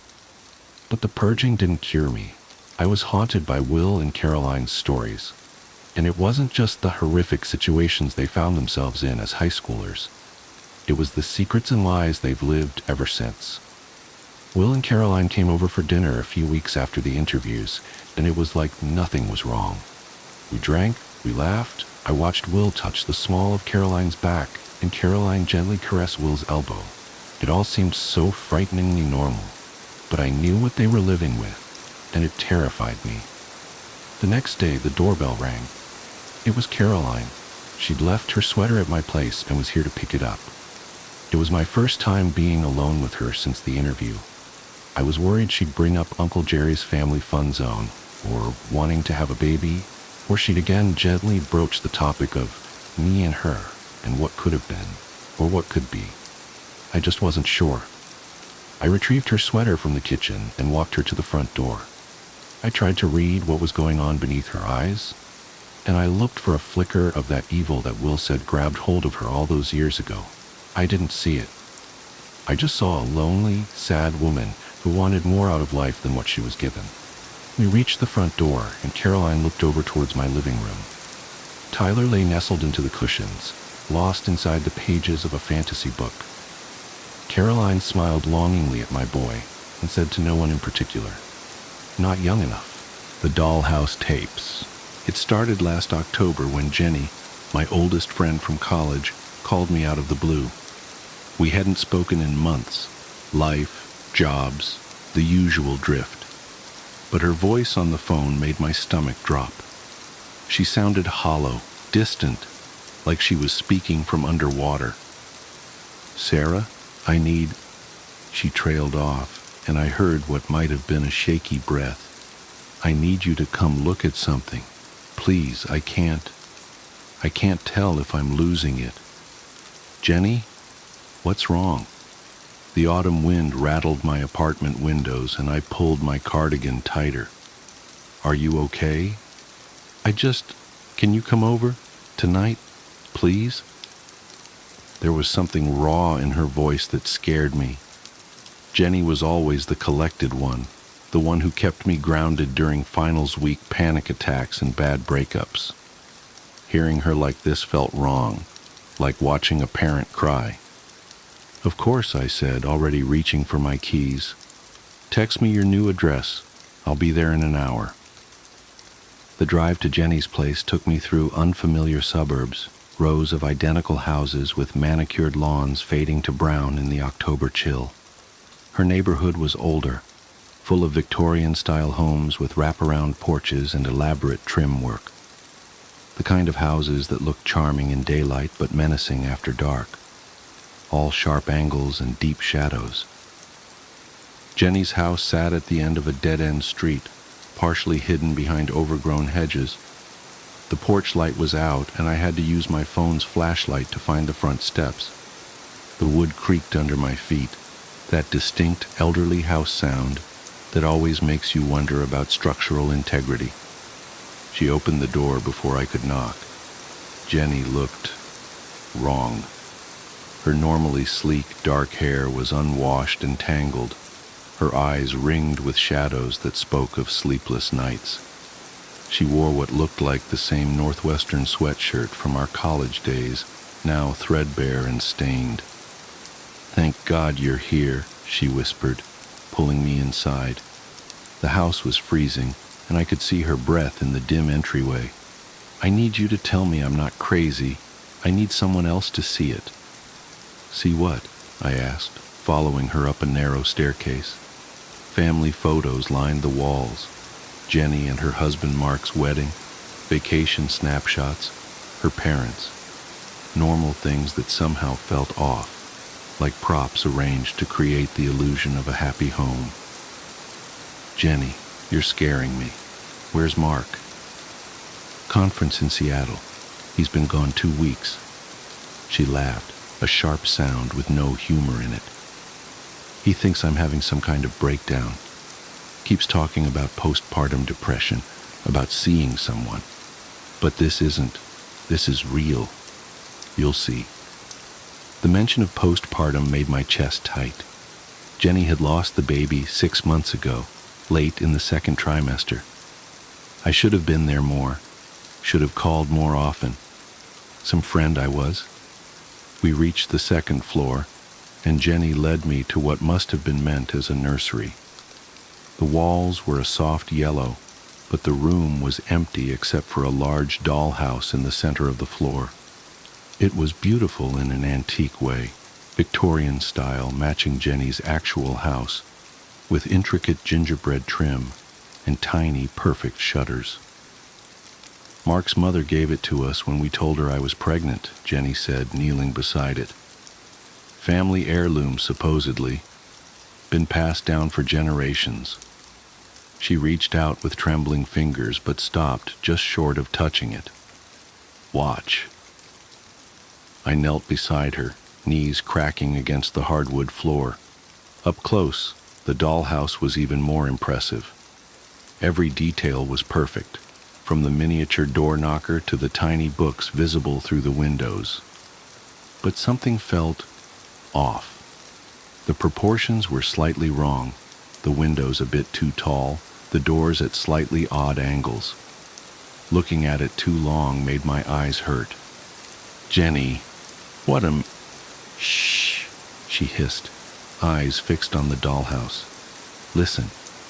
At first I heard nothing but the usual old house sounds, settling foundations, creaking wood, the whisper of wind through old windows. Then, something else. A soft scratching, like mice in the walls, but rhythmic, deliberate. It seemed to be coming from inside the dollhouse, but that was impossible, wasn't it? "There's more," Jenny whispered. Her hand found mine in the dark, ice cold and shaking. "Watch the nursery window. Top floor." I leaned closer, squinting at the tiny window she indicated. The room beyond was dark, but as my eyes adjusted, I could make out what looked like a miniature nursery.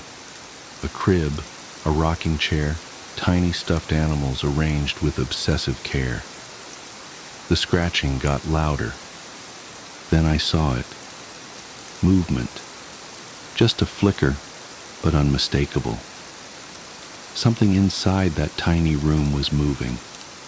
Jesus! I jerked back, heart pounding.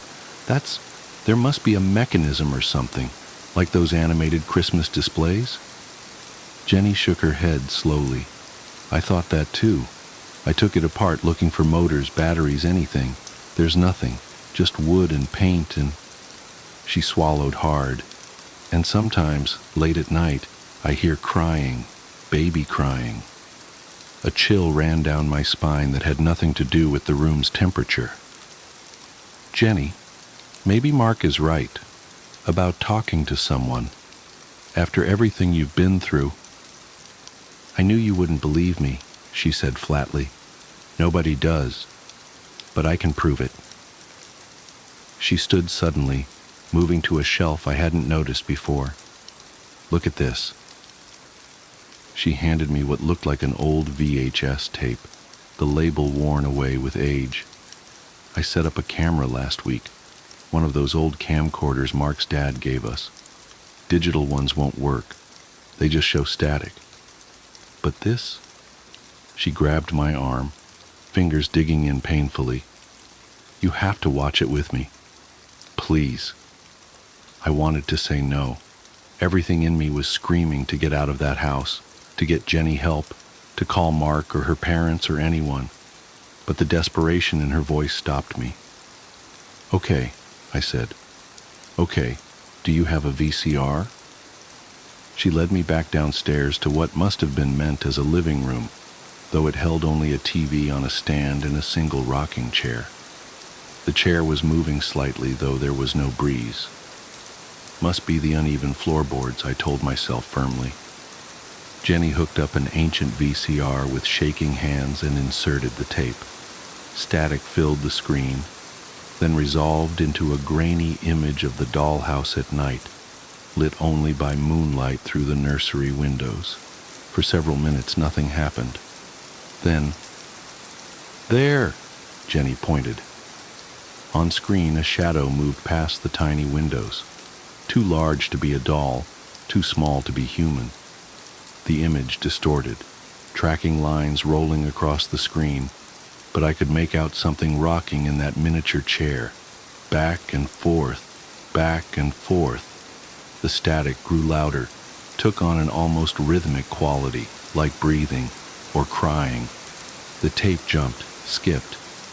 When the image stabilized, the camera was closer to the dollhouse, close enough to see inside that tiny room. Close enough to see... I'm not going to describe what I saw in that window. I can't. My mind shies away from it like a hand from a hot stove. But I remember the sound I made. A thin, animal whimper of pure terror. Jenny just nodded. You see? You see it too? Her voice was eager, almost triumphant. I'm not crazy. It's real. The tape continued, but I couldn't watch anymore. I stumbled to the bathroom and threw up, my whole body shaking. When I came back, Jenny was rewinding the tape with methodical care. Jenny, I said carefully, we need to get rid of that dollhouse. Burn it, break it up, whatever. This isn't right. Don't you think I've tried? She laughed that horrible laugh again. Nothing works. Fire won't catch, tools break. And when I tried to throw it out, she pulled up her sleeve, revealing angry red scratches down her arm. It came back. It always comes back. Then we'll try harder. We'll figure something out. I pulled out my phone. I'm calling Mark.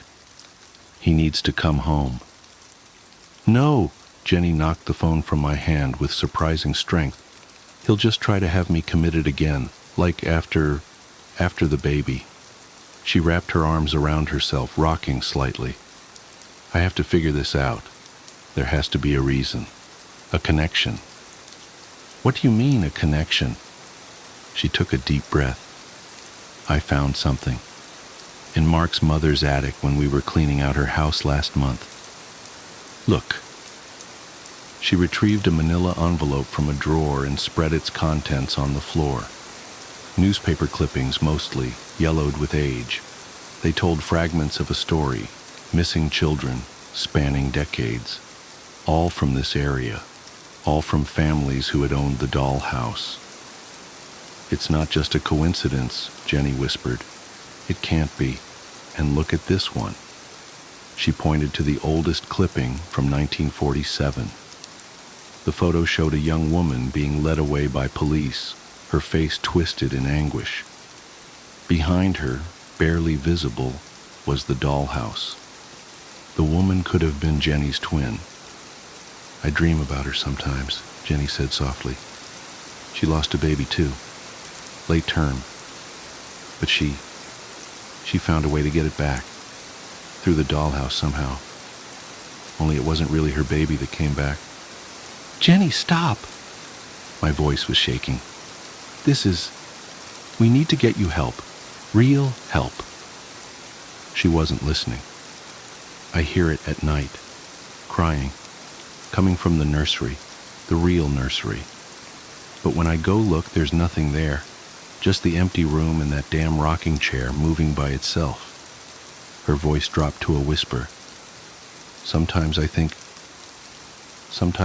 if I just went in the dollhouse, if I could make myself small enough.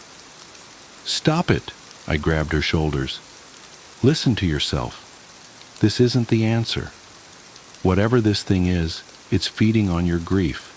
You can't let it. For a moment, I thought I'd gotten through. Then her face hardened. You don't understand. You can't. Just go. I shouldn't have called you. I'm not leaving you alone with that thing. Get out! She screamed, shoving me toward the door. Get out! Get out! Get out! I stumbled backward, caught off guard by her strength. As I fell, my elbow knocked against something, the VCR. The tape ejected with a mechanical shriek, and I grabbed it without thinking. Jenny lunged for it, but I was faster.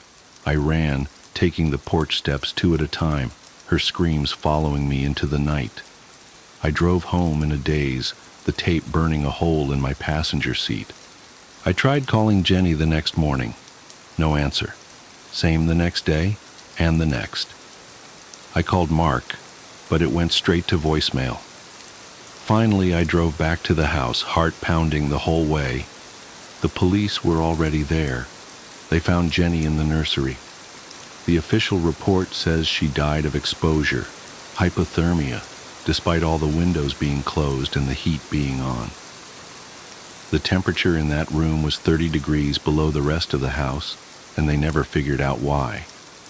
The dollhouse was gone, no sign of it anywhere. But they found something else, something that didn't make it into the official report. My friend on the force told me later, voice shaking. In the corner of the nursery, they found tiny footprints in the dust, baby-sized, leading to the wall, then stopping. Like something very small had been walking there. And on the rocking chair, the real one, life-sized, they found a single perfect scratch mark. Too big for a doll, too small for a human hand. I still have the tape. I know I should destroy it, but I can't bring myself to. Sometimes late at night, I swear I can hear it calling to me from the drawer where I keep it. A soft scratching sound, like tiny fingers on wood. And sometimes, in my dreams, I see Jenny. She's in a beautiful Victorian nursery, rocking a baby that isn't quite right. She looks up at me through the window and smiles, but her face isn't quite right either, like a doll's face, painted on. She's still rocking. Always rocking. I guess I should mention I'm pregnant. Just found out last week. And yesterday I got a package. No return address. Inside was a beautiful antique dollhouse. I haven't opened it yet. But sometimes, late at night, I hear crying. The collection. My sister Sarah was always the rational one between us. She had explanations for everything. The creaks in old houses were just settling foundations. Shadows in corners were tricks of light, and strange noises at night were inevitably raccoons or the neighbor's cat. That's why what happened to her shook me so deeply. When someone that grounded starts to unravel, it makes you question everything you thought you knew about reality. It started with a phone call at 3:47 a.m. on a Tuesday in late October. I remember checking the time because my first thought was that something had happened to our parents. But when I answered, Sarah's voice was different than I'd ever heard it, tight and thin, like she was trying to speak without moving her lips. "Jenny, are you awake?" she whispered, though she'd obviously woken me with the call. "I am now," I said, sitting up in bed. "What's wrong?" "I need you to come over. Please, I know it's late, but..." She broke off, and I heard a sharp intake of breath. "Something's happening and I can't. I just need you here. Please." The tremor in her voice had me already reaching for clothes before she finished speaking. "I'll be there in 20 minutes. Did you call the police?" "No!" The word came out too loud, almost frantic. "No police, just you. And Jenny, bring candles. As many as you can find." "Candles? Sarah, what?" "Please, the power's out and I can't. I need light. Real light. From flame." She hung up before I could ask anything else. I threw on jeans and a sweater, grabbed my emergency kit with flashlights and batteries, and then, remembering her odd request, dug through my kitchen drawers until I found some half-used taper candles from last Christmas's dinner party. The whole time, my hands wouldn't stop shaking. Sarah had always been my rock, the successful architect who approached everything with calm logic. Hearing real fear in her voice felt fundamentally wrong, like gravity suddenly working sideways. The streets were empty on the drive to her condo, wet with recent rain and reflecting the yellow streetlights. I kept checking my rearview mirror, though I couldn't have said what I was looking for. When I pulled into her complex, I noticed immediately that her building wasn't actually dark. Lights glowed in most windows, including hers on the 3rd floor. The power definitely wasn't out. I used my spare key to let myself in, calling her name softly as I entered. The condo was freezing, much colder than the October night outside. My breath clouded in front of me as I moved through her usually immaculate living room, now cluttered with open books and scattered papers. The air had a sharp, mineral smell, like old pennies. "Sarah? In here." Her voice came from the spare bedroom she used as a home office.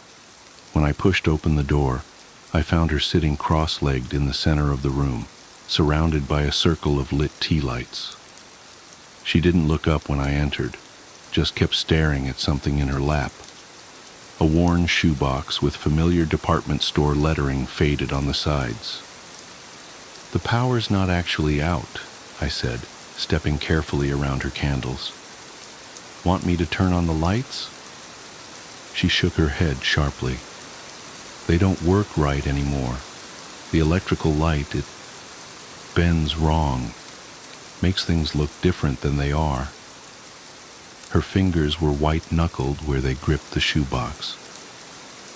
"Did you bring candles?" I held up my sad collection of old tapers. "What's going on, Sarah? You're scaring me." Finally, she looked up at me. Her face was pale and drawn. dark circles under her eyes like bruises. I found something at work, in the Madison Project. The Madison Project, she'd mentioned it before, a historic renovation downtown her firm was handling, some old warehouse being converted into luxury apartments. What do you mean, found something? We were doing the initial walkthrough documenting the existing conditions. There was this space that didn't make sense. A room that shouldn't have been there based on the blueprints. She swallowed hard. It was small, maybe 8 by 10 feet. No windows, no obvious purpose. Just bare concrete walls and this. She tapped the shoebox, sitting in the exact center of the floor. And you just took it? I asked, lowering myself to sit across from her. I had to. The others couldn't see it, the room or the box. They walked right past the doorway like it wasn't there. I thought I was losing my mind at first, tried to point it out to my project manager, but his eyes just slid away, like there was something his brain refused to process. She drew a shaky breath. So I went back after everyone left. I told myself I just needed to prove it was real, take some photos, document it properly. But when I opened the door again, the room was different, smaller, and the box, it was closer to the door than before, like it had moved while no one was watching. A draft whispered through the room, making the candle flames dance. Sarah's face twitched at the movement of shadows. I should have left it there, but I couldn't stop thinking about it, about what would happen if the construction crew found it, not knowing what it was. So I took it home, thinking I'd figure out who it belonged to, where it came from. She laughed, a hollow sound. That was 4 days ago. I haven't slept since. What's in it? I asked, though I wasn't sure I wanted to know. Her hands tightened on the box. At first, I thought they were fake. You know those plastic novelty teeth you can buy at Halloween? But they're real. Human teeth. Hundreds of them. Adult and baby teeth, some still with bits of root attached. And they're active. Active? What does that mean? Instead of answering, she carefully lifted the lid. The mineral smell grew stronger, making my nose sting. Inside, yellowed teeth of all sizes were packed tightly together, filling the box nearly to the brim. As I stared, trying to process what I was seeing, I noticed something that made my skin crawl. Tiny movements, like ripples through grain, as the teeth shifted against each other. They move more in the dark, Sarah said quietly, and they respond to things. Watch. She lifted one of my candles and slowly moved it to the left. As the light shifted, the teeth subtly rolled in that direction, like iron filings following a magnet. They follow the flame, but electronic light makes them agitated, aggressive. The first night, I had my desk lamp on while I was examining them, and they started vibrating, chattering against each other, getting faster and faster until she pulled up her sleeve, revealing a series of small, crescent-shaped scars on her forearm. They jumped, just a few at first, then more and more like popcorn kernels hitting the lid. I barely got the box closed in time. That's when I noticed the temperature drops. It gets colder the more active they are. And sometimes when it's really quiet, I can hear whispers, like hundreds of tiny voices speaking just below the threshold of hearing. I wanted to tell her she was sleep-deprived, imagining things, but I could see the teeth moving with my own eyes, rolling gently toward the candlelight, and the longer I looked, the more I noticed other strange details. How some seemed to have impossible angles and edges, how the shadows they cast didn't quite match their shapes. We need to get rid of it, I said firmly. Throw it away, bury it, whatever. Sarah shook her head.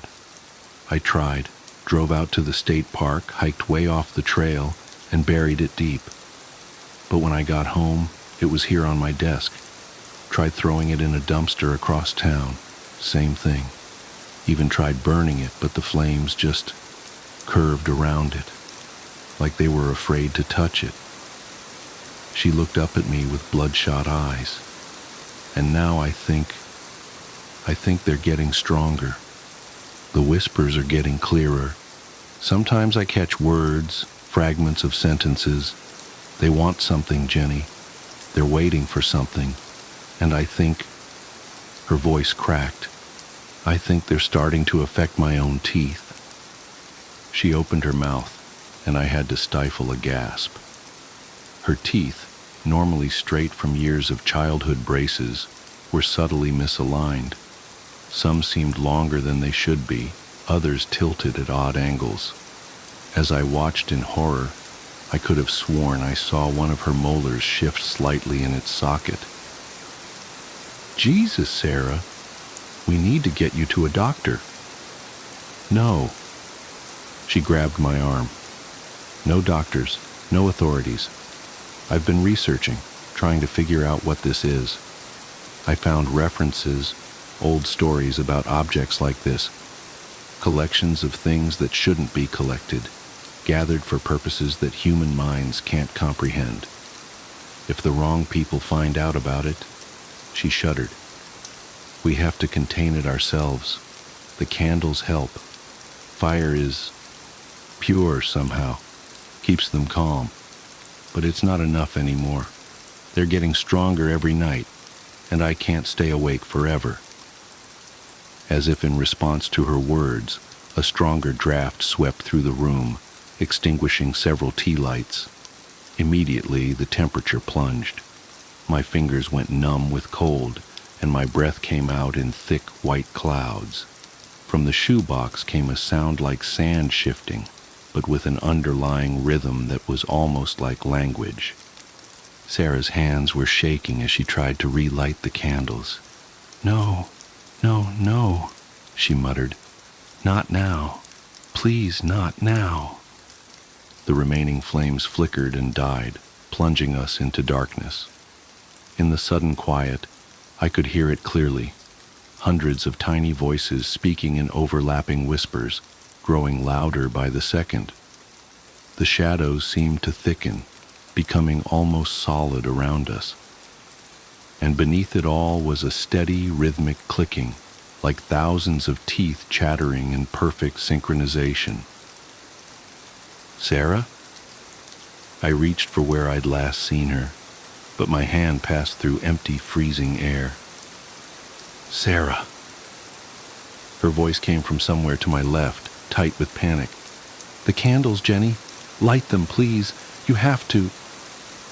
The whispers rose to a fever pitch, drowning out her words. I fumbled with my lighter, hands trembling so badly I could barely work the flame. As soon as it caught, I saw Sarah sprawled on her back, hands clasped over her mouth, eyes wide with terror. The shoebox had tipped over. Teeth skittered across the hardwood floor like hail moving with terrible purpose. They seemed different now, sharper, more numerous than before, with impossible geometries that hurt my eyes to look at. As I watched, frozen in horror, they began to flow together, merging and transforming into larger shapes that clicked and chattered as they moved. I grabbed Sarah's arm and pulled her to her feet. Run! We bolted from the room, slamming the door behind us. Through the wood, I could hear that awful clicking getting closer, accompanied by a sound like hundreds of tiny feet scuttling across the floor. Sarah fumbled with her car keys. We have to go. Have to get out of here. But when she opened her mouth to speak, I saw that her teeth were moving, writhing in her gums like living things trying to escape. She saw my expression and reached up to touch her mouth. When her fingers came away, they were streaked with blood. The next few hours are fragmented in my memory. I remember somehow getting Sarah to the emergency room, babbling something about a fall, a dental accident. I remember the doctors' confused faces as they examined her, how they kept redoing x-rays because the images wouldn't come out clearly. And I remember Sarah's last words to me before they took her back for emergency surgery. "Don't let them find the box." I drove back to her condo as sunrise was turning the sky a sickly gray. The spare bedroom door was still closed. When I finally worked up the courage to open it, I found the room empty. No teeth, no box, just scattered candle stubs and Sarah's research papers. But the mineral smell lingered, and the temperature was still unnaturally cold. That was 3 weeks ago. Sarah is different now. The doctor said the surgery went well, but she had to have all her teeth removed. The dentures don't fit quite right, they say, though they can't explain why. She doesn't talk about what happened, doesn't seem to remember most of it. Sometimes I catch her running her tongue over her artificial teeth with an expression I can't read.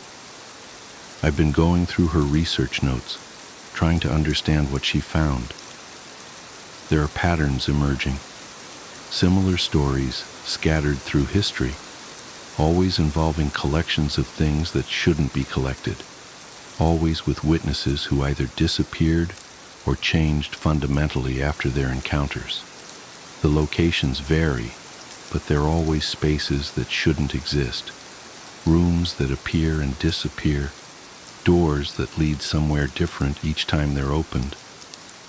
I haven't seen the box again, but I know it's still out there. Sometimes at night, I wake up to a familiar mineral smell and the sound of tiny whispers just below the threshold of hearing. My dentist says my teeth are fine, perfectly normal, but I catch glimpses sometimes in the mirror, moments where they don't look quite right, moments where they seem to move when I'm not watching directly. I keep candles with me now, all the time. Fire helps, just like Sarah said. Keeps the whispers at bay, keeps my teeth feeling solid and real in their sockets. But I can't help wondering, what happens when the candles burn out? What happens when the flame isn't enough anymore? And sometimes, in my darkest moments, I wonder about that empty room in the Madison building. I wonder if it's still there, appearing and disappearing, waiting for someone else to find what was left behind. I wonder what's inside it now. Because the thing that terrifies me most, the thought that keeps me awake at night, is this. What if the box we found wasn't the only one? What if it was just the first? What if somewhere out there, in spaces that shouldn't exist, other collections are waiting to be discovered? Collections of fingers, of eyes, of tongues. I try not to think about it. I try to focus on taking care of Sarah, on keeping the candles lit, on pretending everything is normal. But late at night, when the shadows grow thick and the whispers start again, I find myself running my tongue over my teeth, counting them, making sure they're all still mine. And I wonder how long it will be before they're not. Through a glass, darkly. The static came first.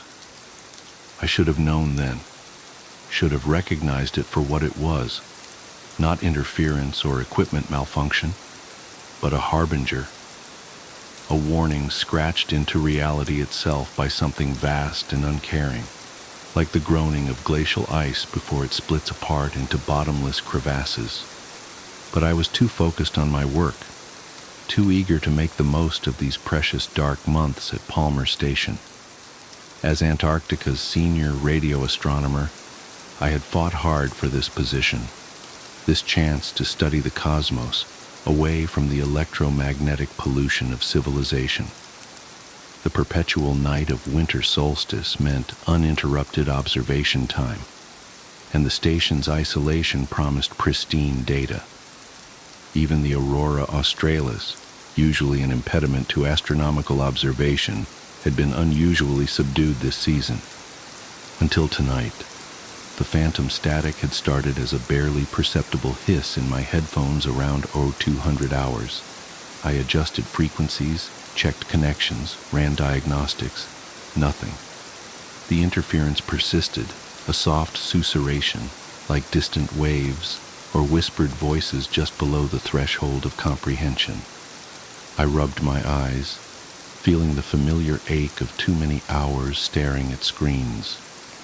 The control room's warm light felt almost oppressive after so much darkness, and my reflection in the window looked haggard. Beyond the glass, wind-driven snow created shifting patterns in the floodlights, while the aurora painted ethereal curtains of green and purple across the sky. "You're losing it, Sarah," I muttered, reaching for my coffee mug only to find it empty. Again. Time for a break. The corridor outside was dim and silent. Most of the winter crew of 15 were asleep, leaving the station feeling larger and emptier than usual. My footsteps echoed oddly on the metal floor as I made my way to the kitchen. The walls seemed to absorb the sound, making each step feel muffled and distant. The coffee maker's gurgle was oddly comforting in the midnight quiet. I leaned against the counter, letting my mind drift. The static in my headphones had been strange, yes, but probably just some atmospheric phenomenon, the kind of thing that... A flicker of movement caught my eye. Outside the kitchen window, the aurora had intensified, its colors deeper and more vibrant than I'd ever seen. The typical flowing curtains had transformed into intricate geometric patterns that seemed almost deliberate. For a moment, I could have sworn they formed themselves into symbols, not like any writing system I knew, but somehow suggestive of meaning nonetheless. My hands trembled slightly as I poured the coffee. "You're overtired," I told myself. The human brain is wired to find patterns, even where none exist, but I couldn't shake the feeling that something was wrong. The air felt different somehow, heavier, like the pressure change before a storm. Back in the control room, I nearly dropped my mug. The static had grown louder, even though I'd left my headphones on the desk. It seemed to be coming from the equipment itself now, a harsh electronic keening that set my teeth on edge. The monitors flickered with interference patterns that shouldn't have been possible with our digital systems. "Dr. Anderson?" The voice made me jump. Mike Rodriguez, one of our maintenance technicians, stood in the doorway. His face looked pale in the blue light of the screens. "Sorry to bother you, but have you noticed anything weird with the electrical systems?" I set down my coffee carefully, trying to keep my voice steady. "What kind of weird?" "Power fluctuations, equipment turning on by itself. And there's this sound." He trailed off, glancing nervously at the radio telescope controls. "You hear it too?" Relief and dread mingled in my chest. "How long?" "Started about an hour ago in the mechanical room. I thought it was just interference from the aurora, but..." He stepped into the room, lowering his voice. "I've never seen the lights act like this, and the temperature sensors are going crazy, showing impossible readings, like negative hundreds of degrees in some sections, way past what our thermometers can actually measure." I pulled up the environmental monitoring system. He was right. The temperature graph showed wild fluctuations, with some sensors registering temperatures that would have instantly frozen the air solid. Others showed no reading at all, as if those sections of the station had simply ceased to exist. "This isn't possible," I whispered, more to myself than to Mike. "The equipment must be malfunctioning." "All of it? At once?" His voice cracked slightly.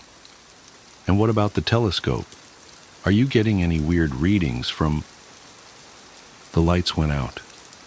For a moment we stood in total darkness. Then the emergency systems kicked in, bathing everything in dim red light. The static had stopped, leaving a silence so complete it felt like a physical presence. "I'll check the backup generators," Mike said, already moving toward the door.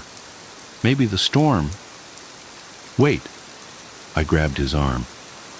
Through the window I could see that the regular floodlights were still on, illuminating the swirling snow. "The main power's still working. It's just in here."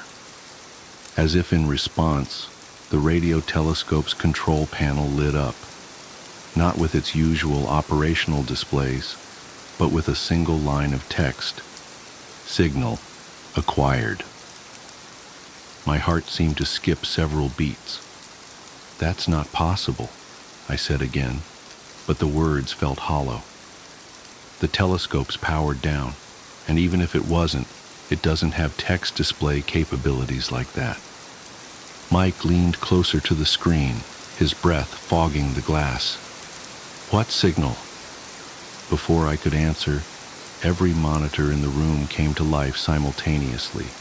The same two words appeared on each screen in the same stark green text. Below them, numbers began to scroll. Coordinates, I realized with growing horror. But not any astronomical coordinate system I recognized. The values made no sense, extending to impossible decimal places, describing positions that couldn't exist in three-dimensional space. The static returned, louder than before. It seemed to come from everywhere at once: the equipment, the walls, the very air itself. Within it, I could almost make out words, concepts that slithered at the edges of comprehension.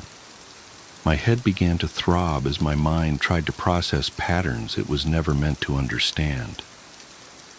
"We need to shut it down," I managed to say, fighting back a wave of nausea. "All of it. Now." Mike nodded and moved toward the main power distribution panel. His hand had barely touched the switch when every screen in the room went black. The static cut off abruptly, leaving only the sound of our breathing and the distant howl of the wind.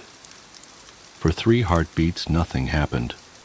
Then the screens flickered back to life, showing a single image that made my blood run cold. It was a view from the telescope's main camera, a view that should have been impossible, since I had personally powered down and secured the instrument hours ago. The image showed a section of the night sky, but wrong somehow. The familiar stars were missing, replaced by an absolute darkness that seemed to pulse with its own terrible life. As we watched, that darkness began to move, to flow like liquid, forming shapes that hurt to look at directly. "Sarah?" Mike's voice seemed to come from very far away. "What are we seeing?" I couldn't answer. My scientific mind was screaming that this was impossible, that the laws of physics didn't allow for what I was seeing. But another part of me, some primitive hindbrain that remembered what it was to be prey, understood perfectly. We were seeing something vast wake up. The image zoomed in, or perhaps whatever we were observing was getting closer. The darkness resolved into geometries that shouldn't have been possible, angles that seemed to bend back through themselves. My eyes began to water as they tried to follow the impossibly recursive patterns. And then I saw the void. It wasn't just an absence of light or matter. It was an active nothing, a hungry emptiness that devoured both space and meaning. Looking at it was like trying to remember a dream that turned out to be a memory of something that hadn't happened yet. My mind recoiled from it even as some horrible fascination kept me staring. The static returned, but different now. It had structure, purpose. The random noise resolved into a kind of music, if you could call it that. It was like hearing colors that didn't exist, or touching a thought. Each note seemed to reach inside my skull and rearrange my understanding of reality. "We have to warn the others," I heard myself say, though my voice sounded strange and distant. "We need to—" The window exploded inward. Later I would try to convince myself that it was just the storm, that the intense cold had somehow caused the reinforced glass to fail. But I knew better. The window hadn't broken. It had been pulled apart at an atomic level, the very bonds between particles unraveled by something that viewed the laws of physics as mere suggestions. The wind that howled through the broken window wasn't just cold. It was wrong. It carried scents that shouldn't exist, hints of geometries and colors that had no business in our reality. The aurora outside had transformed completely, its usual ribbons of light now forming impossible shapes that writhed across the sky like living things. Mike screamed. I turned to see him pointing at the floor, his face contorted in terror. The darkness that had spilled through the window wasn't behaving like ordinary shadows. It moved with purpose, flowing across the floor in patterns that suggested intelligence. Where it touched the metal deck plates, they seemed to dissolve, revealing glimpses of something else.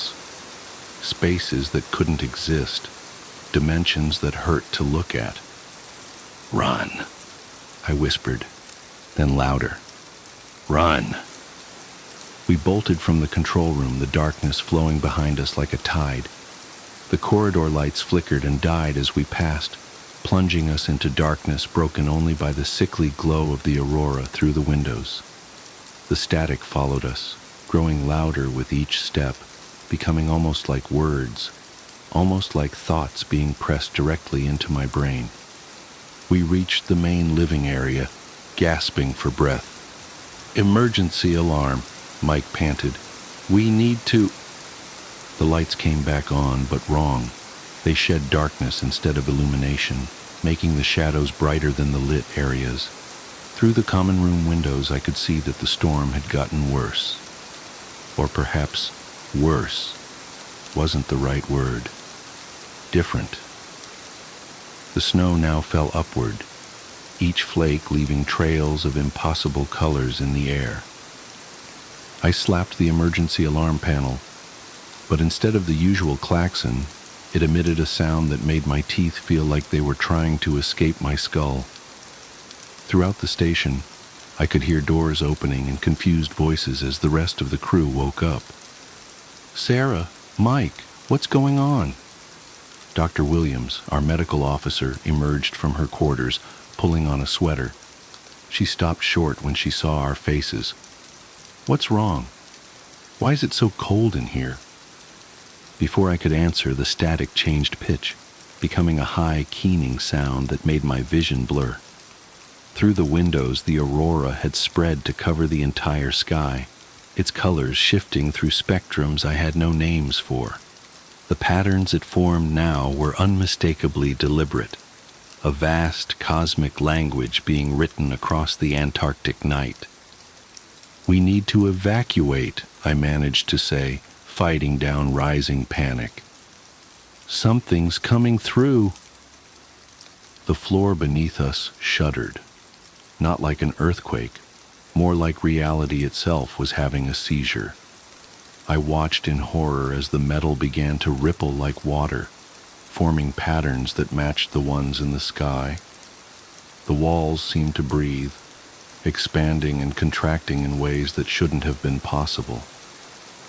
More of the crew had emerged now, their confused questions turning to screams as they saw what was happening. The darkness from the control room had followed us, seeping under doors and through ventilation ducts. Where it touched people, they changed. Not physically at first, but something in their eyes suggested they were seeing things human minds weren't equipped to process. "The emergency shelter," I shouted over the growing chaos. "We need to—" The ceiling disappeared, One moment it was there, and the next, nothing. Not a hole, not an opening to the storm outside, but an absence so complete it hurt to look at.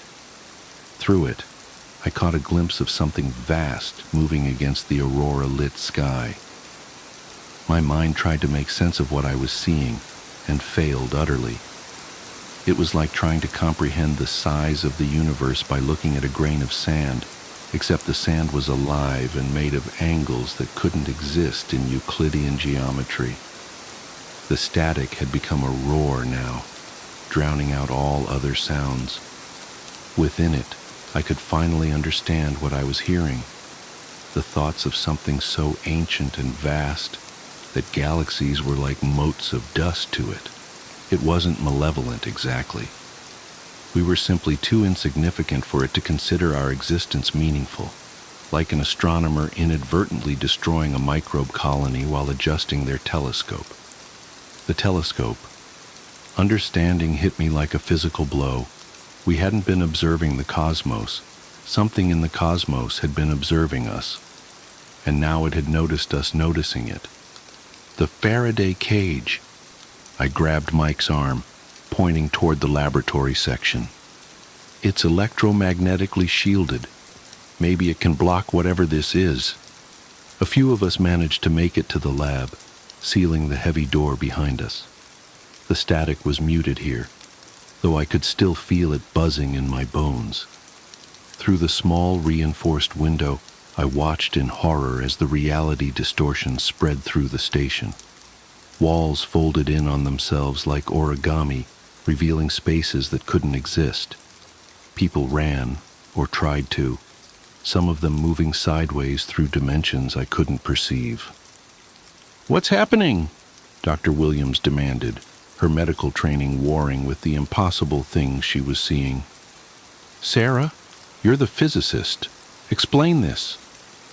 I laughed, the sound edged with hysteria. Physics? Physics stopped working the moment that thing noticed us. We're seeing, I don't know, reality from its perspective.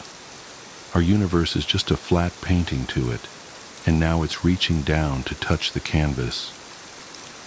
The walls of the Faraday cage creaked ominously. In the corner, delicate laboratory equipment began to melt, the metal and plastic flowing together in ways that violated every law of thermodynamics. The air itself felt thick, as if gravity was becoming more of a suggestion than a law. Through the window, I saw the aurora transform one final time. The entire sky became a vast eye, its pupil a void that reflected nothing, absorbed everything. Looking into it, I understood with terrible clarity just how insignificant we were. Not just humanity, but our entire concept of existence. We were like characters in a two-dimensional drawing suddenly being noticed by the artist.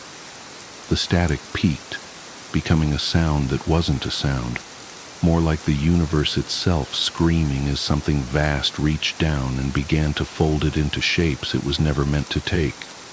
The Faraday cage wouldn't hold. Nothing would hold. Reality itself was coming undone, and all we could do was watch. In those final moments, as the walls of our shelter began to dissolve into geometries that Euclid never dreamed of, I had one last coherent thought. We had built our telescopes and pointed them at the stars, hoping to understand our place in the cosmos. But some questions have answers that human minds were never meant to comprehend. Some doors, once opened, can never be closed again. The static consumed everything, and in it, I heard the voice of the void, not in words, but in concepts that rewrote my understanding of existence. And I understood finally that the horror wasn't in being noticed by something vast and uncaring. The true horror was in realizing that we had always been noticed, had always been watched, and what we thought of as reality was merely the surface tension on an infinite ocean of things we were never meant to comprehend. The last thing I saw before my mind mercifully broke was the telescope array outside. Its dish pointed at that terrible eye in the sky. It wasn't receiving signals anymore. It was sending them. We had built a beacon without knowing it, and now something had answered our call.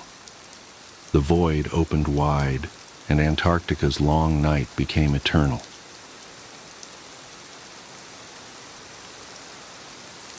Plot holes.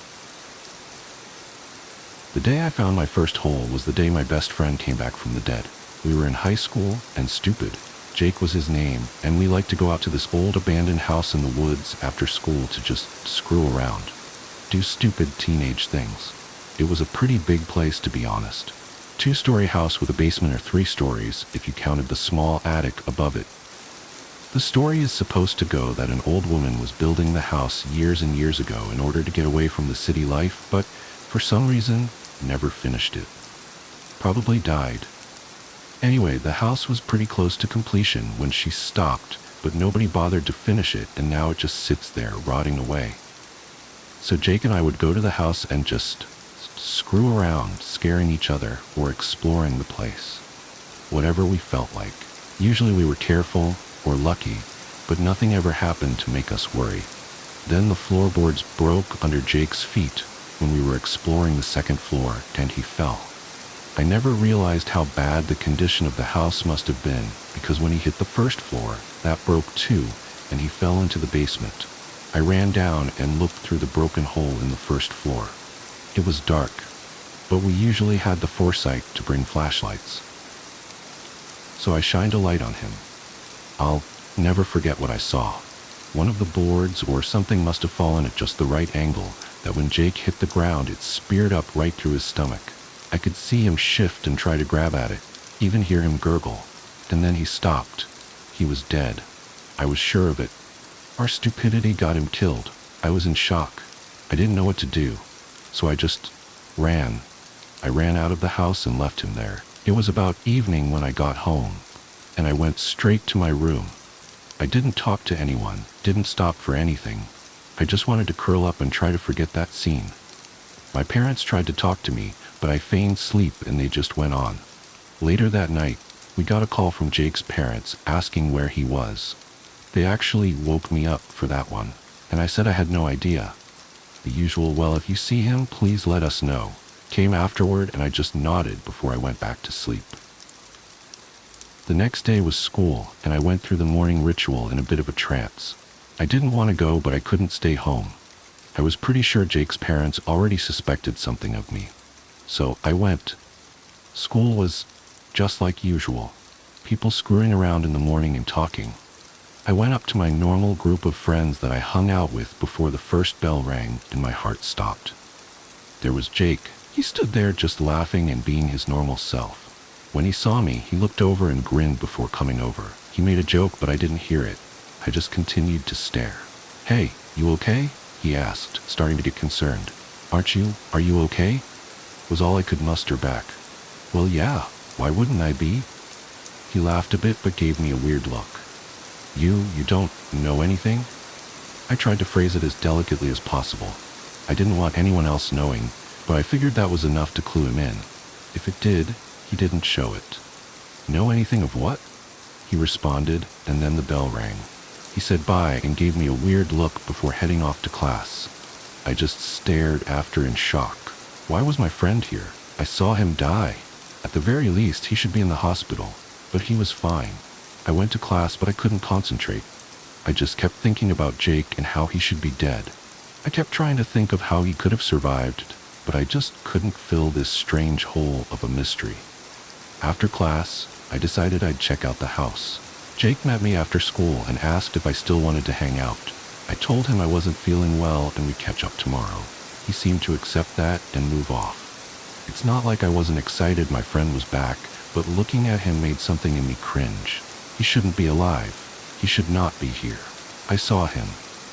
So I went to the house that afternoon alone. When I walked in, I could feel something. It was strange but familiar. It was the same feeling I got when I looked at Jake, that something wasn't right and it was just off. However, here it felt like a lingering feeling. Not this fresh. What the hell? I got when I saw my friend. I stepped forward and looked down. Sure enough, there was the damn hole he fell through. I let out a sigh of relief and bent over. So I wasn't crazy. I slipped out my usual flashlight and shone it down into the hole. Yes, there was the wreck I saw him land on. Dude, no, Jake. Did he get free? Did he magically regenerate or something? I shone my flashlight up to look toward the hole in the second floor. It wasn't there. My breath caught in my throat and I began to frantically shine my light onto the ceiling. Where was it? I should be right above the damn hole in the floor. But nothing. I bolted up the stairs and sure enough, there was nothing in the floor where he fell. Nothing. Something was wrong. Really wrong. I wandered back down to the first hole and peeked down into it. I'm sure that was the moment that solidified my fate. If I had just ignored it, moved on, and been plain happy that my friend was back, I might have been able to continue life as usual. But that moment, I saw something. Just a flash of something black, blacker than the darkness beyond my flashlight's range shift and fly out of sight. I gasped and stumbled back, breathing heavily. I know I should have run, but my curiosity took hold, and my logical side said it was just some animal or trick of the light. So I swallowed my fear and I leaned over to peek again. I didn't see that flash of black again, but I did notice something. The boards and wreckage underneath the hole were gone. With that note, I knew something was wrong. Nobody can clean up something like that mess in the blink of an eye. I bolted. I ran out of that house and through the forest, swearing up and down that something was chasing me. I had a feeling that there was something out there. But now I know it was simply watching me. For now I ran home and slammed the door shut behind me before I leapt into my bed. My body curled up and I just lay there, trying to comprehend what was going on. It took me a while, but I finally drew myself out of bed. I had to figure out what was going on, but like hell I was going back to that damn house. Not if some monster was in it. So I did what any teenager would do. I went to the internet and researched. It was slow and I didn't have a lot of luck at first. Looking up paranormal just got me weird pictures and stories. Friend comes back from dead got me a lot of zombie stuff. Missing time seemed to get me a little more info. A lot of it was around aliens, but a few stories seemed to pique my interest. Like something crazy seeming to happen, like a car crash or accident. And suddenly there's a time jump and things seem to be okay. Like nothing ever happened. There was one post on a missing time board that seemed to draw my attention, however. It was titled Plot Holes, and was only posted a couple of days ago. I curiously clicked it. Everyone seemed to speculate what caused this whole missing time thing. A lot of the time it was aliens or dimensional, whatever. This guy, however, acted like he knew for a fact, and his reason was the most bizarre of them all. He started by telling a similar story. In a nutshell, his wife was killed in a household accident when part of their house caved in during a storm. While trying to get to her, he was knocked out by some other debris. When he came to, he was sitting in the living room and his wife was trying to wake him up. The house was fine, with no sign of disaster, and she was alive. He was ecstatic, but described a strange feeling, like he had figured out something he shouldn't have, and that his wife shouldn't be there. Like my feeling I got with Jake. Over time, he couldn't be around her. It just was too strange. So he left. He went on the road, taking what money he had and doing weird little jobs here and there while staying in motels. While he went, he began to research. It took a great amount of time, but he found others with similar experiences.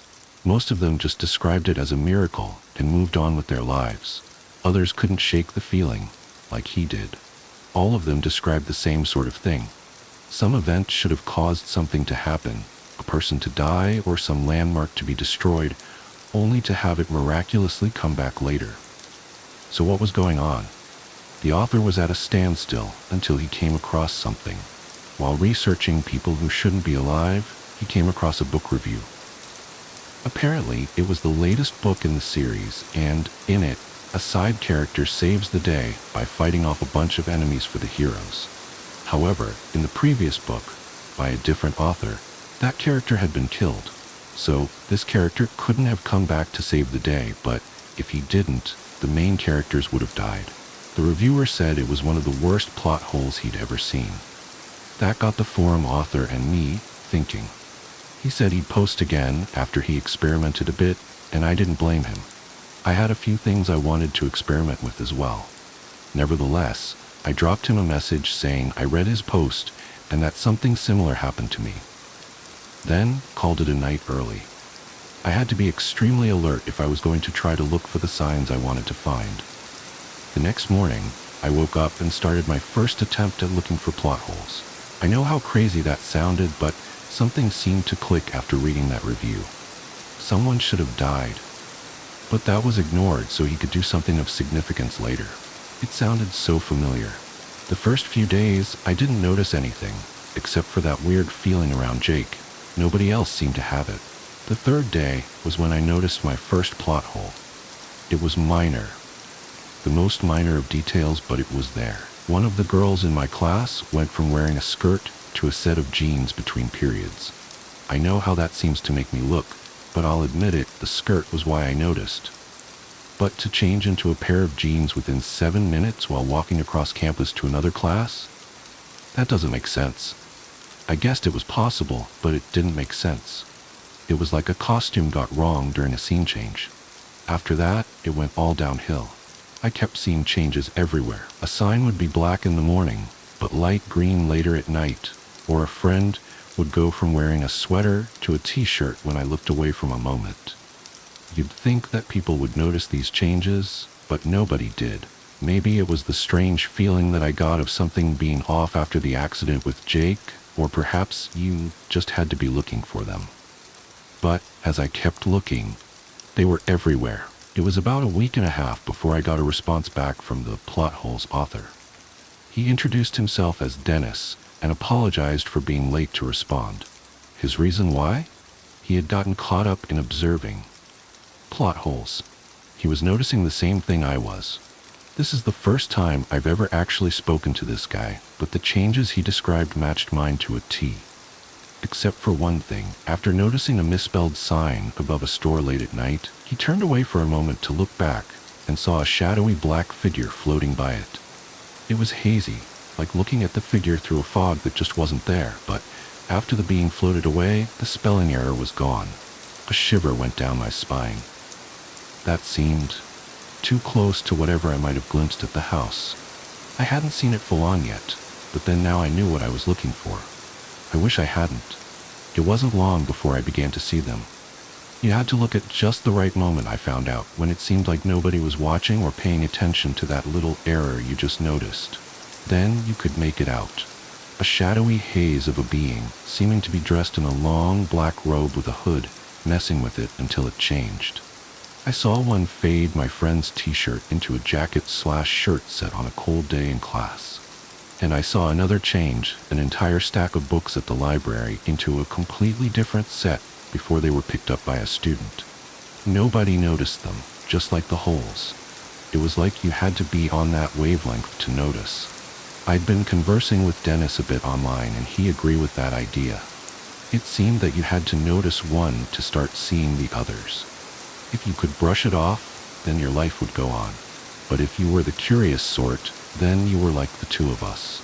You'd just keep seeing them all the time. I was starting to go crazy. I couldn't say anything to anyone, and Jake kept bothering me about why we never hung out anymore. I just couldn't look at him. He wasn't natural, but I realized it wasn't him. It was those things that brought him back. Maybe he had some destiny or something, but I had no idea. Things took another turn when I was having a Skype conversation with Dennis. He asked if they noticed me yet. I told him no, and then he got quiet for a long time. After some bugging, he finally responded and told me one of his friends that was helping him look into this occurrence was gone. Nobody even seemed to remember his existence. When he went over to his friend's house, Dennis found it relatively neat, save for a few items strewn about. As he explored, the belongings that were out of place began to find themselves back in their positions. Dennis was sure that it was one of those creatures behind it, and he confirmed his suspicions when he saw one putting back a book that had been thrown on the floor, and then turn and look at him. The two stared for a long time, the creature gazing onto Dennis while he looked into a blank nothingness that was its face, the dark hood covering whatever might have lurked underneath. And then it left. It turned and seemed to float away right through one of the walls. That seemed to be the last thing out of place then. The house looked like nothing had ever happened in it. Then Dennis began to notice something else. There were no pictures or objects identifying an owner. Unless you were that much of a hermit, you had, at least, an old family picture of some parents or something. Or maybe some mail with your name on it. But nothing. It was like nobody had ever lived in this fully furnished home. At this point, I began to worry. Dennis's friend had gone missing, and nobody knew of his existence. I started putting the pieces together then. If these creatures could bring someone back from the dead, they could easily get rid of someone, right? This meant I was in danger. After that, I stopped. I was out. I ignored Dennis's messages. I tried to ignore all the holes I constantly noticed.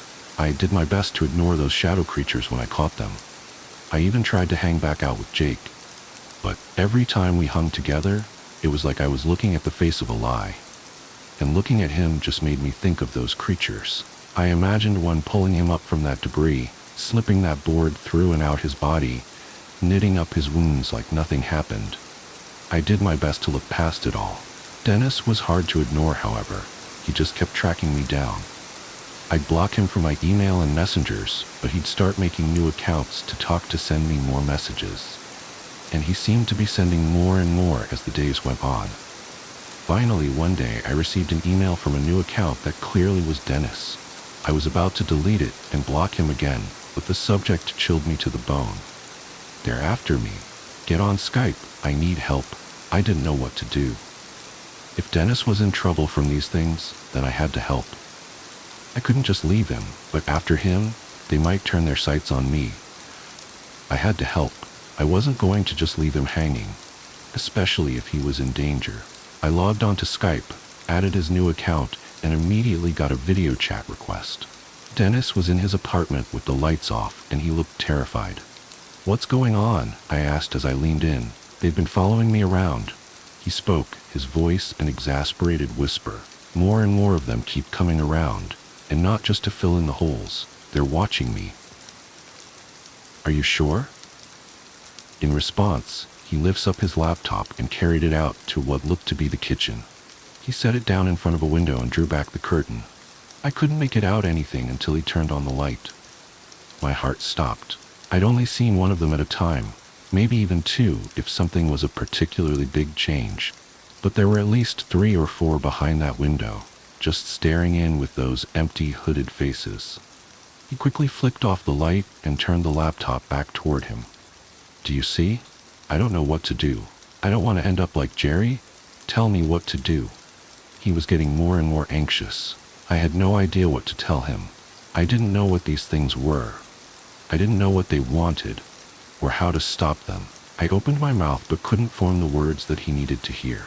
And as I stammered to find out what to say, I saw them slip into the background behind him, through a freaking wall, with a cabinet. "Dennis," I yelled, "behind you." He turned just as the first approached. God, there were a bunch slipping in now. 3, then 4, then 5. He never stood a chance. The first reached forward with an inky arm and shoved it straight through his chest. There wasn't any blood, or even a sound safe for Dennis's terrified scream.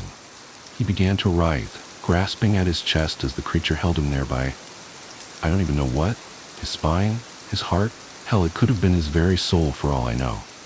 Then the others were on top of him. They fell onto him like a dark dog pile, consuming him in their dark presences. I couldn't scream. I couldn't look away. I just watched as he faded from view as those creatures piled onto him. Then slowly, ever so slowly, they backed away. Dennis was gone. I bit back tears as I saw the empty space he had been in. I knew what had happened. He was gone, erased. Nobody would even remember him. He was a hole that had to be filled in and taken care of. Then their attention turned to the computer, to me. My eyes widened as realization hit me. I was another hole. I was an issue in their grand scheme, a thorn that had to be plucked, a part that drew attention to the inaccuracies of this world they were trying to design. And I had to be taken care of. I didn't even bother to turn off the computer. I just stood and turned only to find myself face to face with a horde of them. In my own house, in my own room. My back went to my desk as one shadowy shade glided to me. Its arm rose, and I could almost make out the tendrils of its foggy black cloak and the individual digits of its dark fingers. I couldn't move. I was frozen. And then it struck. I didn't physically feel the hand shove into my chest, but I felt it somewhere deeper, like it was grabbing an intimate part of my being. I felt violated, exposed, and most of all, completely terrified. I screamed as it began to squeeze. It hurt. It hurt so fucking much. My vision blurred, but I could see the others move around me. They filled in a circle around my body, regardless if there was something in their way or not. They just glided through like those things weren't there. And then they fell upon me. Black hit me from every side. I screamed, but no sound came out. I could feel that hand wrenching back, pulling something so personal to me away. My body felt limp then. I started to feel nothing.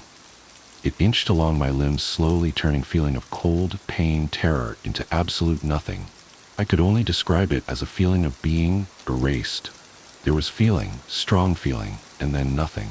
It slowly inched along, riding up along my arms and legs until it consumed my whole being. The pain faded along with it, along with the sounds of the world and my vision before me. Soon, nothing was before me but pure blackness.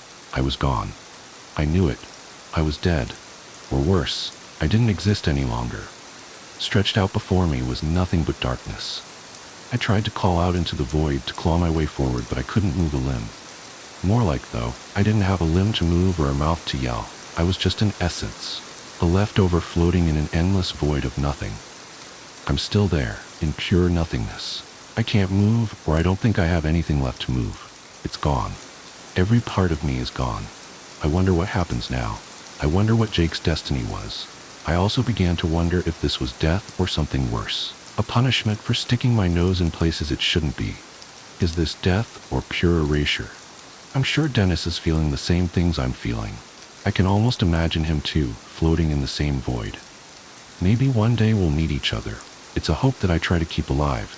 It keeps me sane that I might one day not be alone here. That's the end of my story. I wish it was better. I wish I could say I fought back and saved myself. At least that I was on the run. But some plots don't have happy endings. However, I'm sure I've left you wondering one final thing. If I'm dead or erased, then how could I have written this? Well, my poor friend, you've just discovered your first plot hole. Be wary if you see any more. My ex wouldn't stop texting me. I miss you. I held off on getting a cell phone for as long as possible. I didn't really have a good reason, I guess, other than the cost. When I was just setting out on my own, there was no way I could afford the monthly plan. I was the only one of my friends to still rely on a landline, and it drove everyone nuts. I managed to wait until my 25th birthday, when I finally felt financially secure enough to justify buying one for myself. My friends all laughed about my change of heart, but I could tell they were relieved. To be honest, I was pretty pleased too. As it turns out, cell phones are ridiculously convenient. Who knew? I didn't start getting the texts until about a month after I bought my phone. It was the first message from an unknown number that I'd received, and it read simply, "I miss you." I was confused at first. What kind of introductory text was that? It seemed a little overdramatic to me, and that was when I made the connection. About a year before, I dumped a deadbeat ex-boyfriend out of my life. Looking back, I can definitively say that he was really something of an overgrown child. He expected me to cook, clean, set up his doctor's appointments, and give him half of my income each month, as he did not find it necessary to get a job. I shouldn't have stayed with him so long. Damn those devilish good looks. But once I came to my senses, I kicked him to the curb, as all his other girlfriends/victims had done before. My guess was that he'd stalked my Facebook or prodded my friends for my new number. After all, this wasn't the first time he'd tried to reach out to me, and I figured it wouldn't be the last. In the end, I chose not to answer. For one, I knew he would just try to manipulate me if I gave him the chance, as per usual. For two, it would give me petty satisfaction to let him feel ignored and unheard. Now, as a rule, I try not to be petty, But sometimes such a perfect opportunity is just too seductive. The next few months seemed to corroborate my inference. His attacks weren't constant, but were always vague pleas that seemed to indicate that he needed a new host to leech off and couldn't find one. It was unsurprising that he'd try to reach out to me first, as I'd been the most loyal and long-lasting of all his girlfriends. And the most naive. I was the perfect target. The messages were always in the same vein, and quickly became tiresome. I miss you. I wish I could see you. I thought I saw you in a crowd today, but it turned out to just be a dream. Pathetic. One night, about 8 months since I'd had my phone, I slipped up. I have to admit, I'd been drinking. It had started as one beer to help me unwind after work, and quickly snowballed into a one-woman party. I was thoroughly smashed when I received a much longer text than usual. I miss you so much. I know you don't read these, but today of all days, I need you to know how much I love you. I'd do anything to see you one more time. Today of all days? I wondered. I tried to wade through the mushy haze of my brain. The first thought I had, I seized. Today must have been our anniversary. Sure, why not? It would be the perfect opportunity for a little manipulation. He was a prick, but he was smart. And then I had an idea. He wants to play games?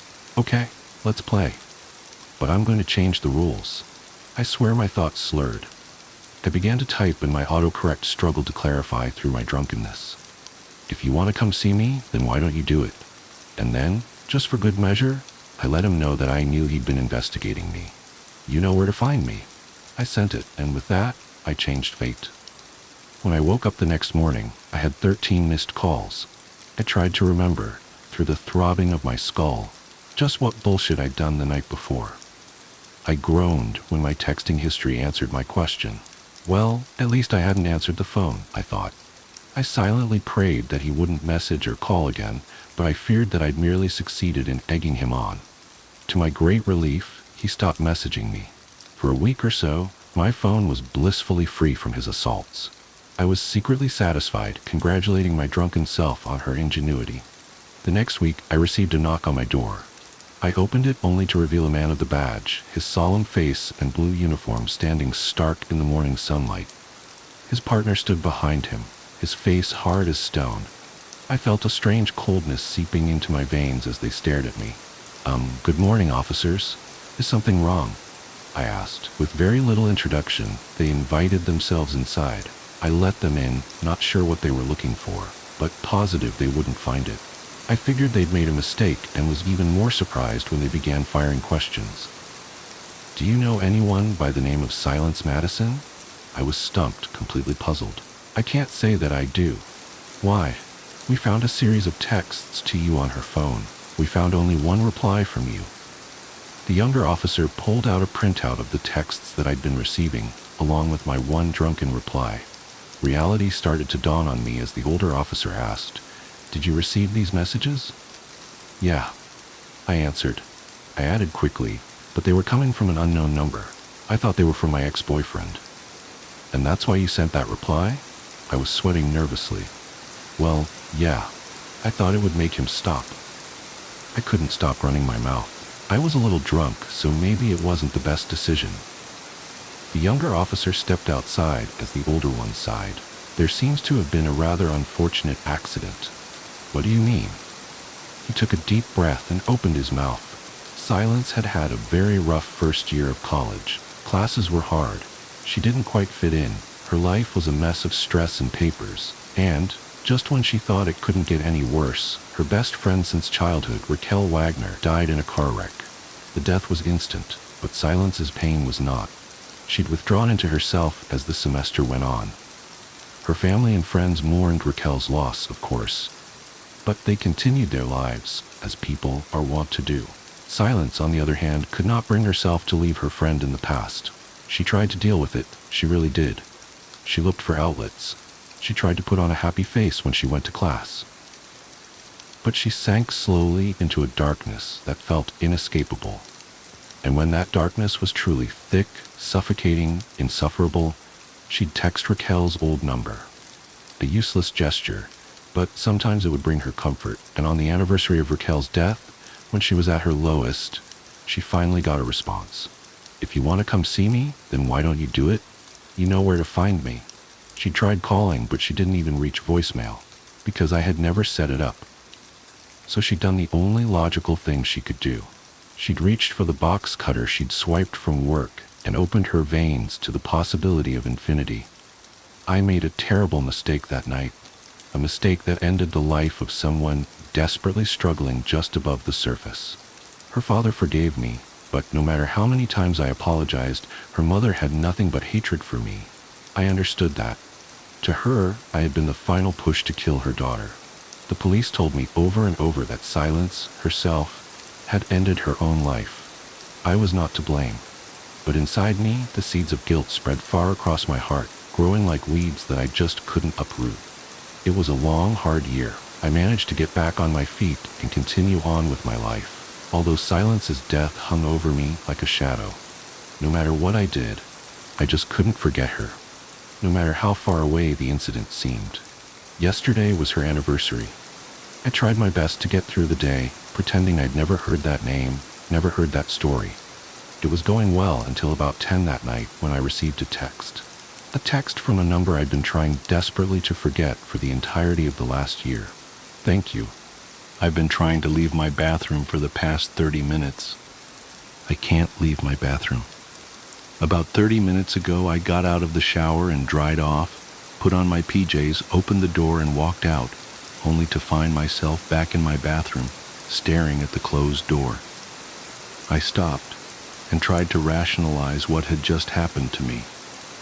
I convinced myself that I had simply imagined that I had opened the door and stepped out, so I tried again. I pushed the door handle down, opened it, stepped out, and yet again found myself in my bathroom, standing in front of a closed door. This has happened every single time I've tried to leave. I keep my phone in the bathroom with me when I'm showering. I live alone, so I keep it with me just in case, for safety. The first thing I did was call my parents. My dad didn't pick up, but my mom did. I tried to explain the situation to her, but she couldn't seem to understand how I was trapped in my bathroom if the door could open. She seemed convinced that I must mean that my bathroom door's lock was broken and I was trapped inside. Regardless, she said that she would be over ASAP. She only lives a 15-minute drive away, so she should be here any moment. I'm sat leaning against my bathtub, looking out the open bathroom door into my landing. I opened it this time, but didn't try to step out. Everything looks normal. My bedroom door is closed just as I left it. The airing cupboard door closed as well. The stairs leading down to the hallway and the front door, all normal. The door's shut. I don't have any recollection of how it shut, when it shut. Only that it must have happened in the last few seconds after I wrote that last paragraph. I've just reread and reread that paragraph. It's proof that I'm not going crazy and imagining this. My mom just texted me to ask if I'm in the house. I said yes, of course I am. I'm trapped in the bathroom. That's the whole reason that I called you here. This is what she has sent. Mom, why aren't you saying anything? Me, what do you mean? Mom, are you even in there? Me, yes, I'm in here. Are you here? Mom, I'm outside the bathroom door. I've been calling your name. I don't understand. I can't hear anything through the door. I'm going to open it. I can see my landing, my stairs, my front door, but no Mom. I tried to walk out, but it was fruitless. Back staring at the closed bathroom door. My mom tried the handle of the door from her side, but it won't open. She brought tools to unscrew the lock. She says she's doing it now, but I can't hear anything, and I can't see the handle moving. Okay.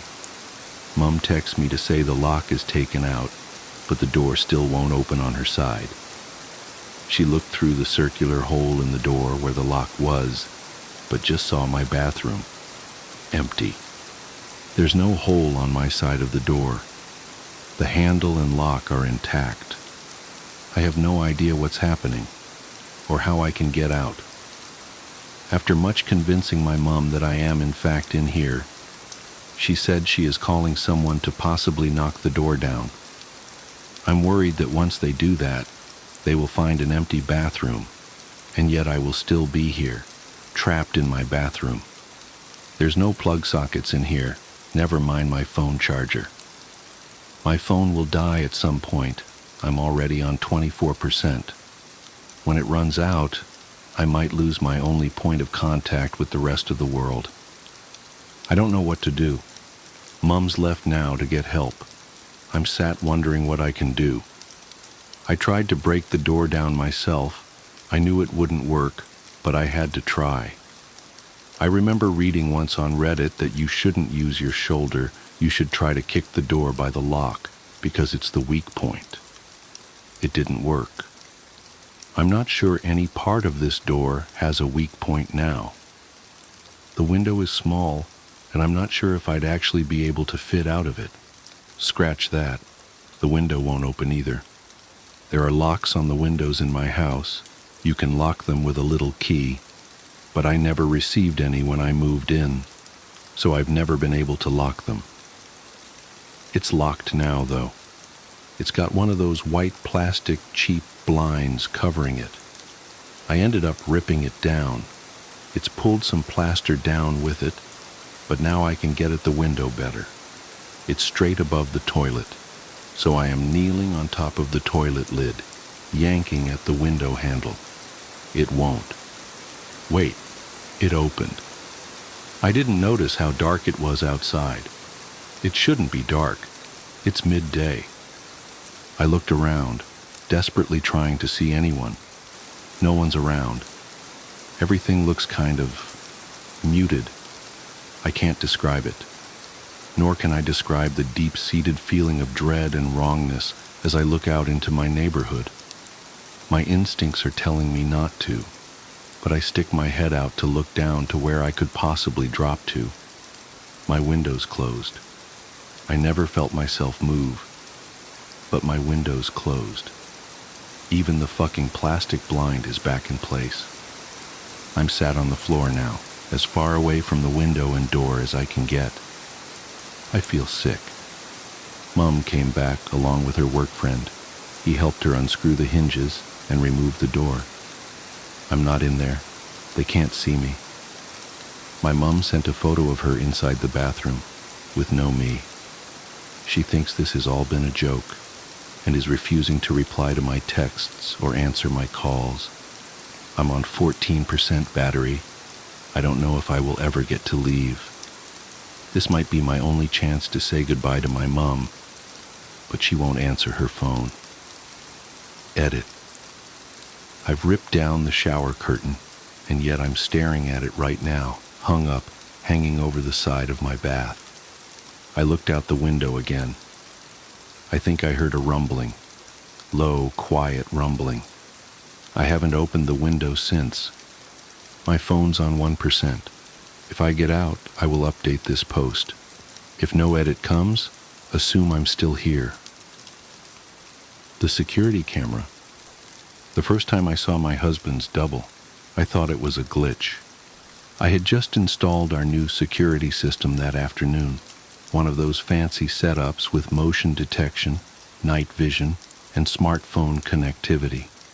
David thought I was being paranoid, but after the string of break-ins in our neighborhood, I wasn't taking any chances.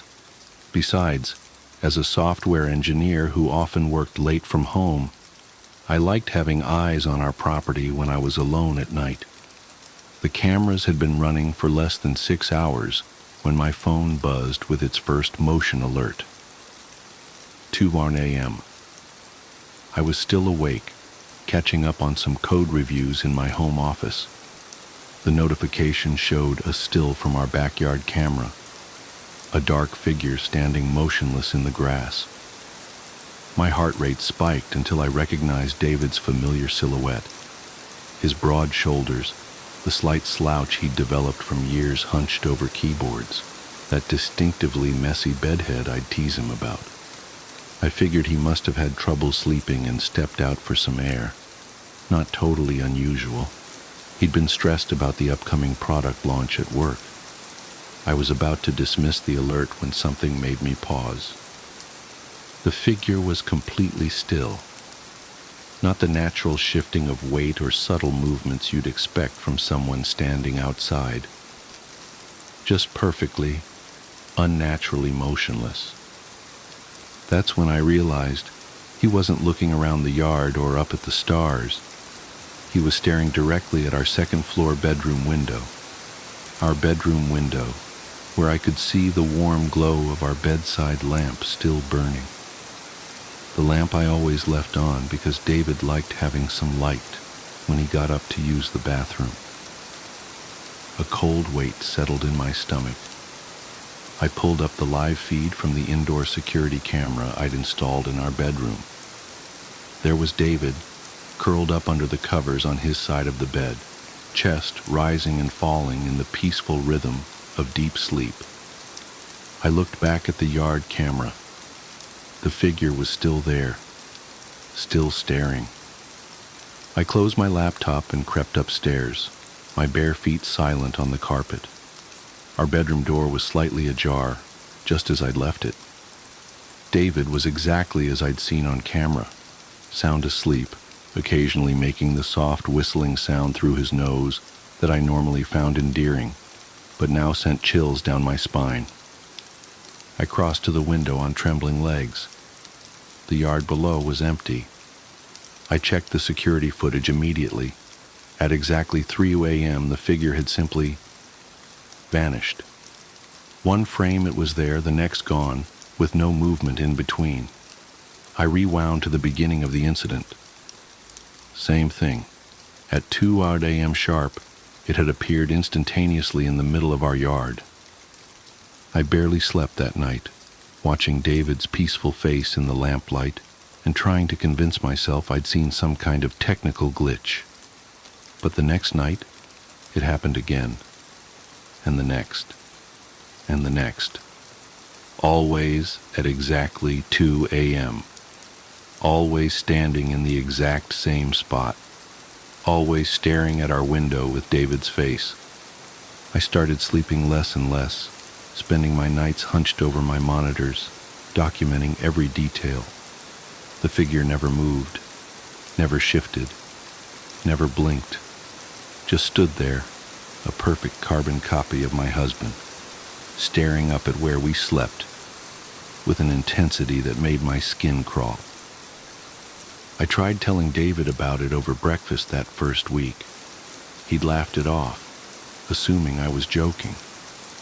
When I showed him the footage, he'd frowned and suggested it must be some kind of video artifact or reflection.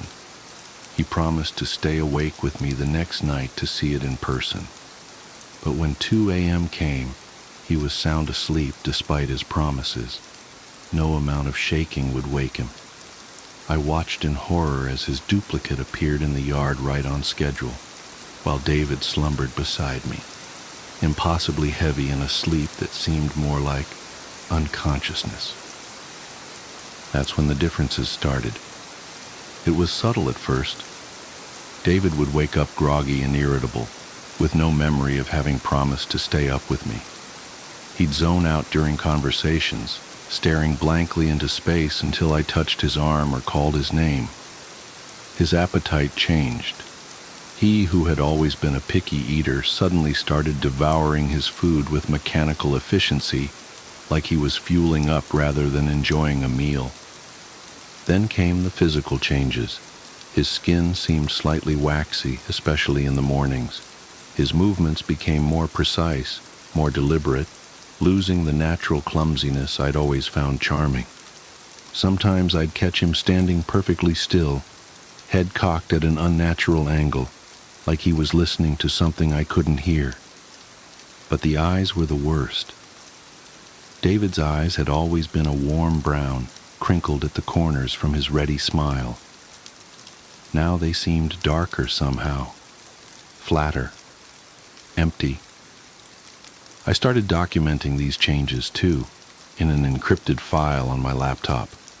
I knew how it would sound if I told anyone else, but I couldn't shake the feeling that whatever stood in our yard each night wasn't just watching us. It was studying us, learning, preparing. And David wasn't really David anymore. I began sleeping in my home office, claiming I had too much work to come to bed. I installed more cameras throughout the house, hidden ones David didn't know about. I watched him when he thought he was alone. The way he would practice expressions in mirrors, like an actor rehearsing for a role. The way he would sometimes forget to blink for minutes at a time. The way he would stand in empty rooms, perfectly still, staring at nothing.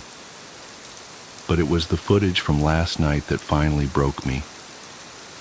I was reviewing the bedroom camera feed from around 5 a.m., just before David usually wakes up. The video quality was poor. There had been a storm, and the power had flickered several times. But I could clearly see David's form under the covers. Then came a power surge, the image distorting with static. When it cleared, the bed was empty. I frantically checked the other cameras. Nothing in the hallway, nothing on the stairs, nothing in the kitchen or living room. David had vanished from our locked and alarmed house without triggering a single motion sensor. Then movement caught my eye on the yard camera. A figure walking slowly back toward the house. David's figure. It moved with that same mechanical precision I'd grown to dread, but now there was something else in its gait. A confidence, a purpose. It looked up directly at the camera, smiled, not David's warm, natural smile, but something that just stretched his lips without touching his eyes. Then it raised one hand and waved, holding up a familiar keychain. My keychain, the one I'd left on my office desk when I'd finally passed out from exhaustion an hour earlier. I'm typing this now from my car, parked outside a 24-hour diner 2 towns over. My hands won't stop shaking, because I know what this means. The thing in my yard, the thing wearing my husband's face. It's not watching anymore. It's done learning, done practicing, done replacing. And now it's coming for me. My phone buzzes, another motion alert. I don't want to look, but I can't help myself. It's footage from one of my hidden cameras inside the house. My office. There's a figure standing in the doorway. It's wearing David's face, but the movement is all wrong as it turns its head to stare directly into the camera. Its smile is impossibly wide now, stretching far beyond what a human mouth should be capable of. In its hand is my laptop, the one I'd left behind in my panic to escape, the one containing all my documentation, all my evidence. As I watch, it waves at the camera with that horrible smile. Then it does something worse. It speaks. "Coming home soon, honey? Don't worry. I'll wait up for you. After all..." The thing wearing my husband's face leans closer to the camera, its features distorting slightly, like melting wax. I never sleep. I throw my phone out the car window, watching it shatter on the asphalt. My hands are shaking so badly I can barely grip the steering wheel, but I force myself to focus. I need to drive, need to get far away, need to warn others. But as I reach for the ignition, I catch a glimpse of myself in the rearview mirror. Have my movements always been this precise? Has my skin always had this waxy sheen? When was the last time I blinked? I look closer at my reflection, at the thing wearing my face, now smiling, and I begin to scream. The mirror room. I should have known something was wrong the moment I stepped into my grandmother's house. The air felt different, heavier somehow, like it was pregnant with secrets that had gestated in the darkness during the decade the place stood empty. But grief has a way of dulling your senses, of making you dismiss the warning signals your primitive brain sends screaming through your synapses. The house had been in our family for generations, passing from mother to daughter in an unbroken chain, until it reached my grandmother, Eleanor Pierce. She was the one who broke tradition, skipping my mother entirely and leaving it to me in her will. Mom tried to hide her hurt, but I saw it in the tight lines around her mouth when the lawyer read the paperwork. "She always did favor you, Diana," she'd said, her voice brittle as dead leaves. "Ever since you were little." I didn't remember being particularly close to my grandmother. My childhood memories of her were sparse and strange, fragments of moments that didn't quite fit together. The smell of lavender and furniture polish. The way she'd watch me for hours as I played, her dark eyes intent behind her wire-rimmed glasses. How she'd insisted on brushing my hair exactly 100 strokes every night I stayed over, counting each one in a whisper. The house stood 3 stories tall, a Victorian monstrosity of steep gables and ornate woodwork, gone gray with age. The previous owners had covered every available wall space with mirrors, dozens of them, in frames of carved wood and tarnished gilt. My grandmother had kept them all, adding more of her own over the years, until the house became a maze of reflected light and shadow. I'd planned to sell it initially. The real estate market was hot, and a restored Victorian in this neighborhood would fetch enough to pay off my student loans with plenty left over for a down payment on a condo. But something made me hesitate. Maybe it was the way the house seemed to wake up when I walked through it that first day, like a cat opening one eye to watch an intruder. Or maybe it was the discovery of my grandmother's journals, stacked neatly in her desk drawer, their pages filled with her spidery handwriting and strange diagrams. So I moved in, telling myself it was temporary, just long enough to sort through her belongings and get the place ready for sale. The first few days were uneventful, filled with the mundane tasks of settling in. I cleaned, organized, called contractors about updating the ancient electrical system. If the mirrors sometimes caught my eye at odd moments, if I occasionally glimpsed movement in them when I was alone, I blamed it on stress and an overactive imagination. But then the lag started. I noticed it one morning as I was brushing my teeth. I dropped my hand and my reflection took a fraction of a second too long to follow. Just a tiny hesitation, barely perceptible, but once I'd seen it, I couldn't unsee it. It happened again while I was getting dressed, my reflection's movements slightly out of sync, like a video with mismatched audio. I started avoiding the mirrors, keeping my eyes down as I passed them. But in a house like this, that was nearly impossible. They were everywhere. Tall pier glasses in the hallways, elaborate vanities in every bedroom. Even small decorative mirrors worked into the wainscoting, and they all seemed to be watching me. The lag got worse. A second, then 2, then longer. Sometimes my reflection would continue moving after I'd stopped, its movements jerky and wrong, like a puppet being manipulated by an unskilled hand. I started covering the mirrors with sheets, but every morning I'd find them uncovered again, the fabric folded neatly on the floor. That's when I found the second set of journals, hidden behind a loose panel in the master bedroom. These were different from the ones in the desk. The handwriting was the same, but the content. My grandmother's elegant script filled page after page with ravings about the other side and the watchers in the glass. She wrote about experiments with mirrors, about creating doorways and passages, about things that could cross over if given the chance. The final entry was dated 3 days before her death. It's too late now. They're coming through. I see them in every reflection, my other selves, wearing my face like a mask that doesn't quite fit. They're hungry for this side, for the solidity of flesh and the warmth of blood. I should have listened to Mother's warnings about the mirrors, should have remembered why she made me promise never to hang them in pairs, never to create infinite reflections.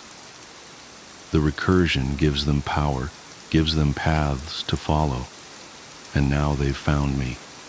I hear them scratching at the glass at night, testing the boundaries. I'm sorry, Diana. I tried to protect you, to keep you away from this house and its secrets. But they chose you long ago, when you were small. I saw it in the way they watched you through the mirrors. They want your face, your youth.